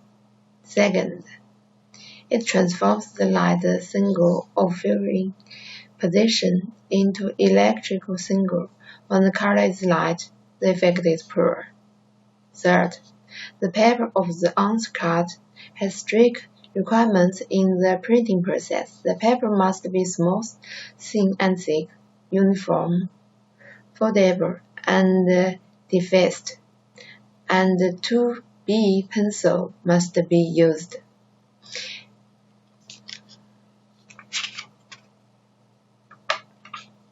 Aiming at the problems of low efficiency of traditional marking and special card for cursor reader, which are expensive and difficult to popularize. This paper combines machine vision and digital image processing technology to study the pre-processing, feature extraction, and recognition judgment technology in order to make the automatic marking system more flexible and convenient for network transmission.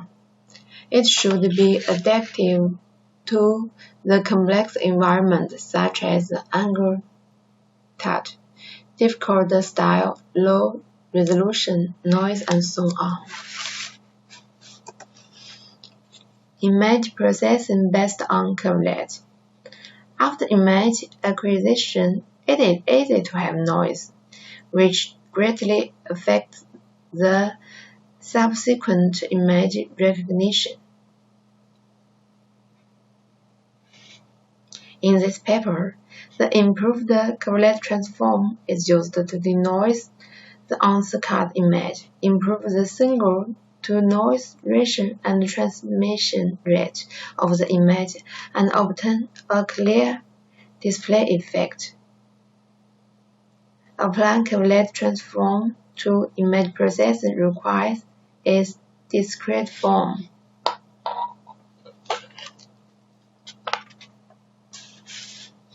And in this paper, the wrapping curve transformation method combined with cyclic spanning is adopted.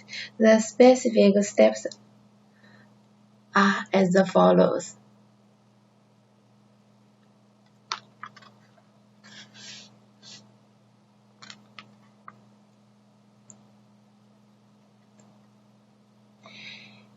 In order to test the superiority of the denoising algorithm in this paper, the grayscale image of some areas of the answer card with the size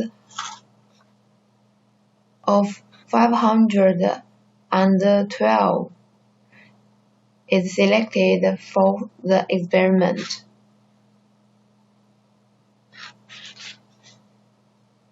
Figure 2 is a comparison of Curvelet algorithm and the improved algorithm when the standard deviation of noise is 10, 20, and 30. In Figure 2, A is the original image and the grayscale image. B, C, and D are the comparison of the denoising results of different algorithms under the condition of 10, 20, and 30 noise standard deviation respectively, from the perspective of visual effect. With the increase of noise, the Curvelet algorithm appears visual shadow and image blur after noise reduction. After noise reduction, the image is clear, which can recover the image texture well and return the image edge information well. It still shows good advantages when the noise standard deviation increases. Home algorithm for deformation correction. In this paper, home parameter space transform optimization algorithm with good anti-interference is used to detect straight lines, correct image touch, and support parallel computing.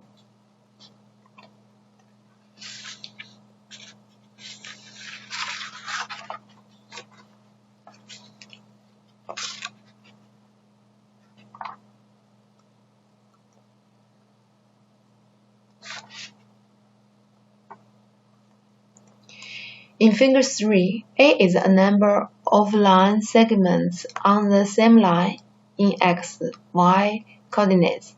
The right finger is the whole transformed domain of these line segments in coordinate space. It can be seen that all the line segments intersect at the same extreme point in coordinate space, which means that these line segments are on the same line, and the detection of the line can be realized by accumulating and counting the points on the binary image with the accumulator. In Figure B, Home transform is used to detect the fractional code graph. The first 8 peaks in the transform domain are selected, and then at extreme points are detected in the transform domain. The first 8 lines are shown in the right figure, and the longest line is the left vertical line.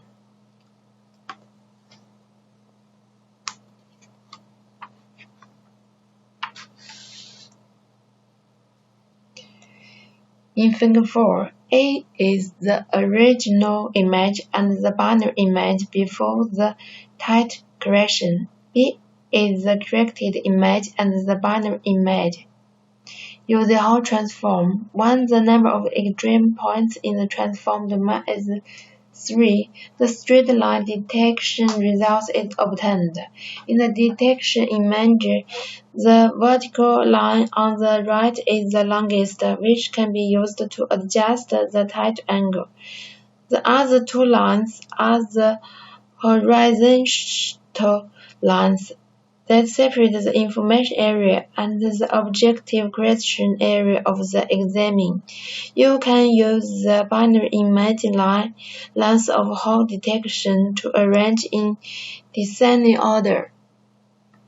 The 2 lines with the longest horizontal direction to get the area segmentation position so as to realize the segmentation of the examine's information area and the objective question area. Option identification and judgment. After the correction of answer card image, it is necessary to locate and segment different areas. Complete the detection of the small area of the answer card options and the identification and judgment of the answers. Impurity removal. In Figure 5, A and B are the original image and grayscale inverse image of part of the answer area. Through threshold filtering, the background information, separation, vertical line, question number, and the option information with lighter gray level are removed, as shown in C. If the threshold value is increased, the information such as question number can be further removed, but the pencil small area will reduce the area and affect the recognition. Therefore, through the above method of removing small area speckles, the connected area with small pixel area is removed while the complete small information is returned, as shown in D. After further correction and expansion, as shown in E, F, the edge of the coating area is smoother.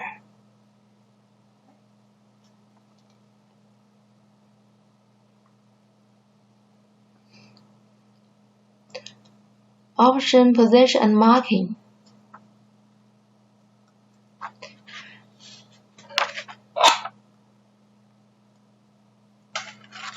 As shown in Figure 6, A is the partial option area image and B is binary inverse image of A according to the projection of B in the vertical and the horizontal directions. The horizontal and the vertical coordinates in the C represent the pixel-wise of the option image in the column and row directions.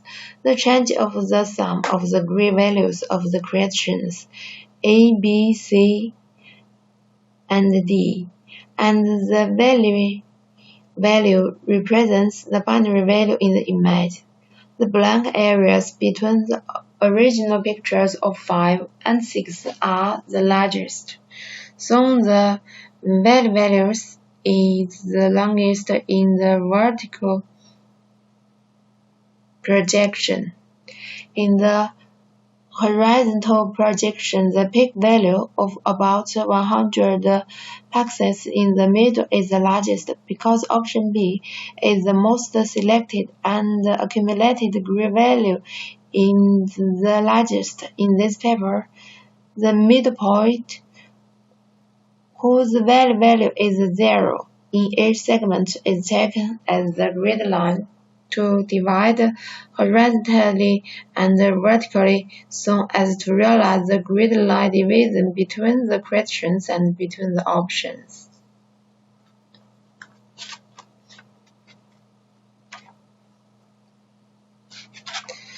The above figure shows the process of recognition of smear information in the objective questions area of the answer card. After the image is pre-processed and corrected for binarization, the center of mass of the smear area can be accurately extracted. B marks the center of mass of the filled rectangle in A. C is the grid line divided by the horizontal projection and the vertical projection of the answer area image.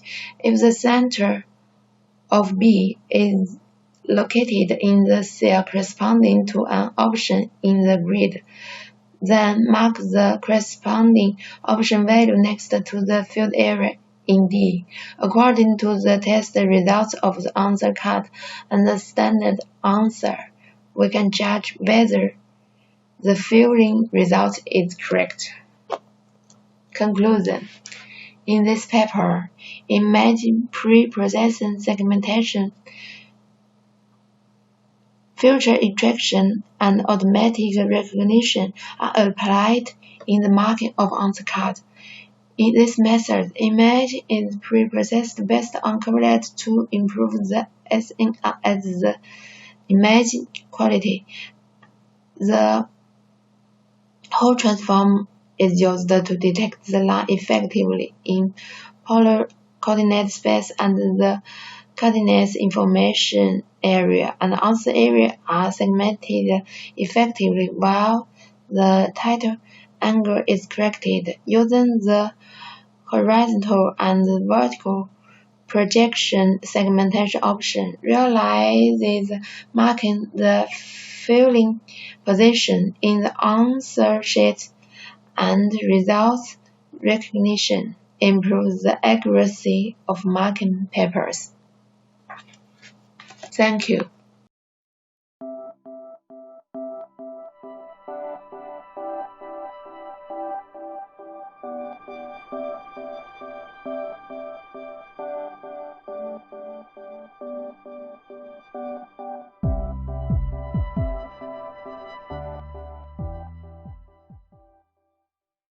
Hello everyone, this is Lili from Shenzhen Institute of Advanced Technology Chinese Academy of Science. Today it's my honor to be here to present our work FLSim, an extensible and reusable simulation framework for federated learning.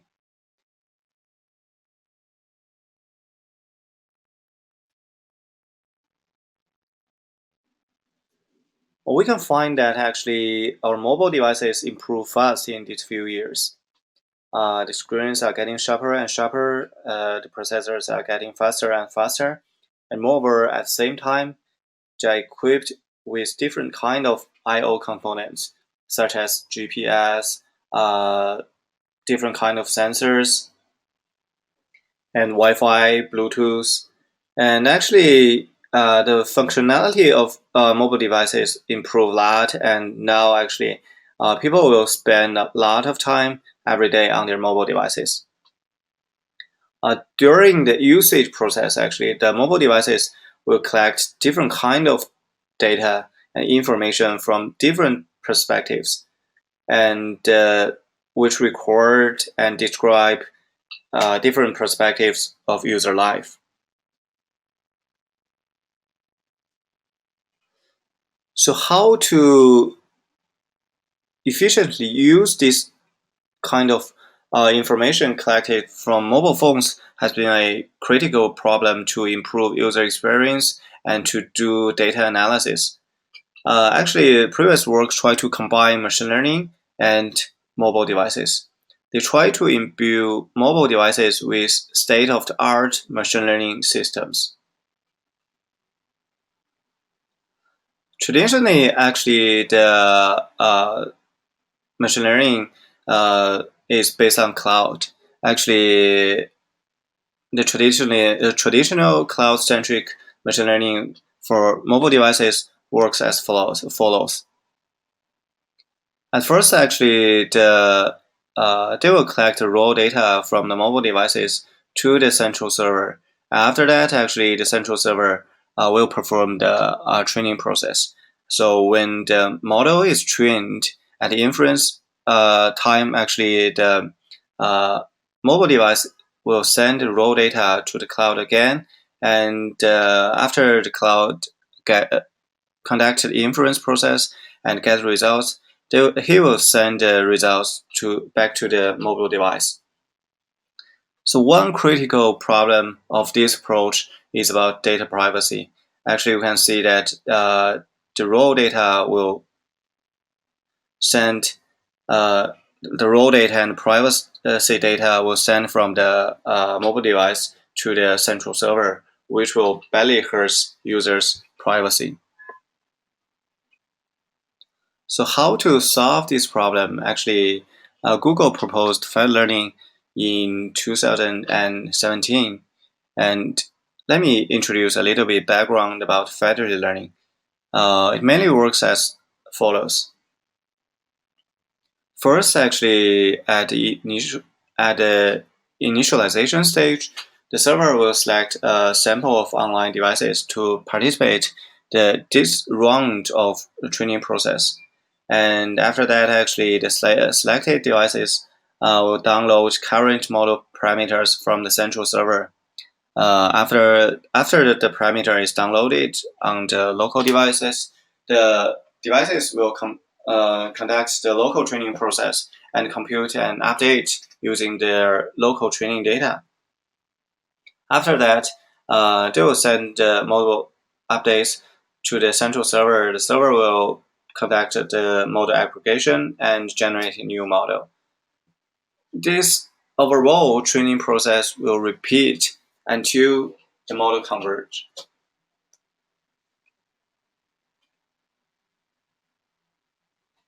So actually, we can find that actually during the fed learning process, the overall process, the raw data never leaves the mobile devices. So actually, the data privacy is well preserved.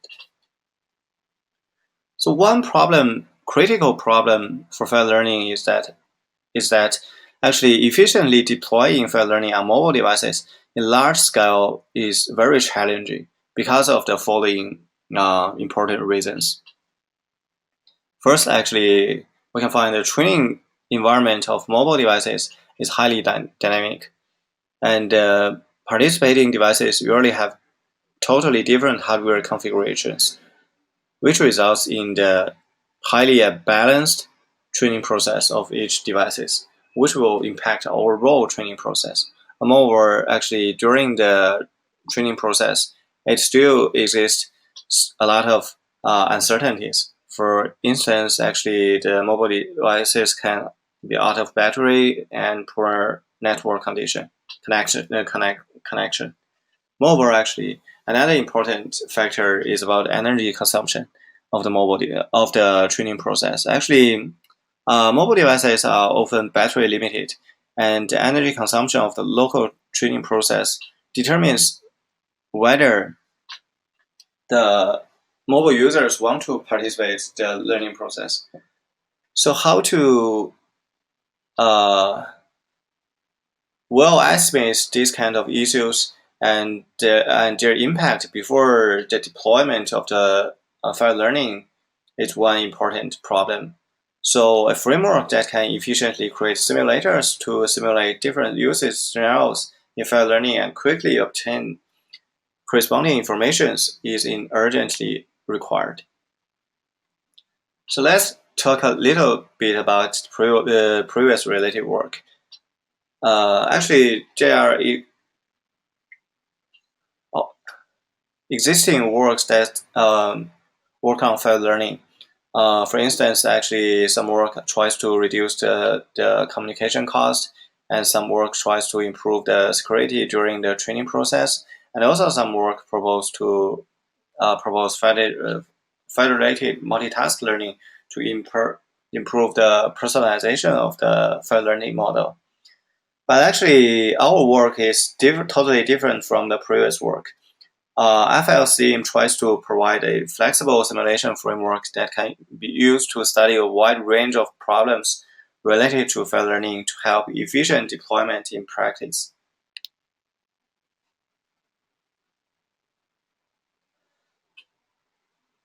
In this work, we have the following 4 design goals to design the FLSim, the framework. First, actually, FLSim should support all the commonly used deep learning frameworks such as PyTorch and TensorFlow. Secondly, FLSim should under the control of one of few configuration parameters and to be able to run on different underlying hardware platforms. Thirdly, actually, FLSim should be highly modular such that different simulators can be created simply by choosing different components. Moreover, actually, if the system does not include a component that fully meets users' needs, a new one can be easily created and incorporated in the system.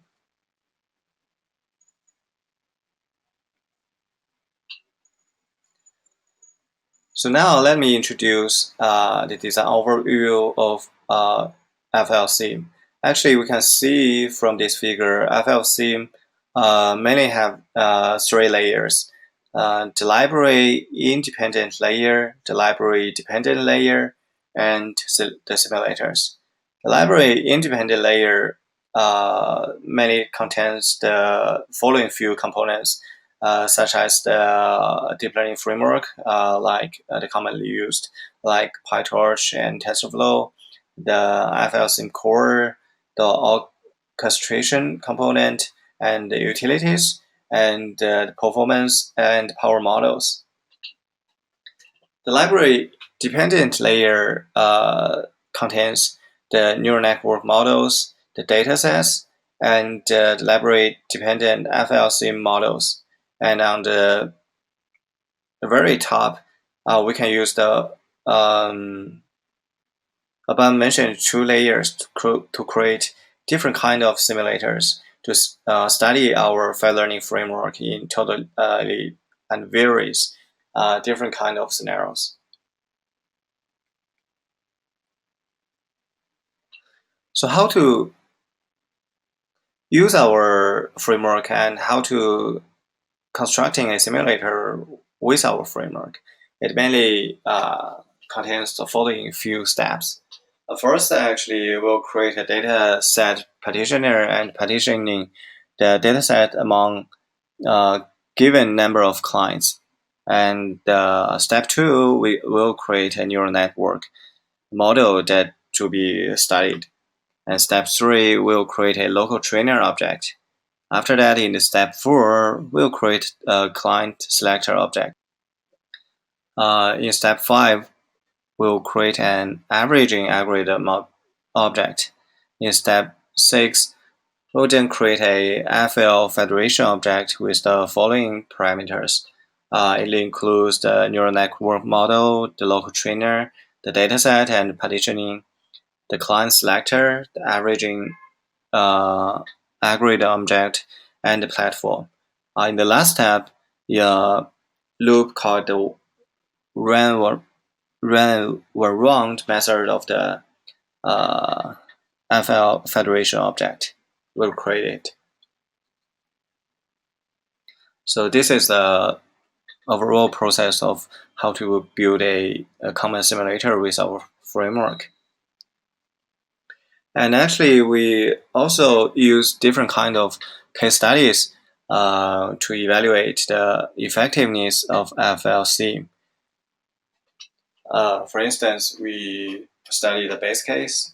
Actually, in this test case, we try to repeat some of the experiments reported in the work 1 to prove the basic capabilities of FLSim.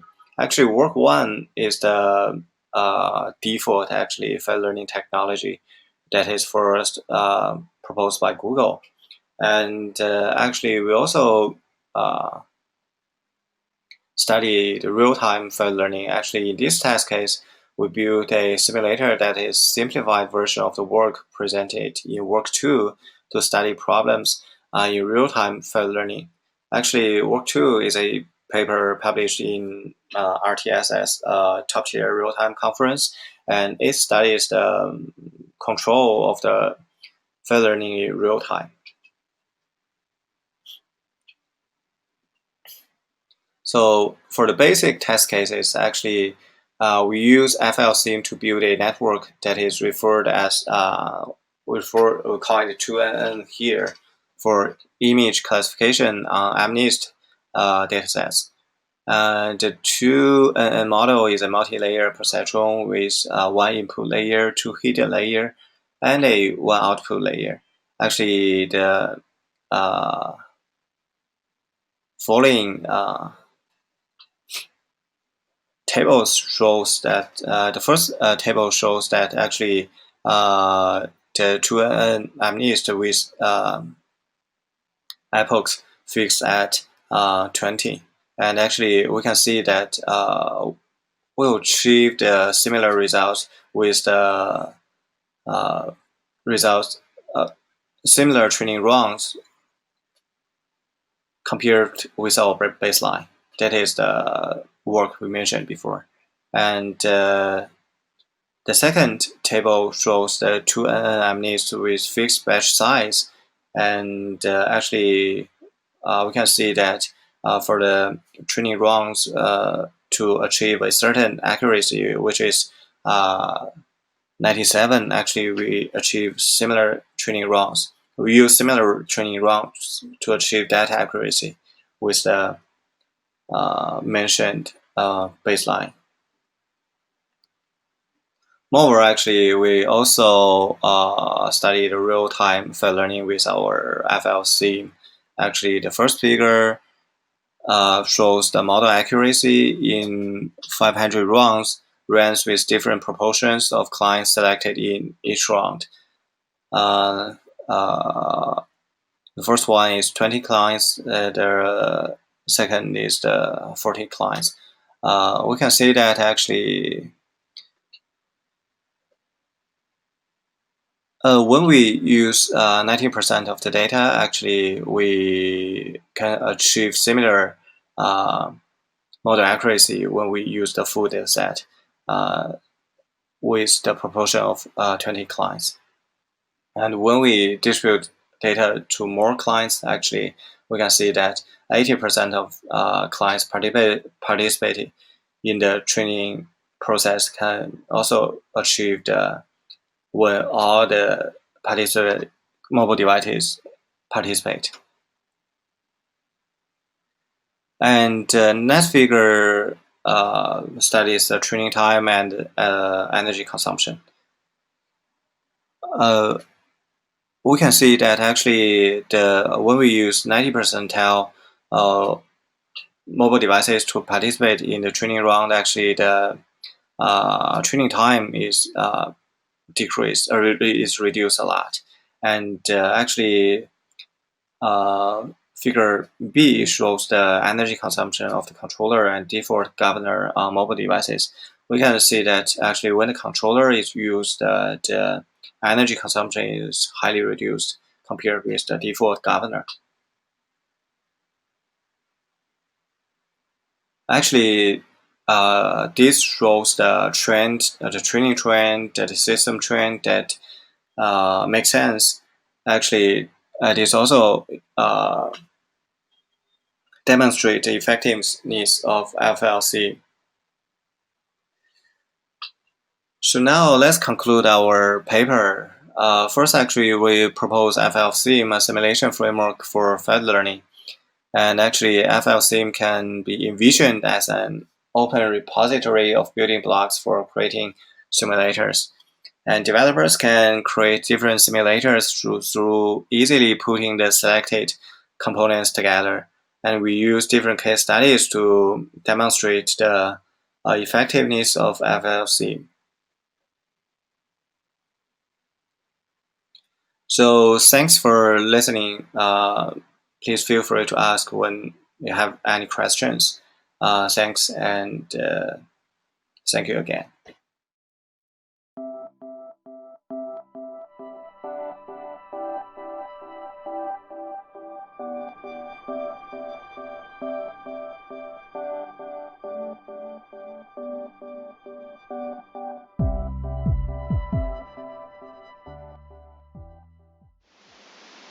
It's great to see so many friends here. My name is Wu Peilun. The article I will introduce is Detecting Dark-Spawned Eggs based on CNN Google Net model. The article will be presented in the following 4 parts.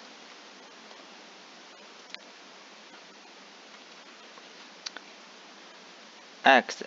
Chicken eggs, as the leading consumer of eggs, provide the human body with rich protein, fat, minerals, and vitamins, and have a very high nutritional value. Egg quality is closely related to its storage period. With the prolongation of storage time, the quality of eggs will change in biology, chemistry, and microorganisms. In recent years, eggs dark-spawned rate has become a new index of egg quality. More and more consumers began to pay attention to the dark spots on brand eggs. Dark spots are dark spots formed when water in the egg contains permeates and accumulates on the eggshell. The appearance of dark spots is a manifestation of the decline in egg quality. Dark spot eggs lose water quickly, decrease fishiness quickly, and are more susceptible to microbial contamination, which have adverse effects on egg storage performance.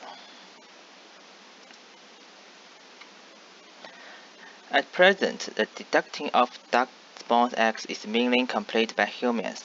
It is of practical significance to find a high efficiency detecting method for the reasons such as the great difference in the coverage rate of dark spots on the eggshell, the unstable position, the insignificant color of some dark spots, and the high intensity of the label. The detection method of machine version combined with machine learning has been widely studied in egg quality detection due to its advantages of low cost and high convenience.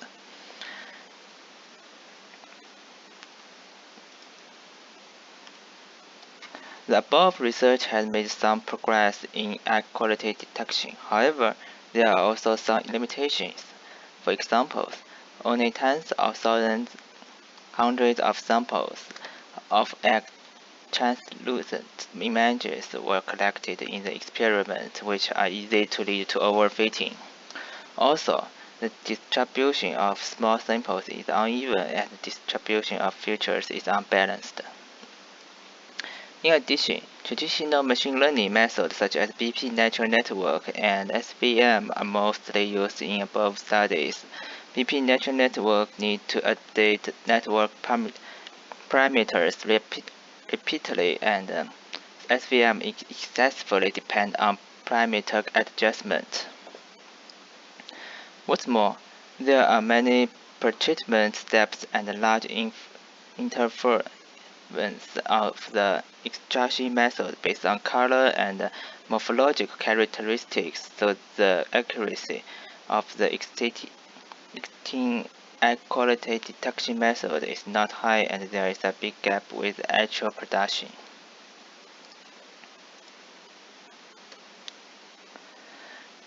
In this experiment, total 500 eggs were numbered and used, placed horizontally in the actual and stored in indoor environment with temperature of 26 to 28 degrees and relative humidity of 70% to 80%.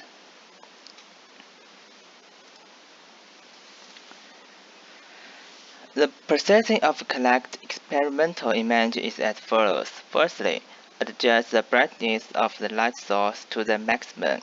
Secondly, adjust the height of the camera by the wireframe.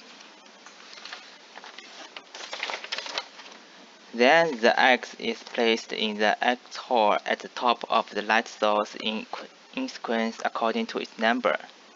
Finally, the X is collected by using the computer acquisition software.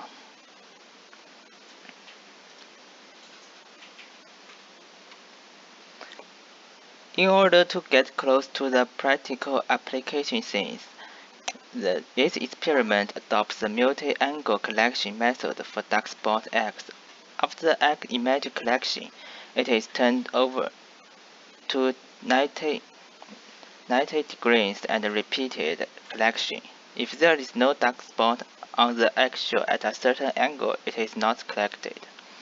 Normal eggs are collected, one image sample individually. In order to learn the dark spot characteristics, the experiment repeats the above collection every day with a sample period for 20 days. A total of 1,200 images of dark spot eggs and 8,850 images of normal eggs were obtained.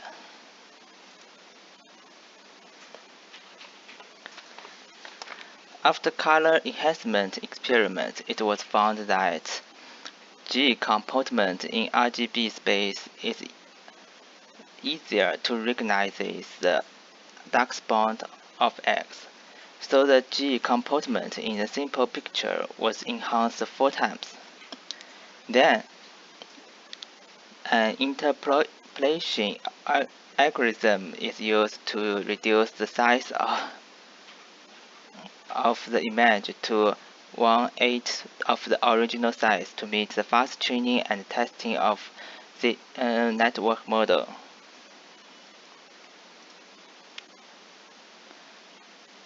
Saying network as a deep neural network model can automatically learn and extract features from data, avoiding complex image processing in early stage, and has been widely used in such fields as pattern classification, object adaptation, and object recognition.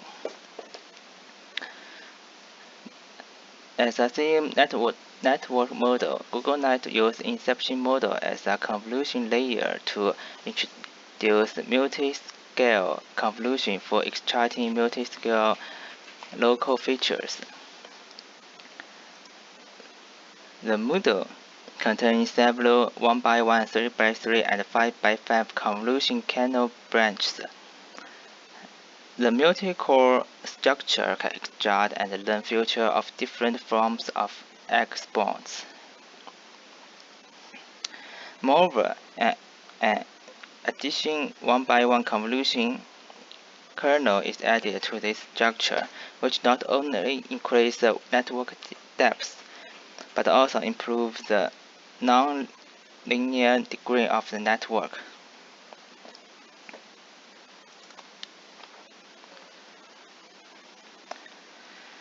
A total of 100 dark spot X images and 8,850 normal X images were obtained. The number of training set and testing set is selected according to the ratio of 1:3. The labels of dark spot X and normal X are called as 0001 and 0010 by one hot code. Then the training samples and labels are substituted into the input and output of the CNN GoogleNet model for training, and the random gradient descent algorithm is adopted for white updates. When the area or iteration number reaches the threshold value, the training stops. Finally, test samples are substituted into the trained network and the test results are obtained.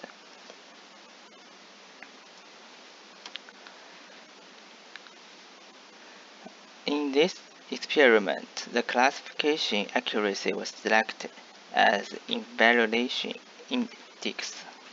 According to the principle of optimal test accuracy, the parameter selection is shown in Table 1.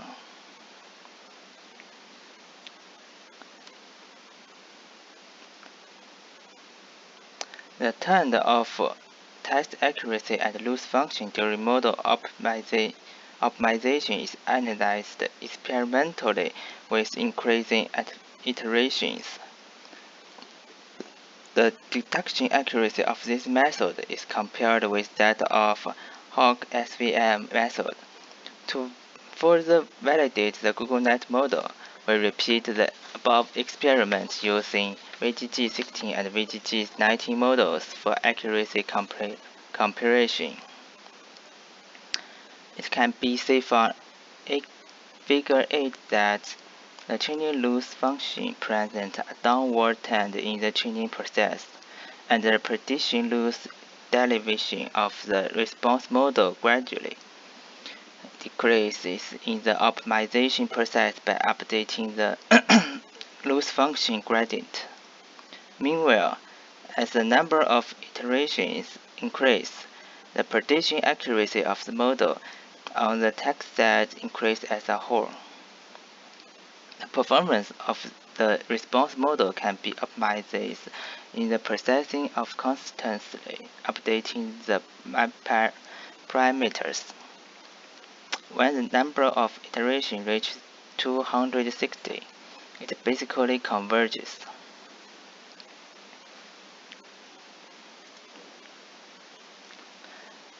Our experiment combines SVM and with Hawk and applies Hawk SVM to dark spot X detection.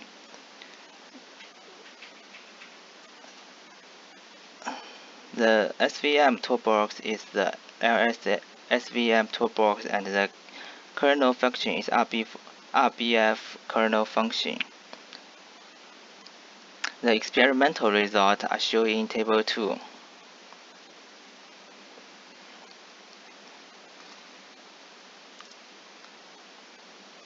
This paper presents a method of dark spot X detection based on the GoogleNet model, aiming at the problems of few samples, too many pretreatment steps, and low precision of model. In the previous research on egg quality detection, this paper improves the egg imaging acquisition experiment, which greatly expanding the number of samples and balancing the number of samples of two kinds of eggs.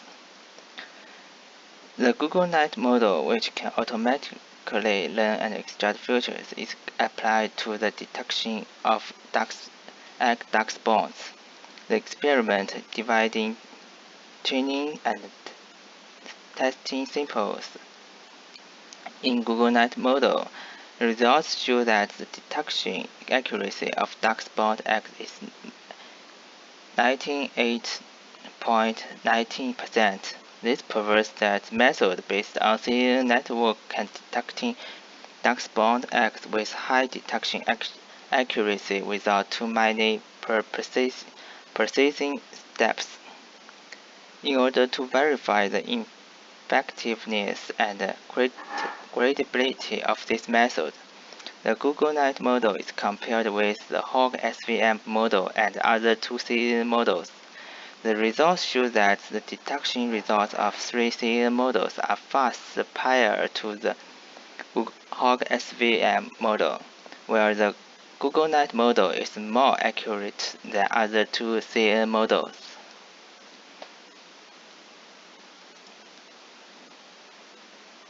Thank you very much.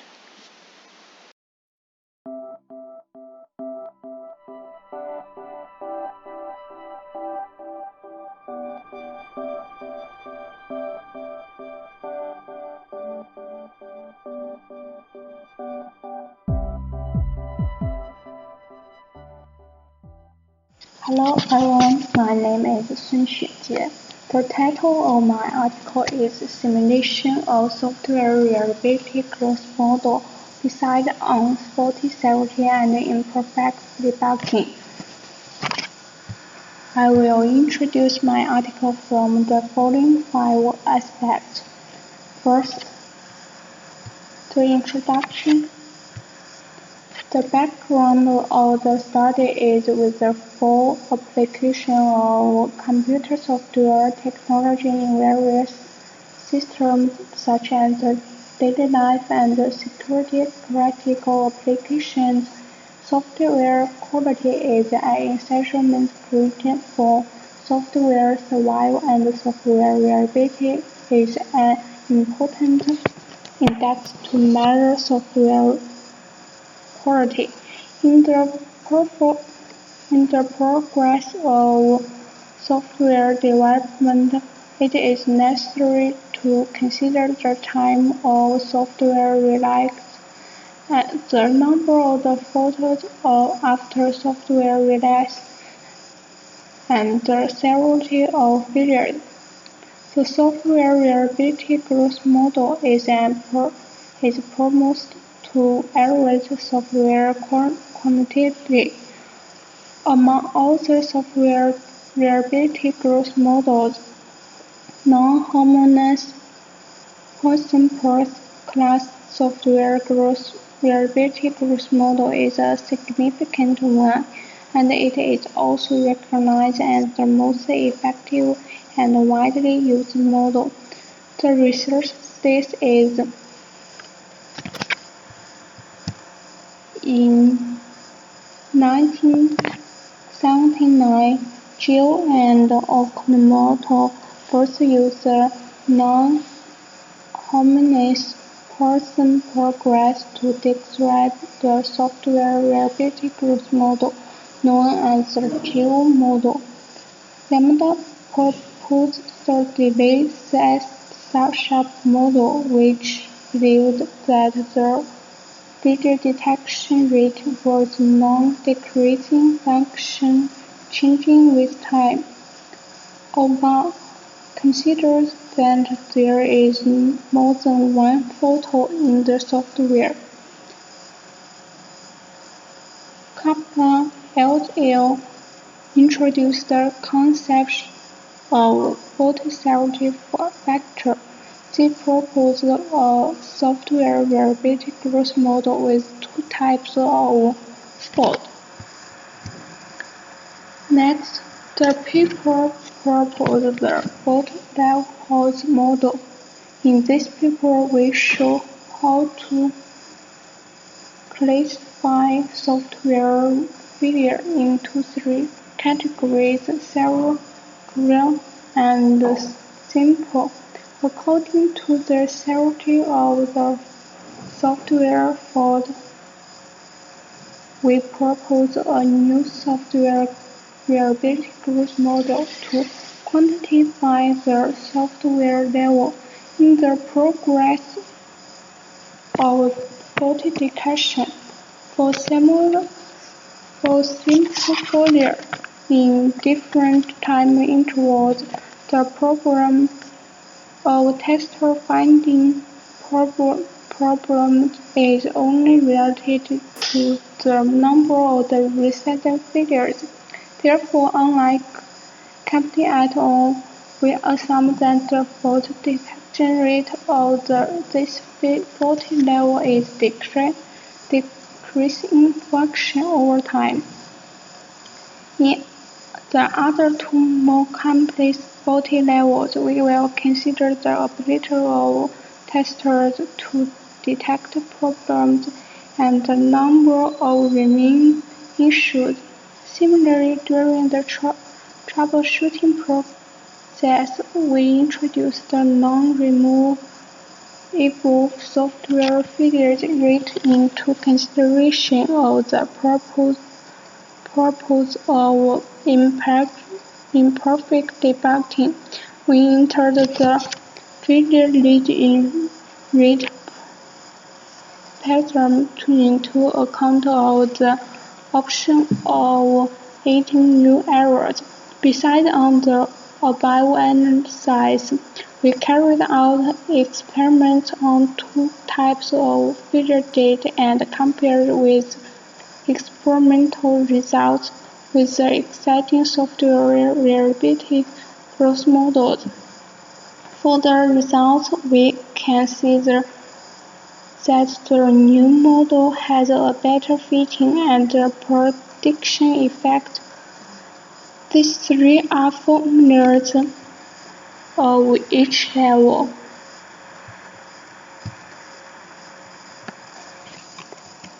And this is the general faulty level model failure.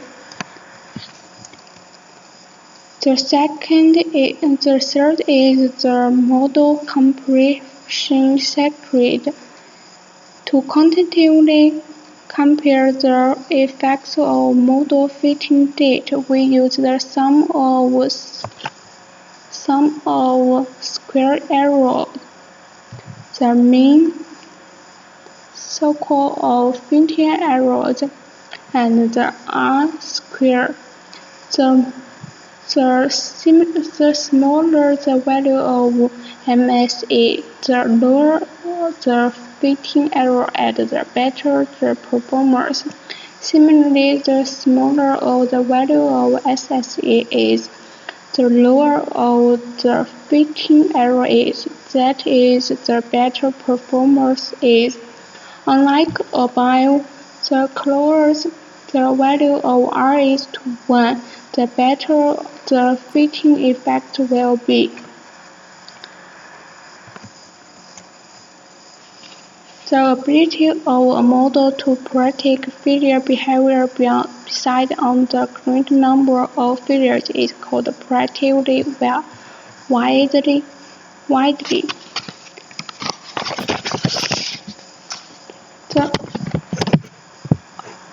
relative error of the dataset is represented to the predictive widely.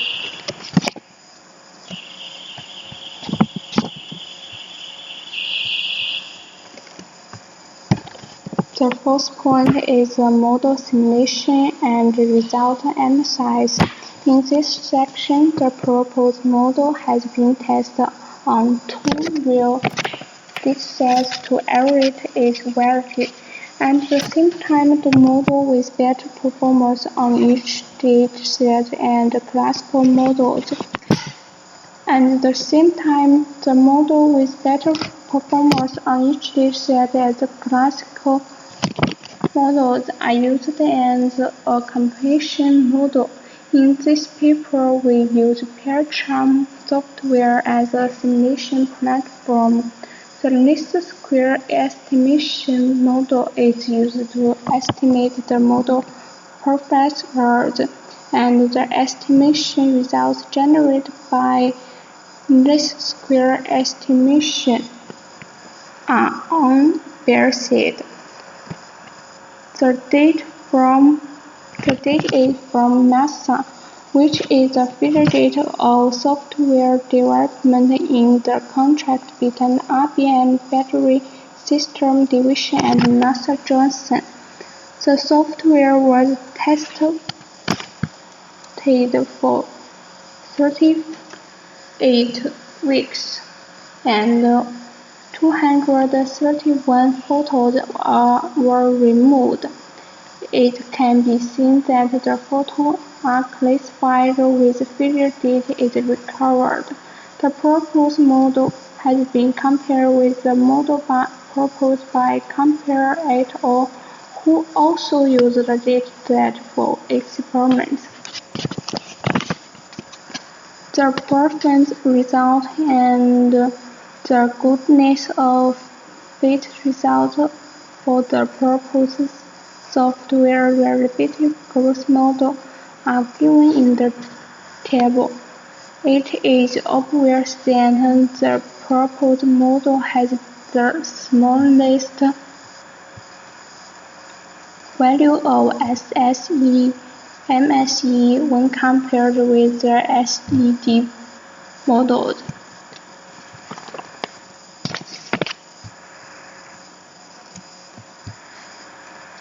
This figure describes the comparison between the thinking value of each feature data in this set 1 by the two models and the action obvious feature data. We trade with the feature data of the first 22 weeks and compare the predicted value with the real cost to the IE curves. In this figure, it can find that the IE value of the proposed model is the closest to 0 and therefore when compared with the SED model. It means that the proposed model predicts more accurately. The above dataset is mentioned in the picture written by above for a database software system that contains code. The software was tested for 19 weeks during the 47 computer hours was used and 328 photos were removed, different from the dataset 1. Dataset 2 does not classify the features when recovered the feature data. Therefore, we choose 3 models that are tested with dataset 1 to compare with the proposed and proved that the proposed model has an excellent performance in both classified and unclassified datasets. This table lists the estimate of different model pairs on dataset 2, include the gel model and the traditional decide as sub-models. We also give the value of SSE, MSE, and R in this table. It is obvious that the proposed model has the smallest value of SES and MSE, and the value of R for the proposed model is the closest to 1 when compared with other SR software variability growth models. The next is the figure describes the contrast between the approved value of each failure data in the dataset 2 by the above 2 models and the actively obvious failure data. On average, the performance model perform better in the dataset data fitting. In dataset 2, we train with the feeder data for all the first 12 weeks and compare the predicted value with the real value to get the RE curve in this figure. For the convenience of observation, the RE curve of two models with a better fitting effect on dataset 2 are displayed in this figure. It is worth noting that the curve of improved geo model differs from zero by large measure, and the RE value of the proposed model is closer to zero as a whole, and the speed of the curve approaching zero is faster after effecting works, which indicates that the proposed model has excellent predicted result on this set too. Finally, this is the conclusion. This paper proposes a new software reliability growth model based on three different types of faulty severity. The model now not only considers the existence of more than one type of software, but also considers the possibility of imperfect debugging and in the real world, introducing the final introduction rate and non-removable software failure rate. This makes the establishment of the model more in line with the actual situation, and the calculate is simple, which is convenient for translation and application. The similar result on the two different types of the dataset should then compare with the previous method. The faulty severity classification can effectively improve the fitting effect and the prediction effect of the traditional software reliability model, which plays an essential role in the sectoral research and engineering application of the software reliability model. Okay, that's all. Thank you.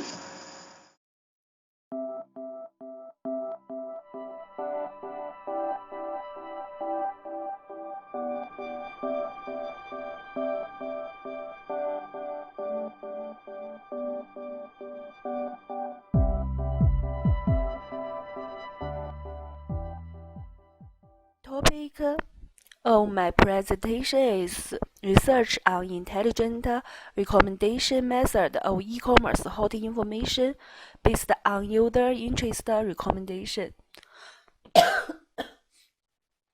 My name is Huang Jingxie. I came from Guizhou Minzu University.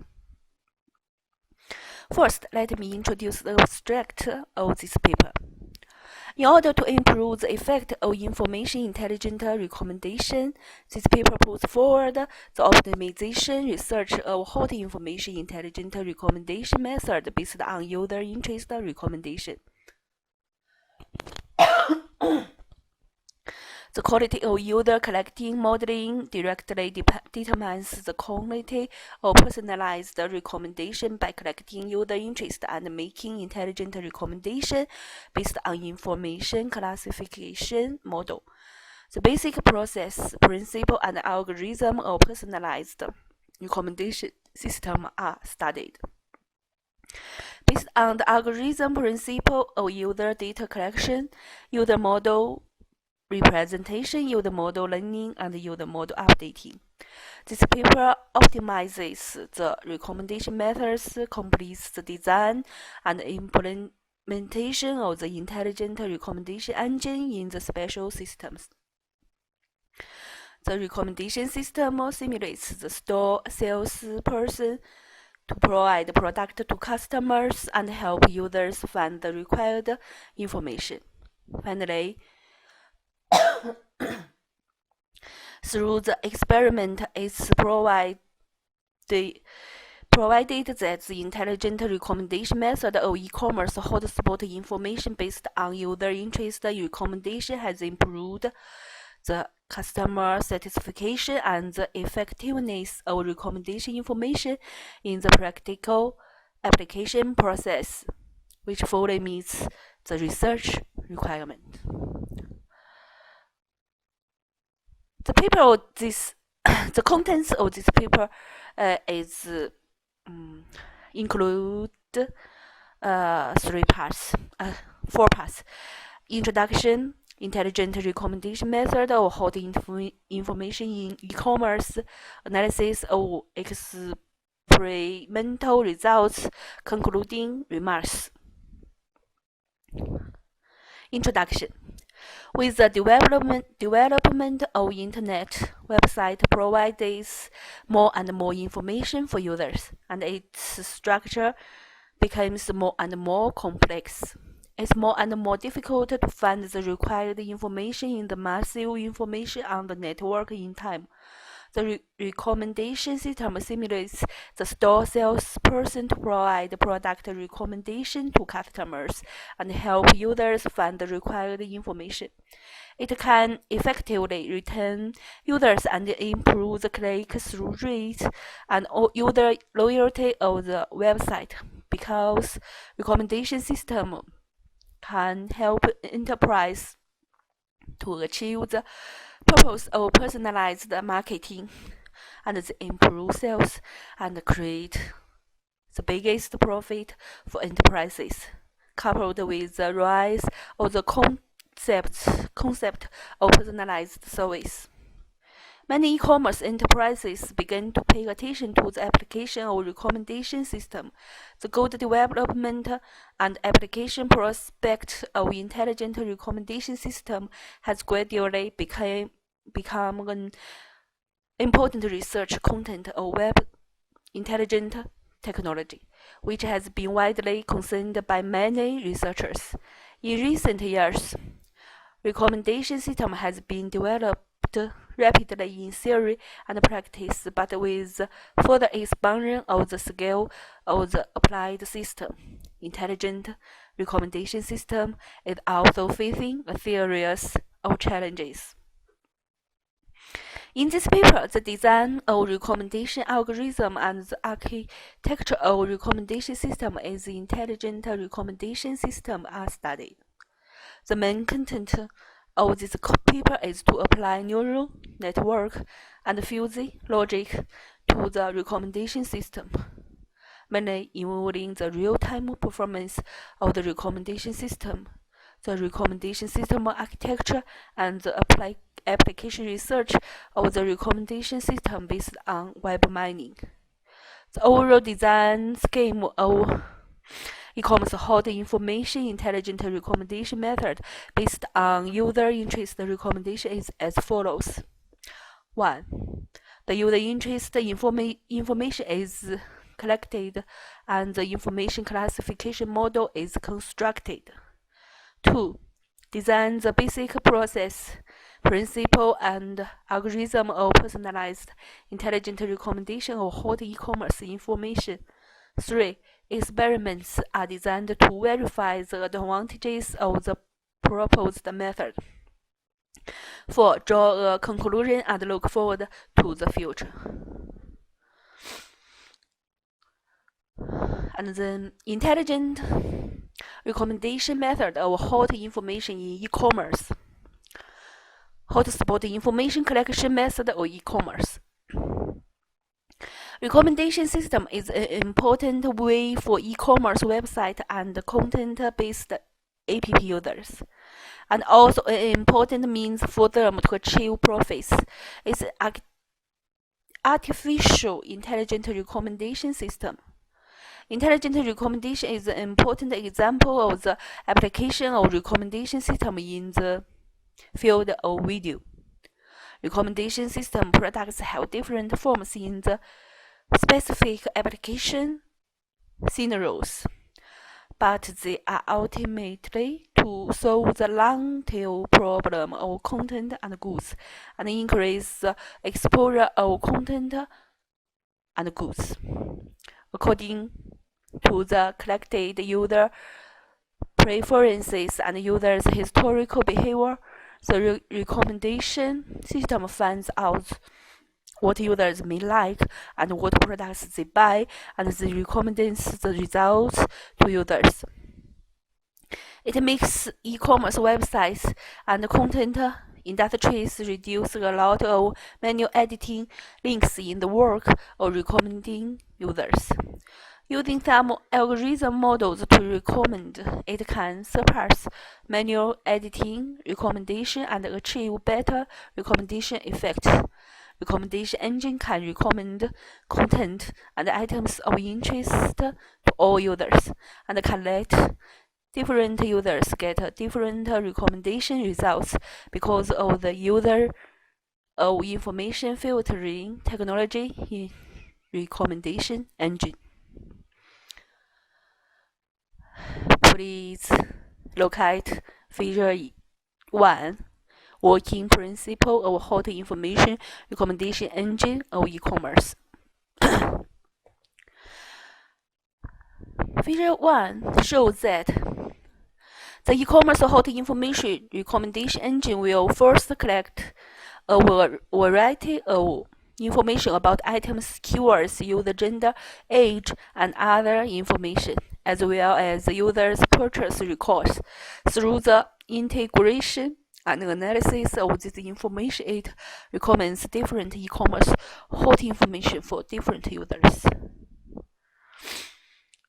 User interest recommendation algorithm. The recommendation algorithm has many branches. This paper focuses on the collaborative filtering-based recommendation algorithm. Collaborative filtering can be divided into neighborhood-based and model-based collaborative filtering. Neighborhood-based collaborative filtering, also known as memory-based collaborative filtering, uses the method of calculating similarity to get neighborhoods users with similar interests. Neighborhood collaborative filtering is divided into user-based and item-based collaborative filtering. Model-based collaborative filtering uses historical data and algorithms to build prediction models. The table 1 shows the types of model-based collaborative filtering.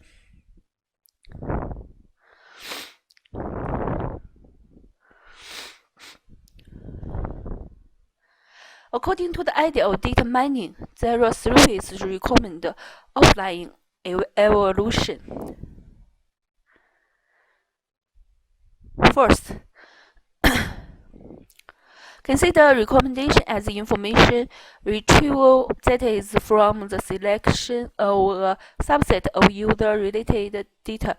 From this point of view, generally from the accuracy and return of 2 aspects. Think of recommendation as a regression problem. 3. Think of recommendation as a classification problem. Hot information can only be recommended based on the previous research steps. We can only recommend the method to improve the hot information of e-commerce. There are many ways for e-commerce recommendation system to recommend to customers. It can be predicted by calculation, and it can also be other customers' personal evaluation and comments on products. Which may to choose depends on how the e-commerce website wants customers to use the recommendation.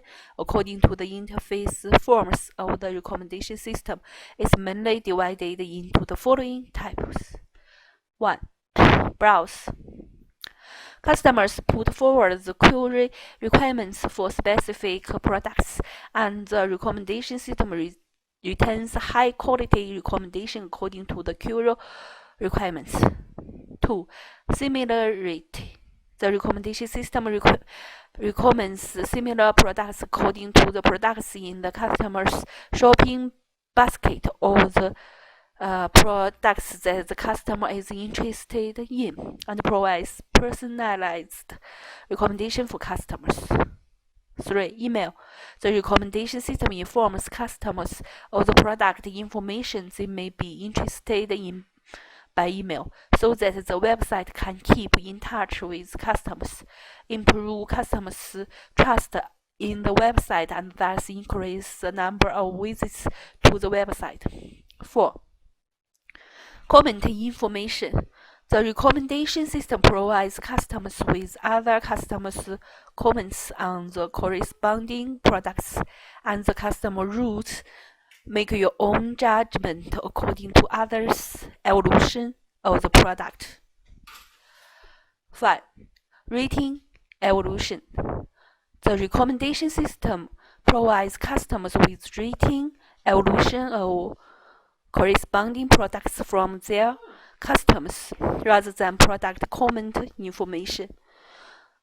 Through the corresponding statistics and analysis of rating evolution, it can intuitively show other customers' views or opinions on products so that customers can easily accept the recommendation. 6. Top-N. The recommendation system recommends to customers products that are most likely to attract them according to their preferences. On the one hand, it can transform the visitors of the website into customers, and on the other hand, it can help customers decide whether to buy the products they initially feel hesitant about. 7. Ranking of search results. The recommendation system lists all search results and arrange the search results in descending order of customer interest. Concluding remarks. The existing e-commerce recommendation system cannot meet the needs of large-scale e-commerce recommendation under the network conditions. The combination of knowledge-grade technology, semantic ontology, and e-commerce recommendation technology can meet the requirements of effective acquisition, aggregation, and intelligent recommendation of commodity knowledge, user demand knowledge, and recommendation knowledge under the great conditions. Through the research on the theory and method of e-commerce intelligent recommendation based on knowledge grade, it provides a theoretical basis for the research and development of large-scale, high-quality, and strong real-time requirements of distributed e-commerce intelligent recommendation system. The theory and method of e-commerce intelligent recommendation based on knowledge grade are divided into 3 levels: knowledge-based e-commerce intelligent recommendation system, e-commerce intelligent recommendation knowledge grade, and e-commerce intelligent recommendation knowledge grade service community. This paper studies and designs the knowledge grade model of e-commerce intelligent recommendation, and studies and designs the structure generation, organization, mechanism, and self-organization, optimization, algorithm of e-commerce intelligent recommendation knowledge grade service community. That's all. Thank you for your listening.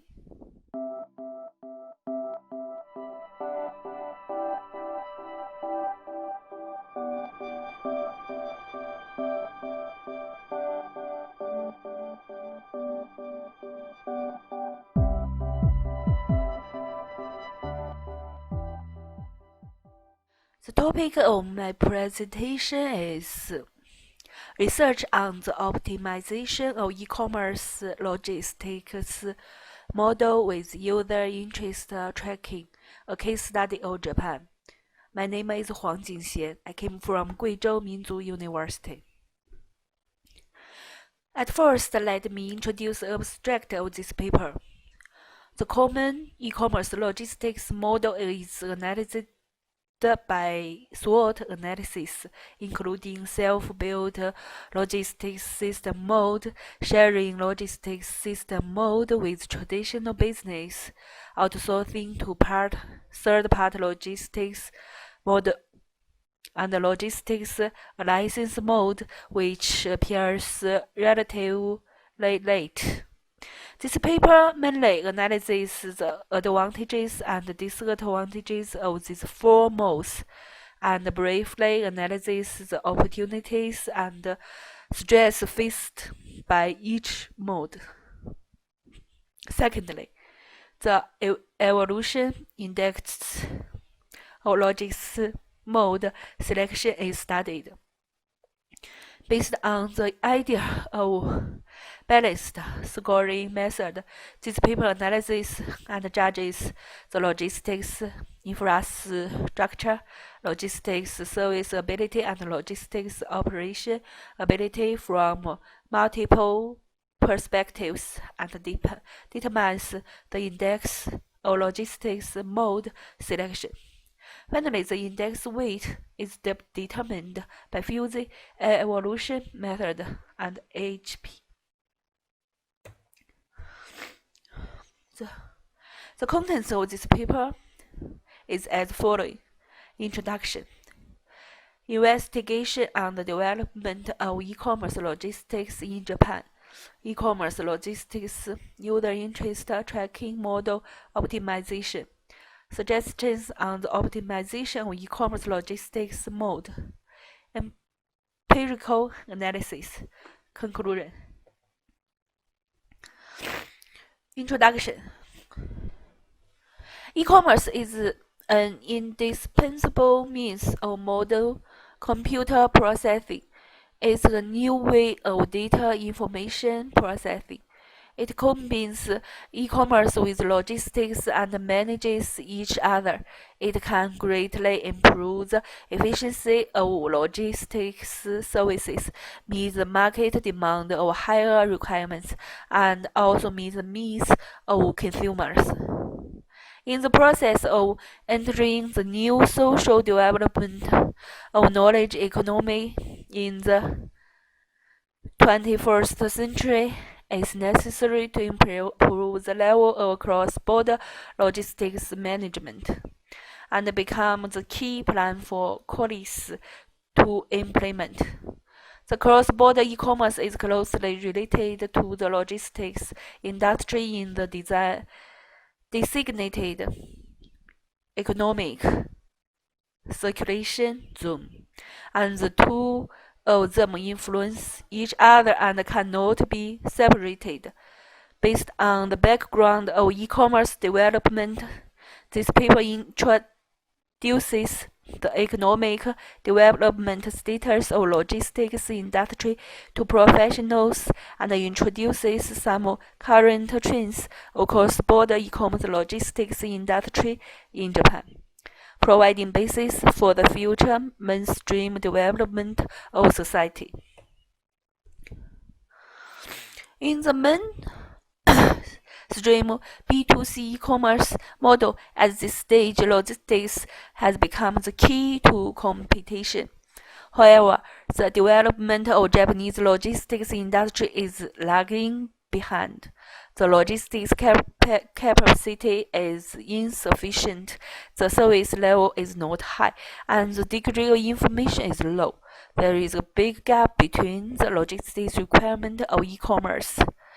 But by analyzing Japan's existing e-commerce logistics model, e-commerce companies can better understand the advantages and problems of various logistics models, and they can be scientific and reasonable when choosing logistics models and use lower costs, provide better service to customers. Investigation on the development of e-commerce logistics in Japan. Japan is an island country with long and narrow land. In 19th development strategy, Japan put forward the idea of developing logistics and maritime power, which is committed to developing a fast, controlled, and flexible logistics model. The Japanese government attaches great importance to the modernization of the transportation industry. At the same time, the storage is always regarded as a central link of the logistics. It has supervised the establishment of a large-scale storage group, which has become the center of the logistics in Japan. In the process of economic recovery, Japan attaches great importance to learning the advanced skills and government experience of the United States. They inspected the transportation status of American factories and formally introduced the content of logistics into Japan after knowing the status of the overall factory plan and handling skills related to the transportation in the factory, such as handling equipment, handling methods, stacking methods of inventory, materials, and etc. At the same time, with the strong support of Japanese economic development and the promotion of logistics demand, the application of logistics technology has received widespread attention. In addition, Japan also attaches great importance to the study and organization of logistics management. Therefore, after entering the 1970s, Japan has been in the forefront of the world in the exploration of logistics skills and governance.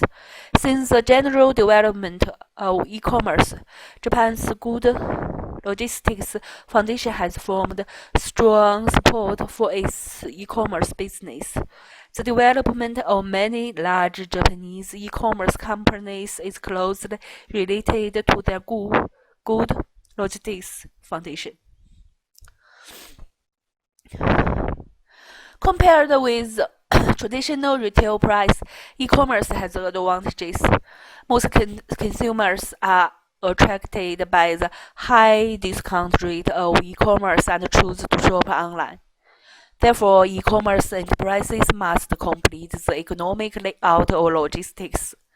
On the one hand, reduce the circulation cost as far as possible so that the total cost of online shopping is lower than the cost of shopping in stores. To attract consumers to patronize. On the other hand, it adds value to the distribution. E-commerce logistics still has some problems, such as receiving goods, queuing, returning goods, and so on. There are two satisfactory ways to deliver the goods that consumers need. One is to send the goods to the designated places, such as chain stores and other similar places. In Japan, goods are usually delivered to nearby convenience stores. The other is to send the goods to the user's mailbox or the unit at home. This is the most convenient way for consumers to distribute, and is also a common one adopted by many developed countries at present. E-commerce is usually delivered at a designated place, and the convenience of consumers to pick up goods is limited.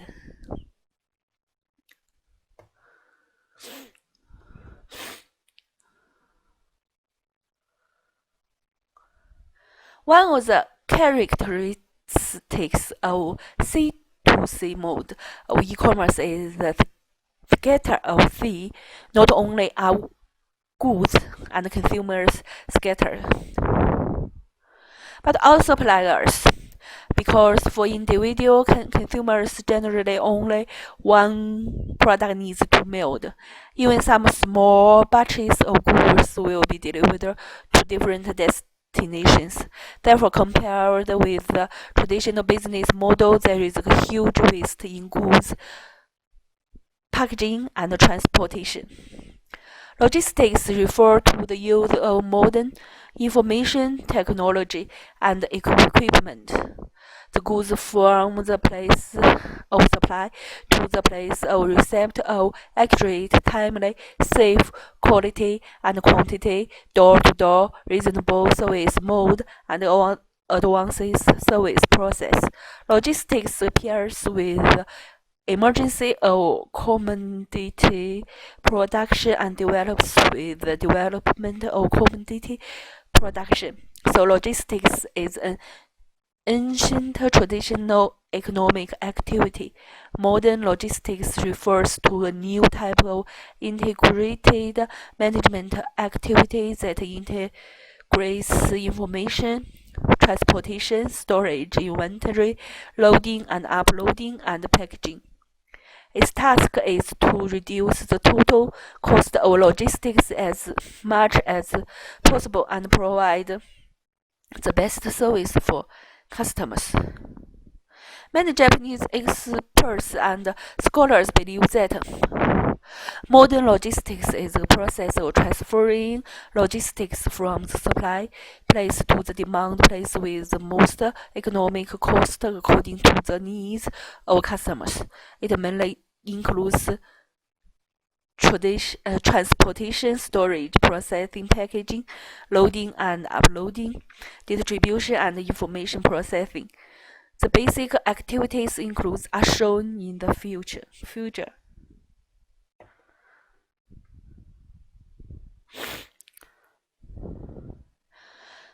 Through a large number of literature retrieval and analysis of retail, e-commerce, and logistics on the basis of previous studies, this paper analysis and studies the current logistics model in Japan and explores the selection of logistics distribution mode of retail e-commerce.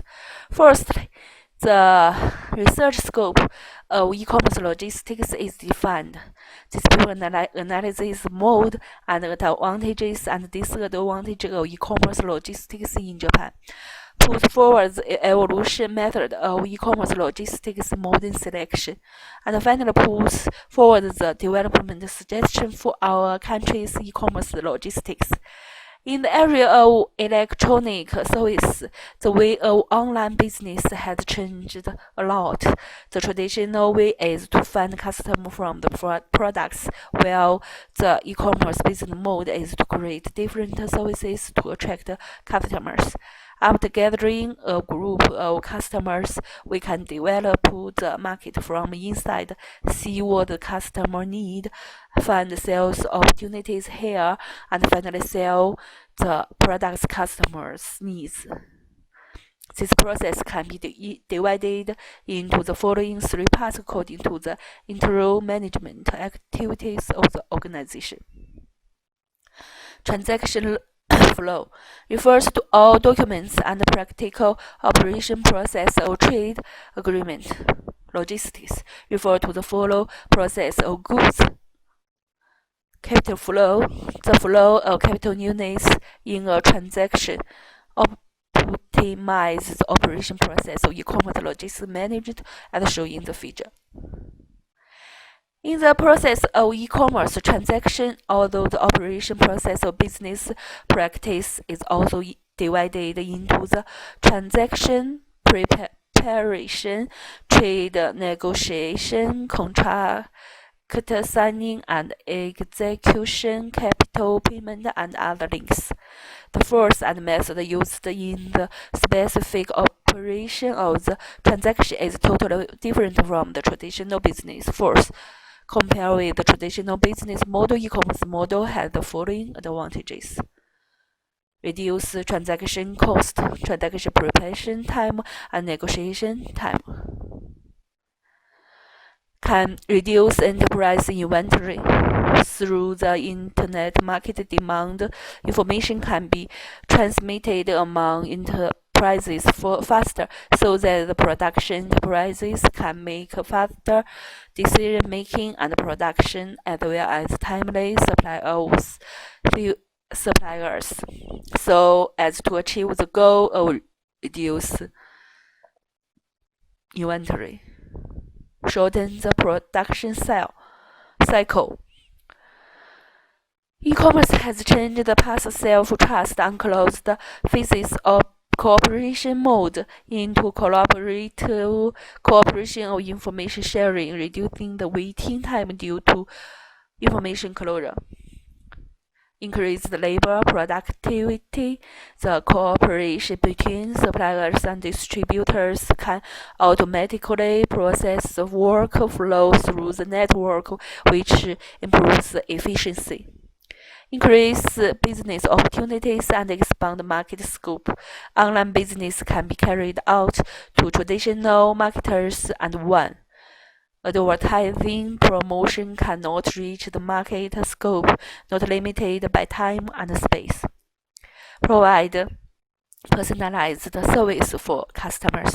Customers can customize business. Enterprises can provide recommendations and provide customers with personalized information services. Conclusion. Due to the rapid development of e-commerce in recent years, logistics, which is the basis of tangible commodity business activities, has not only become an obstacle to e-commerce, but also a key factor for the smooth progress and development of e-commerce. How to establish an efficient and low-cost cooperation? The logistics system to ensure the smooth development of e-commerce has become the focus of attention. This article is based on the situation to study the problem of electronic logistics in Japan. Through the development of electric logistics, the organizational structure of the current logistics system can be reformed. Through standards and orderly electronic logistics procedures, logistics can enter a begin, track, and make full use of existing resources, reduce logistics costs, and improve logistics operation efficiency. Therefore, the proposed optimization method can improve e-commerce logistics transportation performance in all aspects. That's all. Thank you for your listening.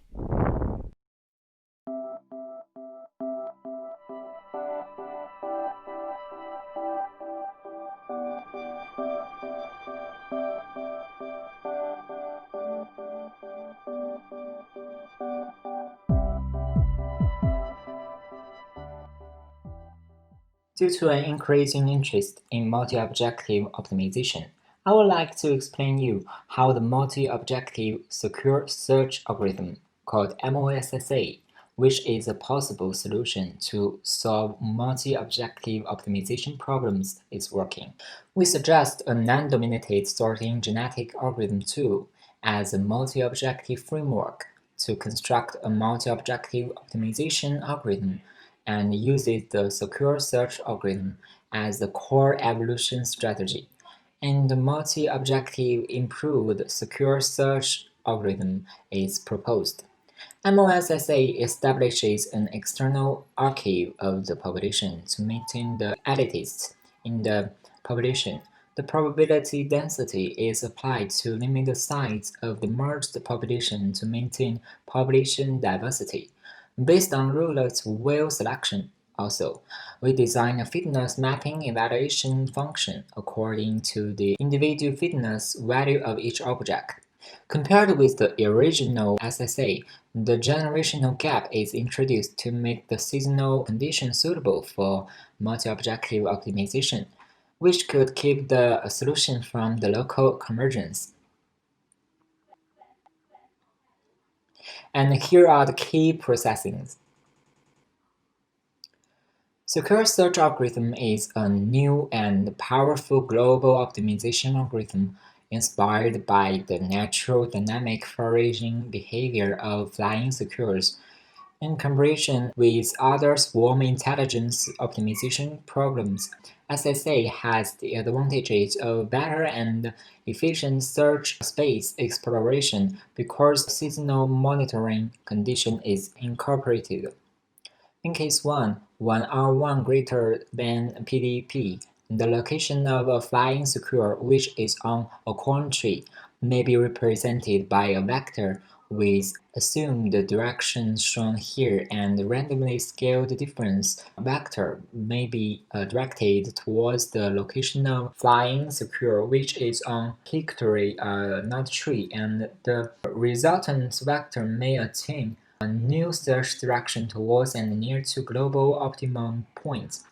If R1 less than PDP, predator presence is felt by a flying secure, then it may glide in a random direction or may move to a nearby safe location. Few random locations are shown through vectors in here, and in the terminology of optimization algorithms, this random orientation of location vectors may enhance the exploration phase of a proposed algorithm.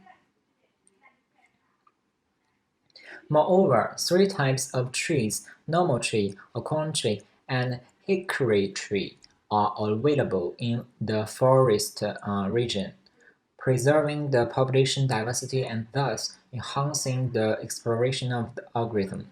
Likewise, the other cases of proposed technique illustrated in these figures may be analyzed. It is thus inferred that proposed technique may explore the complete search space quite efficiently. We want to minimize F1 and F2, therefore, there are solutions which are better than others and there are so-called Pareto optimal solutions. The difference is that for these solutions there is no other better solution.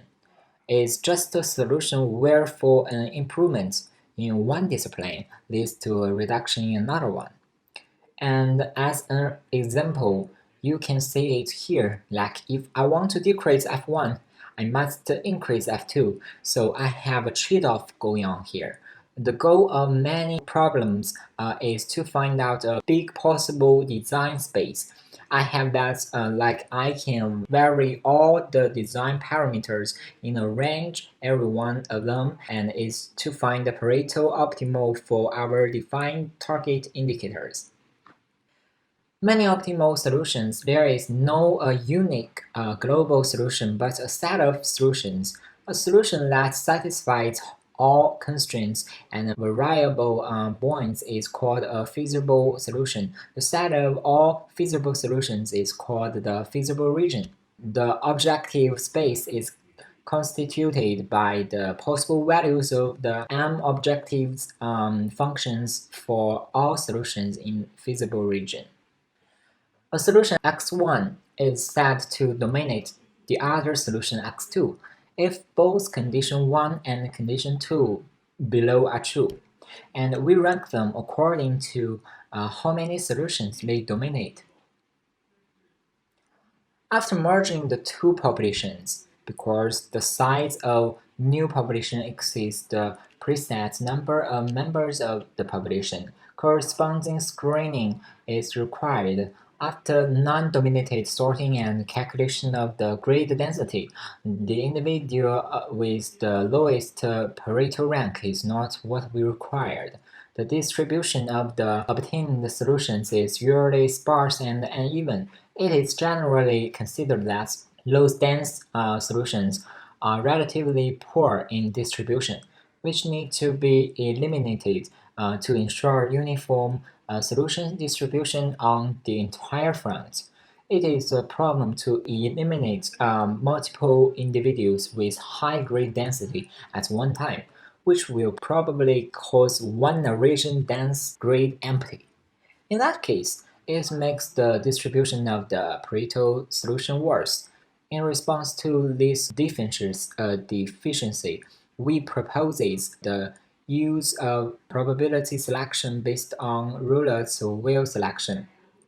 Individuals with worst Pareto level are eliminated first. When the Pareto levels are the same, the relative density of the grids where these circuits are located is regarded as the eliminating probability. And it can be seen that the more a particle controls other particles, the better the fitness, and the better the position of the article, the healthier the particle is, and the smaller the fitness obtained. The purpose of this definition is to obtain particles that are too close to the real Pareto front end, with uniform distribution and good scalability. The population is sorted according to the mapped fitness values and the secures at the optimal positions with the smallest fitness values are selected. And it's a representation of what is known as level flight. Here is an example of level flights. Someone discovers a website. He visits it once and then returns and returns again. Then he feels that there is no more benefits and he moves on, surfing until he finds another website to visit. So, level flight is a method of randomly changing the step size where the step size is derived from the Levy distribution. Levy distribution can help the algorithm perform a global search in a better and more efficient way, and the Levy flight helps the algorithm find new locations far from the current best location. In general, some evaluation indexes can be used to reflect how well we generate the Pareto optimal solution set.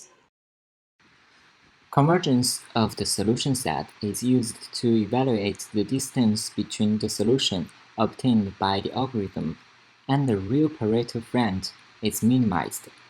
Generally, the obtained solution set is required to make the convergence as small as possible. Uniformity of the solution set is used to evaluate uniformity and evenness of the individual distribution. Generally, each solution in the obtained solution set should be distributed as uniformly as necessary. Spread of the solution set is used to evaluate the level of the entire obtained solution set distributed in the target space. Generally, the solution set should be as wide as necessary to show the Pareto friend as completely as necessary.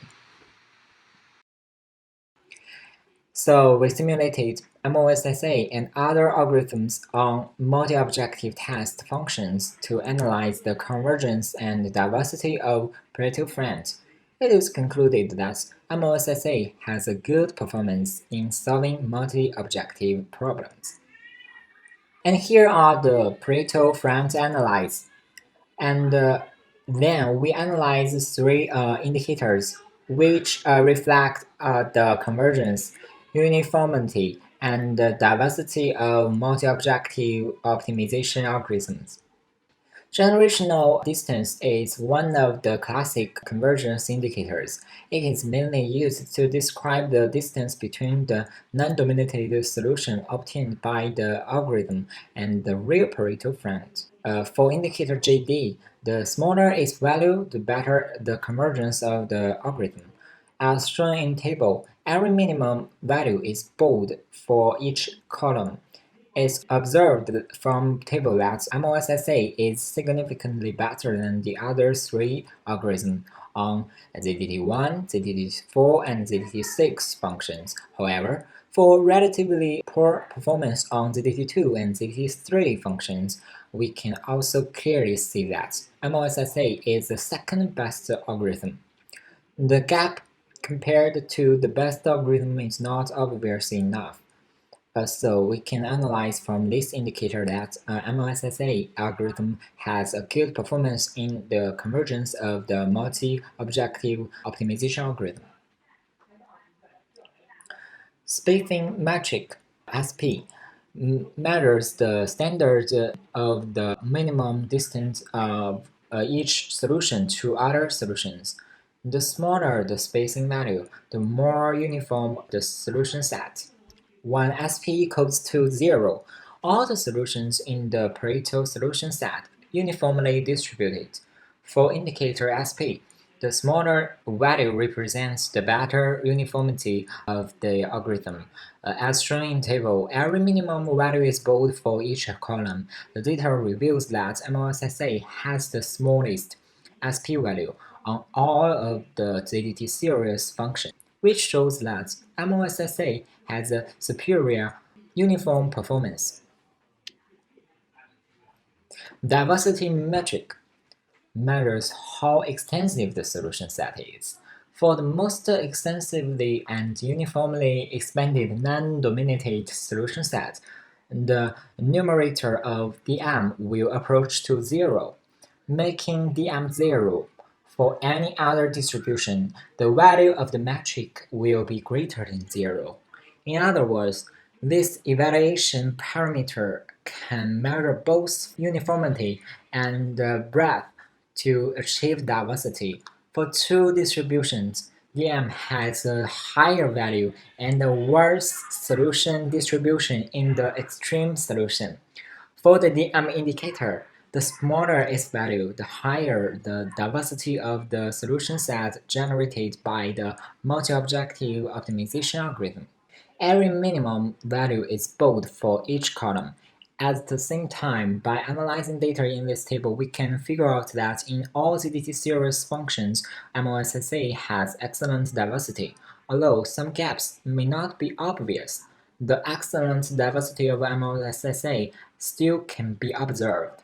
The analysis of non-dominated solutions reveals that MOSSA can improve the extreme solutions and large gaps between consecutive solutions, resulting in a solution set which is uneven and diversity. Overall, three indicators which reflect the convergence, uniformity, and diversity of multi-objective optimization algorithms also perform better in MOSSA, and then NSJ2, and then MOPSO, and MOEAD. This paper takes NSJ2 as the multi-objective framework and SSA as the main evolution strategy to construct a new improved multi-objective secure search algorithm, MOSSA. On their basis, we have made several improvements. First, MOSSA established an external archive of the population to retain the elite individuals in the population. Moreover, after two consequent populations are merged, we suggest the grade density as an eliminated probability to limit population size, which guarantees the diversity of Pareto front. Therefore, the concept of the grade density is introduced to further maintain the uniformity and the spread of the solution set. Based on SSA, the generational gap is introduced to improve the seasonal condition, which solves the problem that solutions may be trapped locally in multi-objective optimization. In addition, we design a mapping function according to Pareto sorting level and grade density to calculate individual fitness values. Finally, this algorithm MOSSA, MOEAD, NSJ2, and MOPSO are used to perform simulation experiments on a multi-objective test function set. This analysis presents the Pareto front and some indicators obtained by each algorithm on the test functions. Through quantitative analysis of JD, SP, DM indicators, it is observed that MOSSA performs well on the convergence of the solution set, the uniformity of solution distribution, and the spread of the distribution. It can be concluded that this novel multi-objective optimization algorithm, MOSSA, provides a framework of SSA extended to multi-objective optimization problems and also has a satisfactory performance. The proposed algorithm, MOSSA, could solve multi-objective problems in better performance so that it could be applied to many fields in real life, such as the transportation, the finance, the engineering, and the biology. For example, vehicle routing programming problems, shopping trade-off, and network routing optimization problems. Thank you for listening.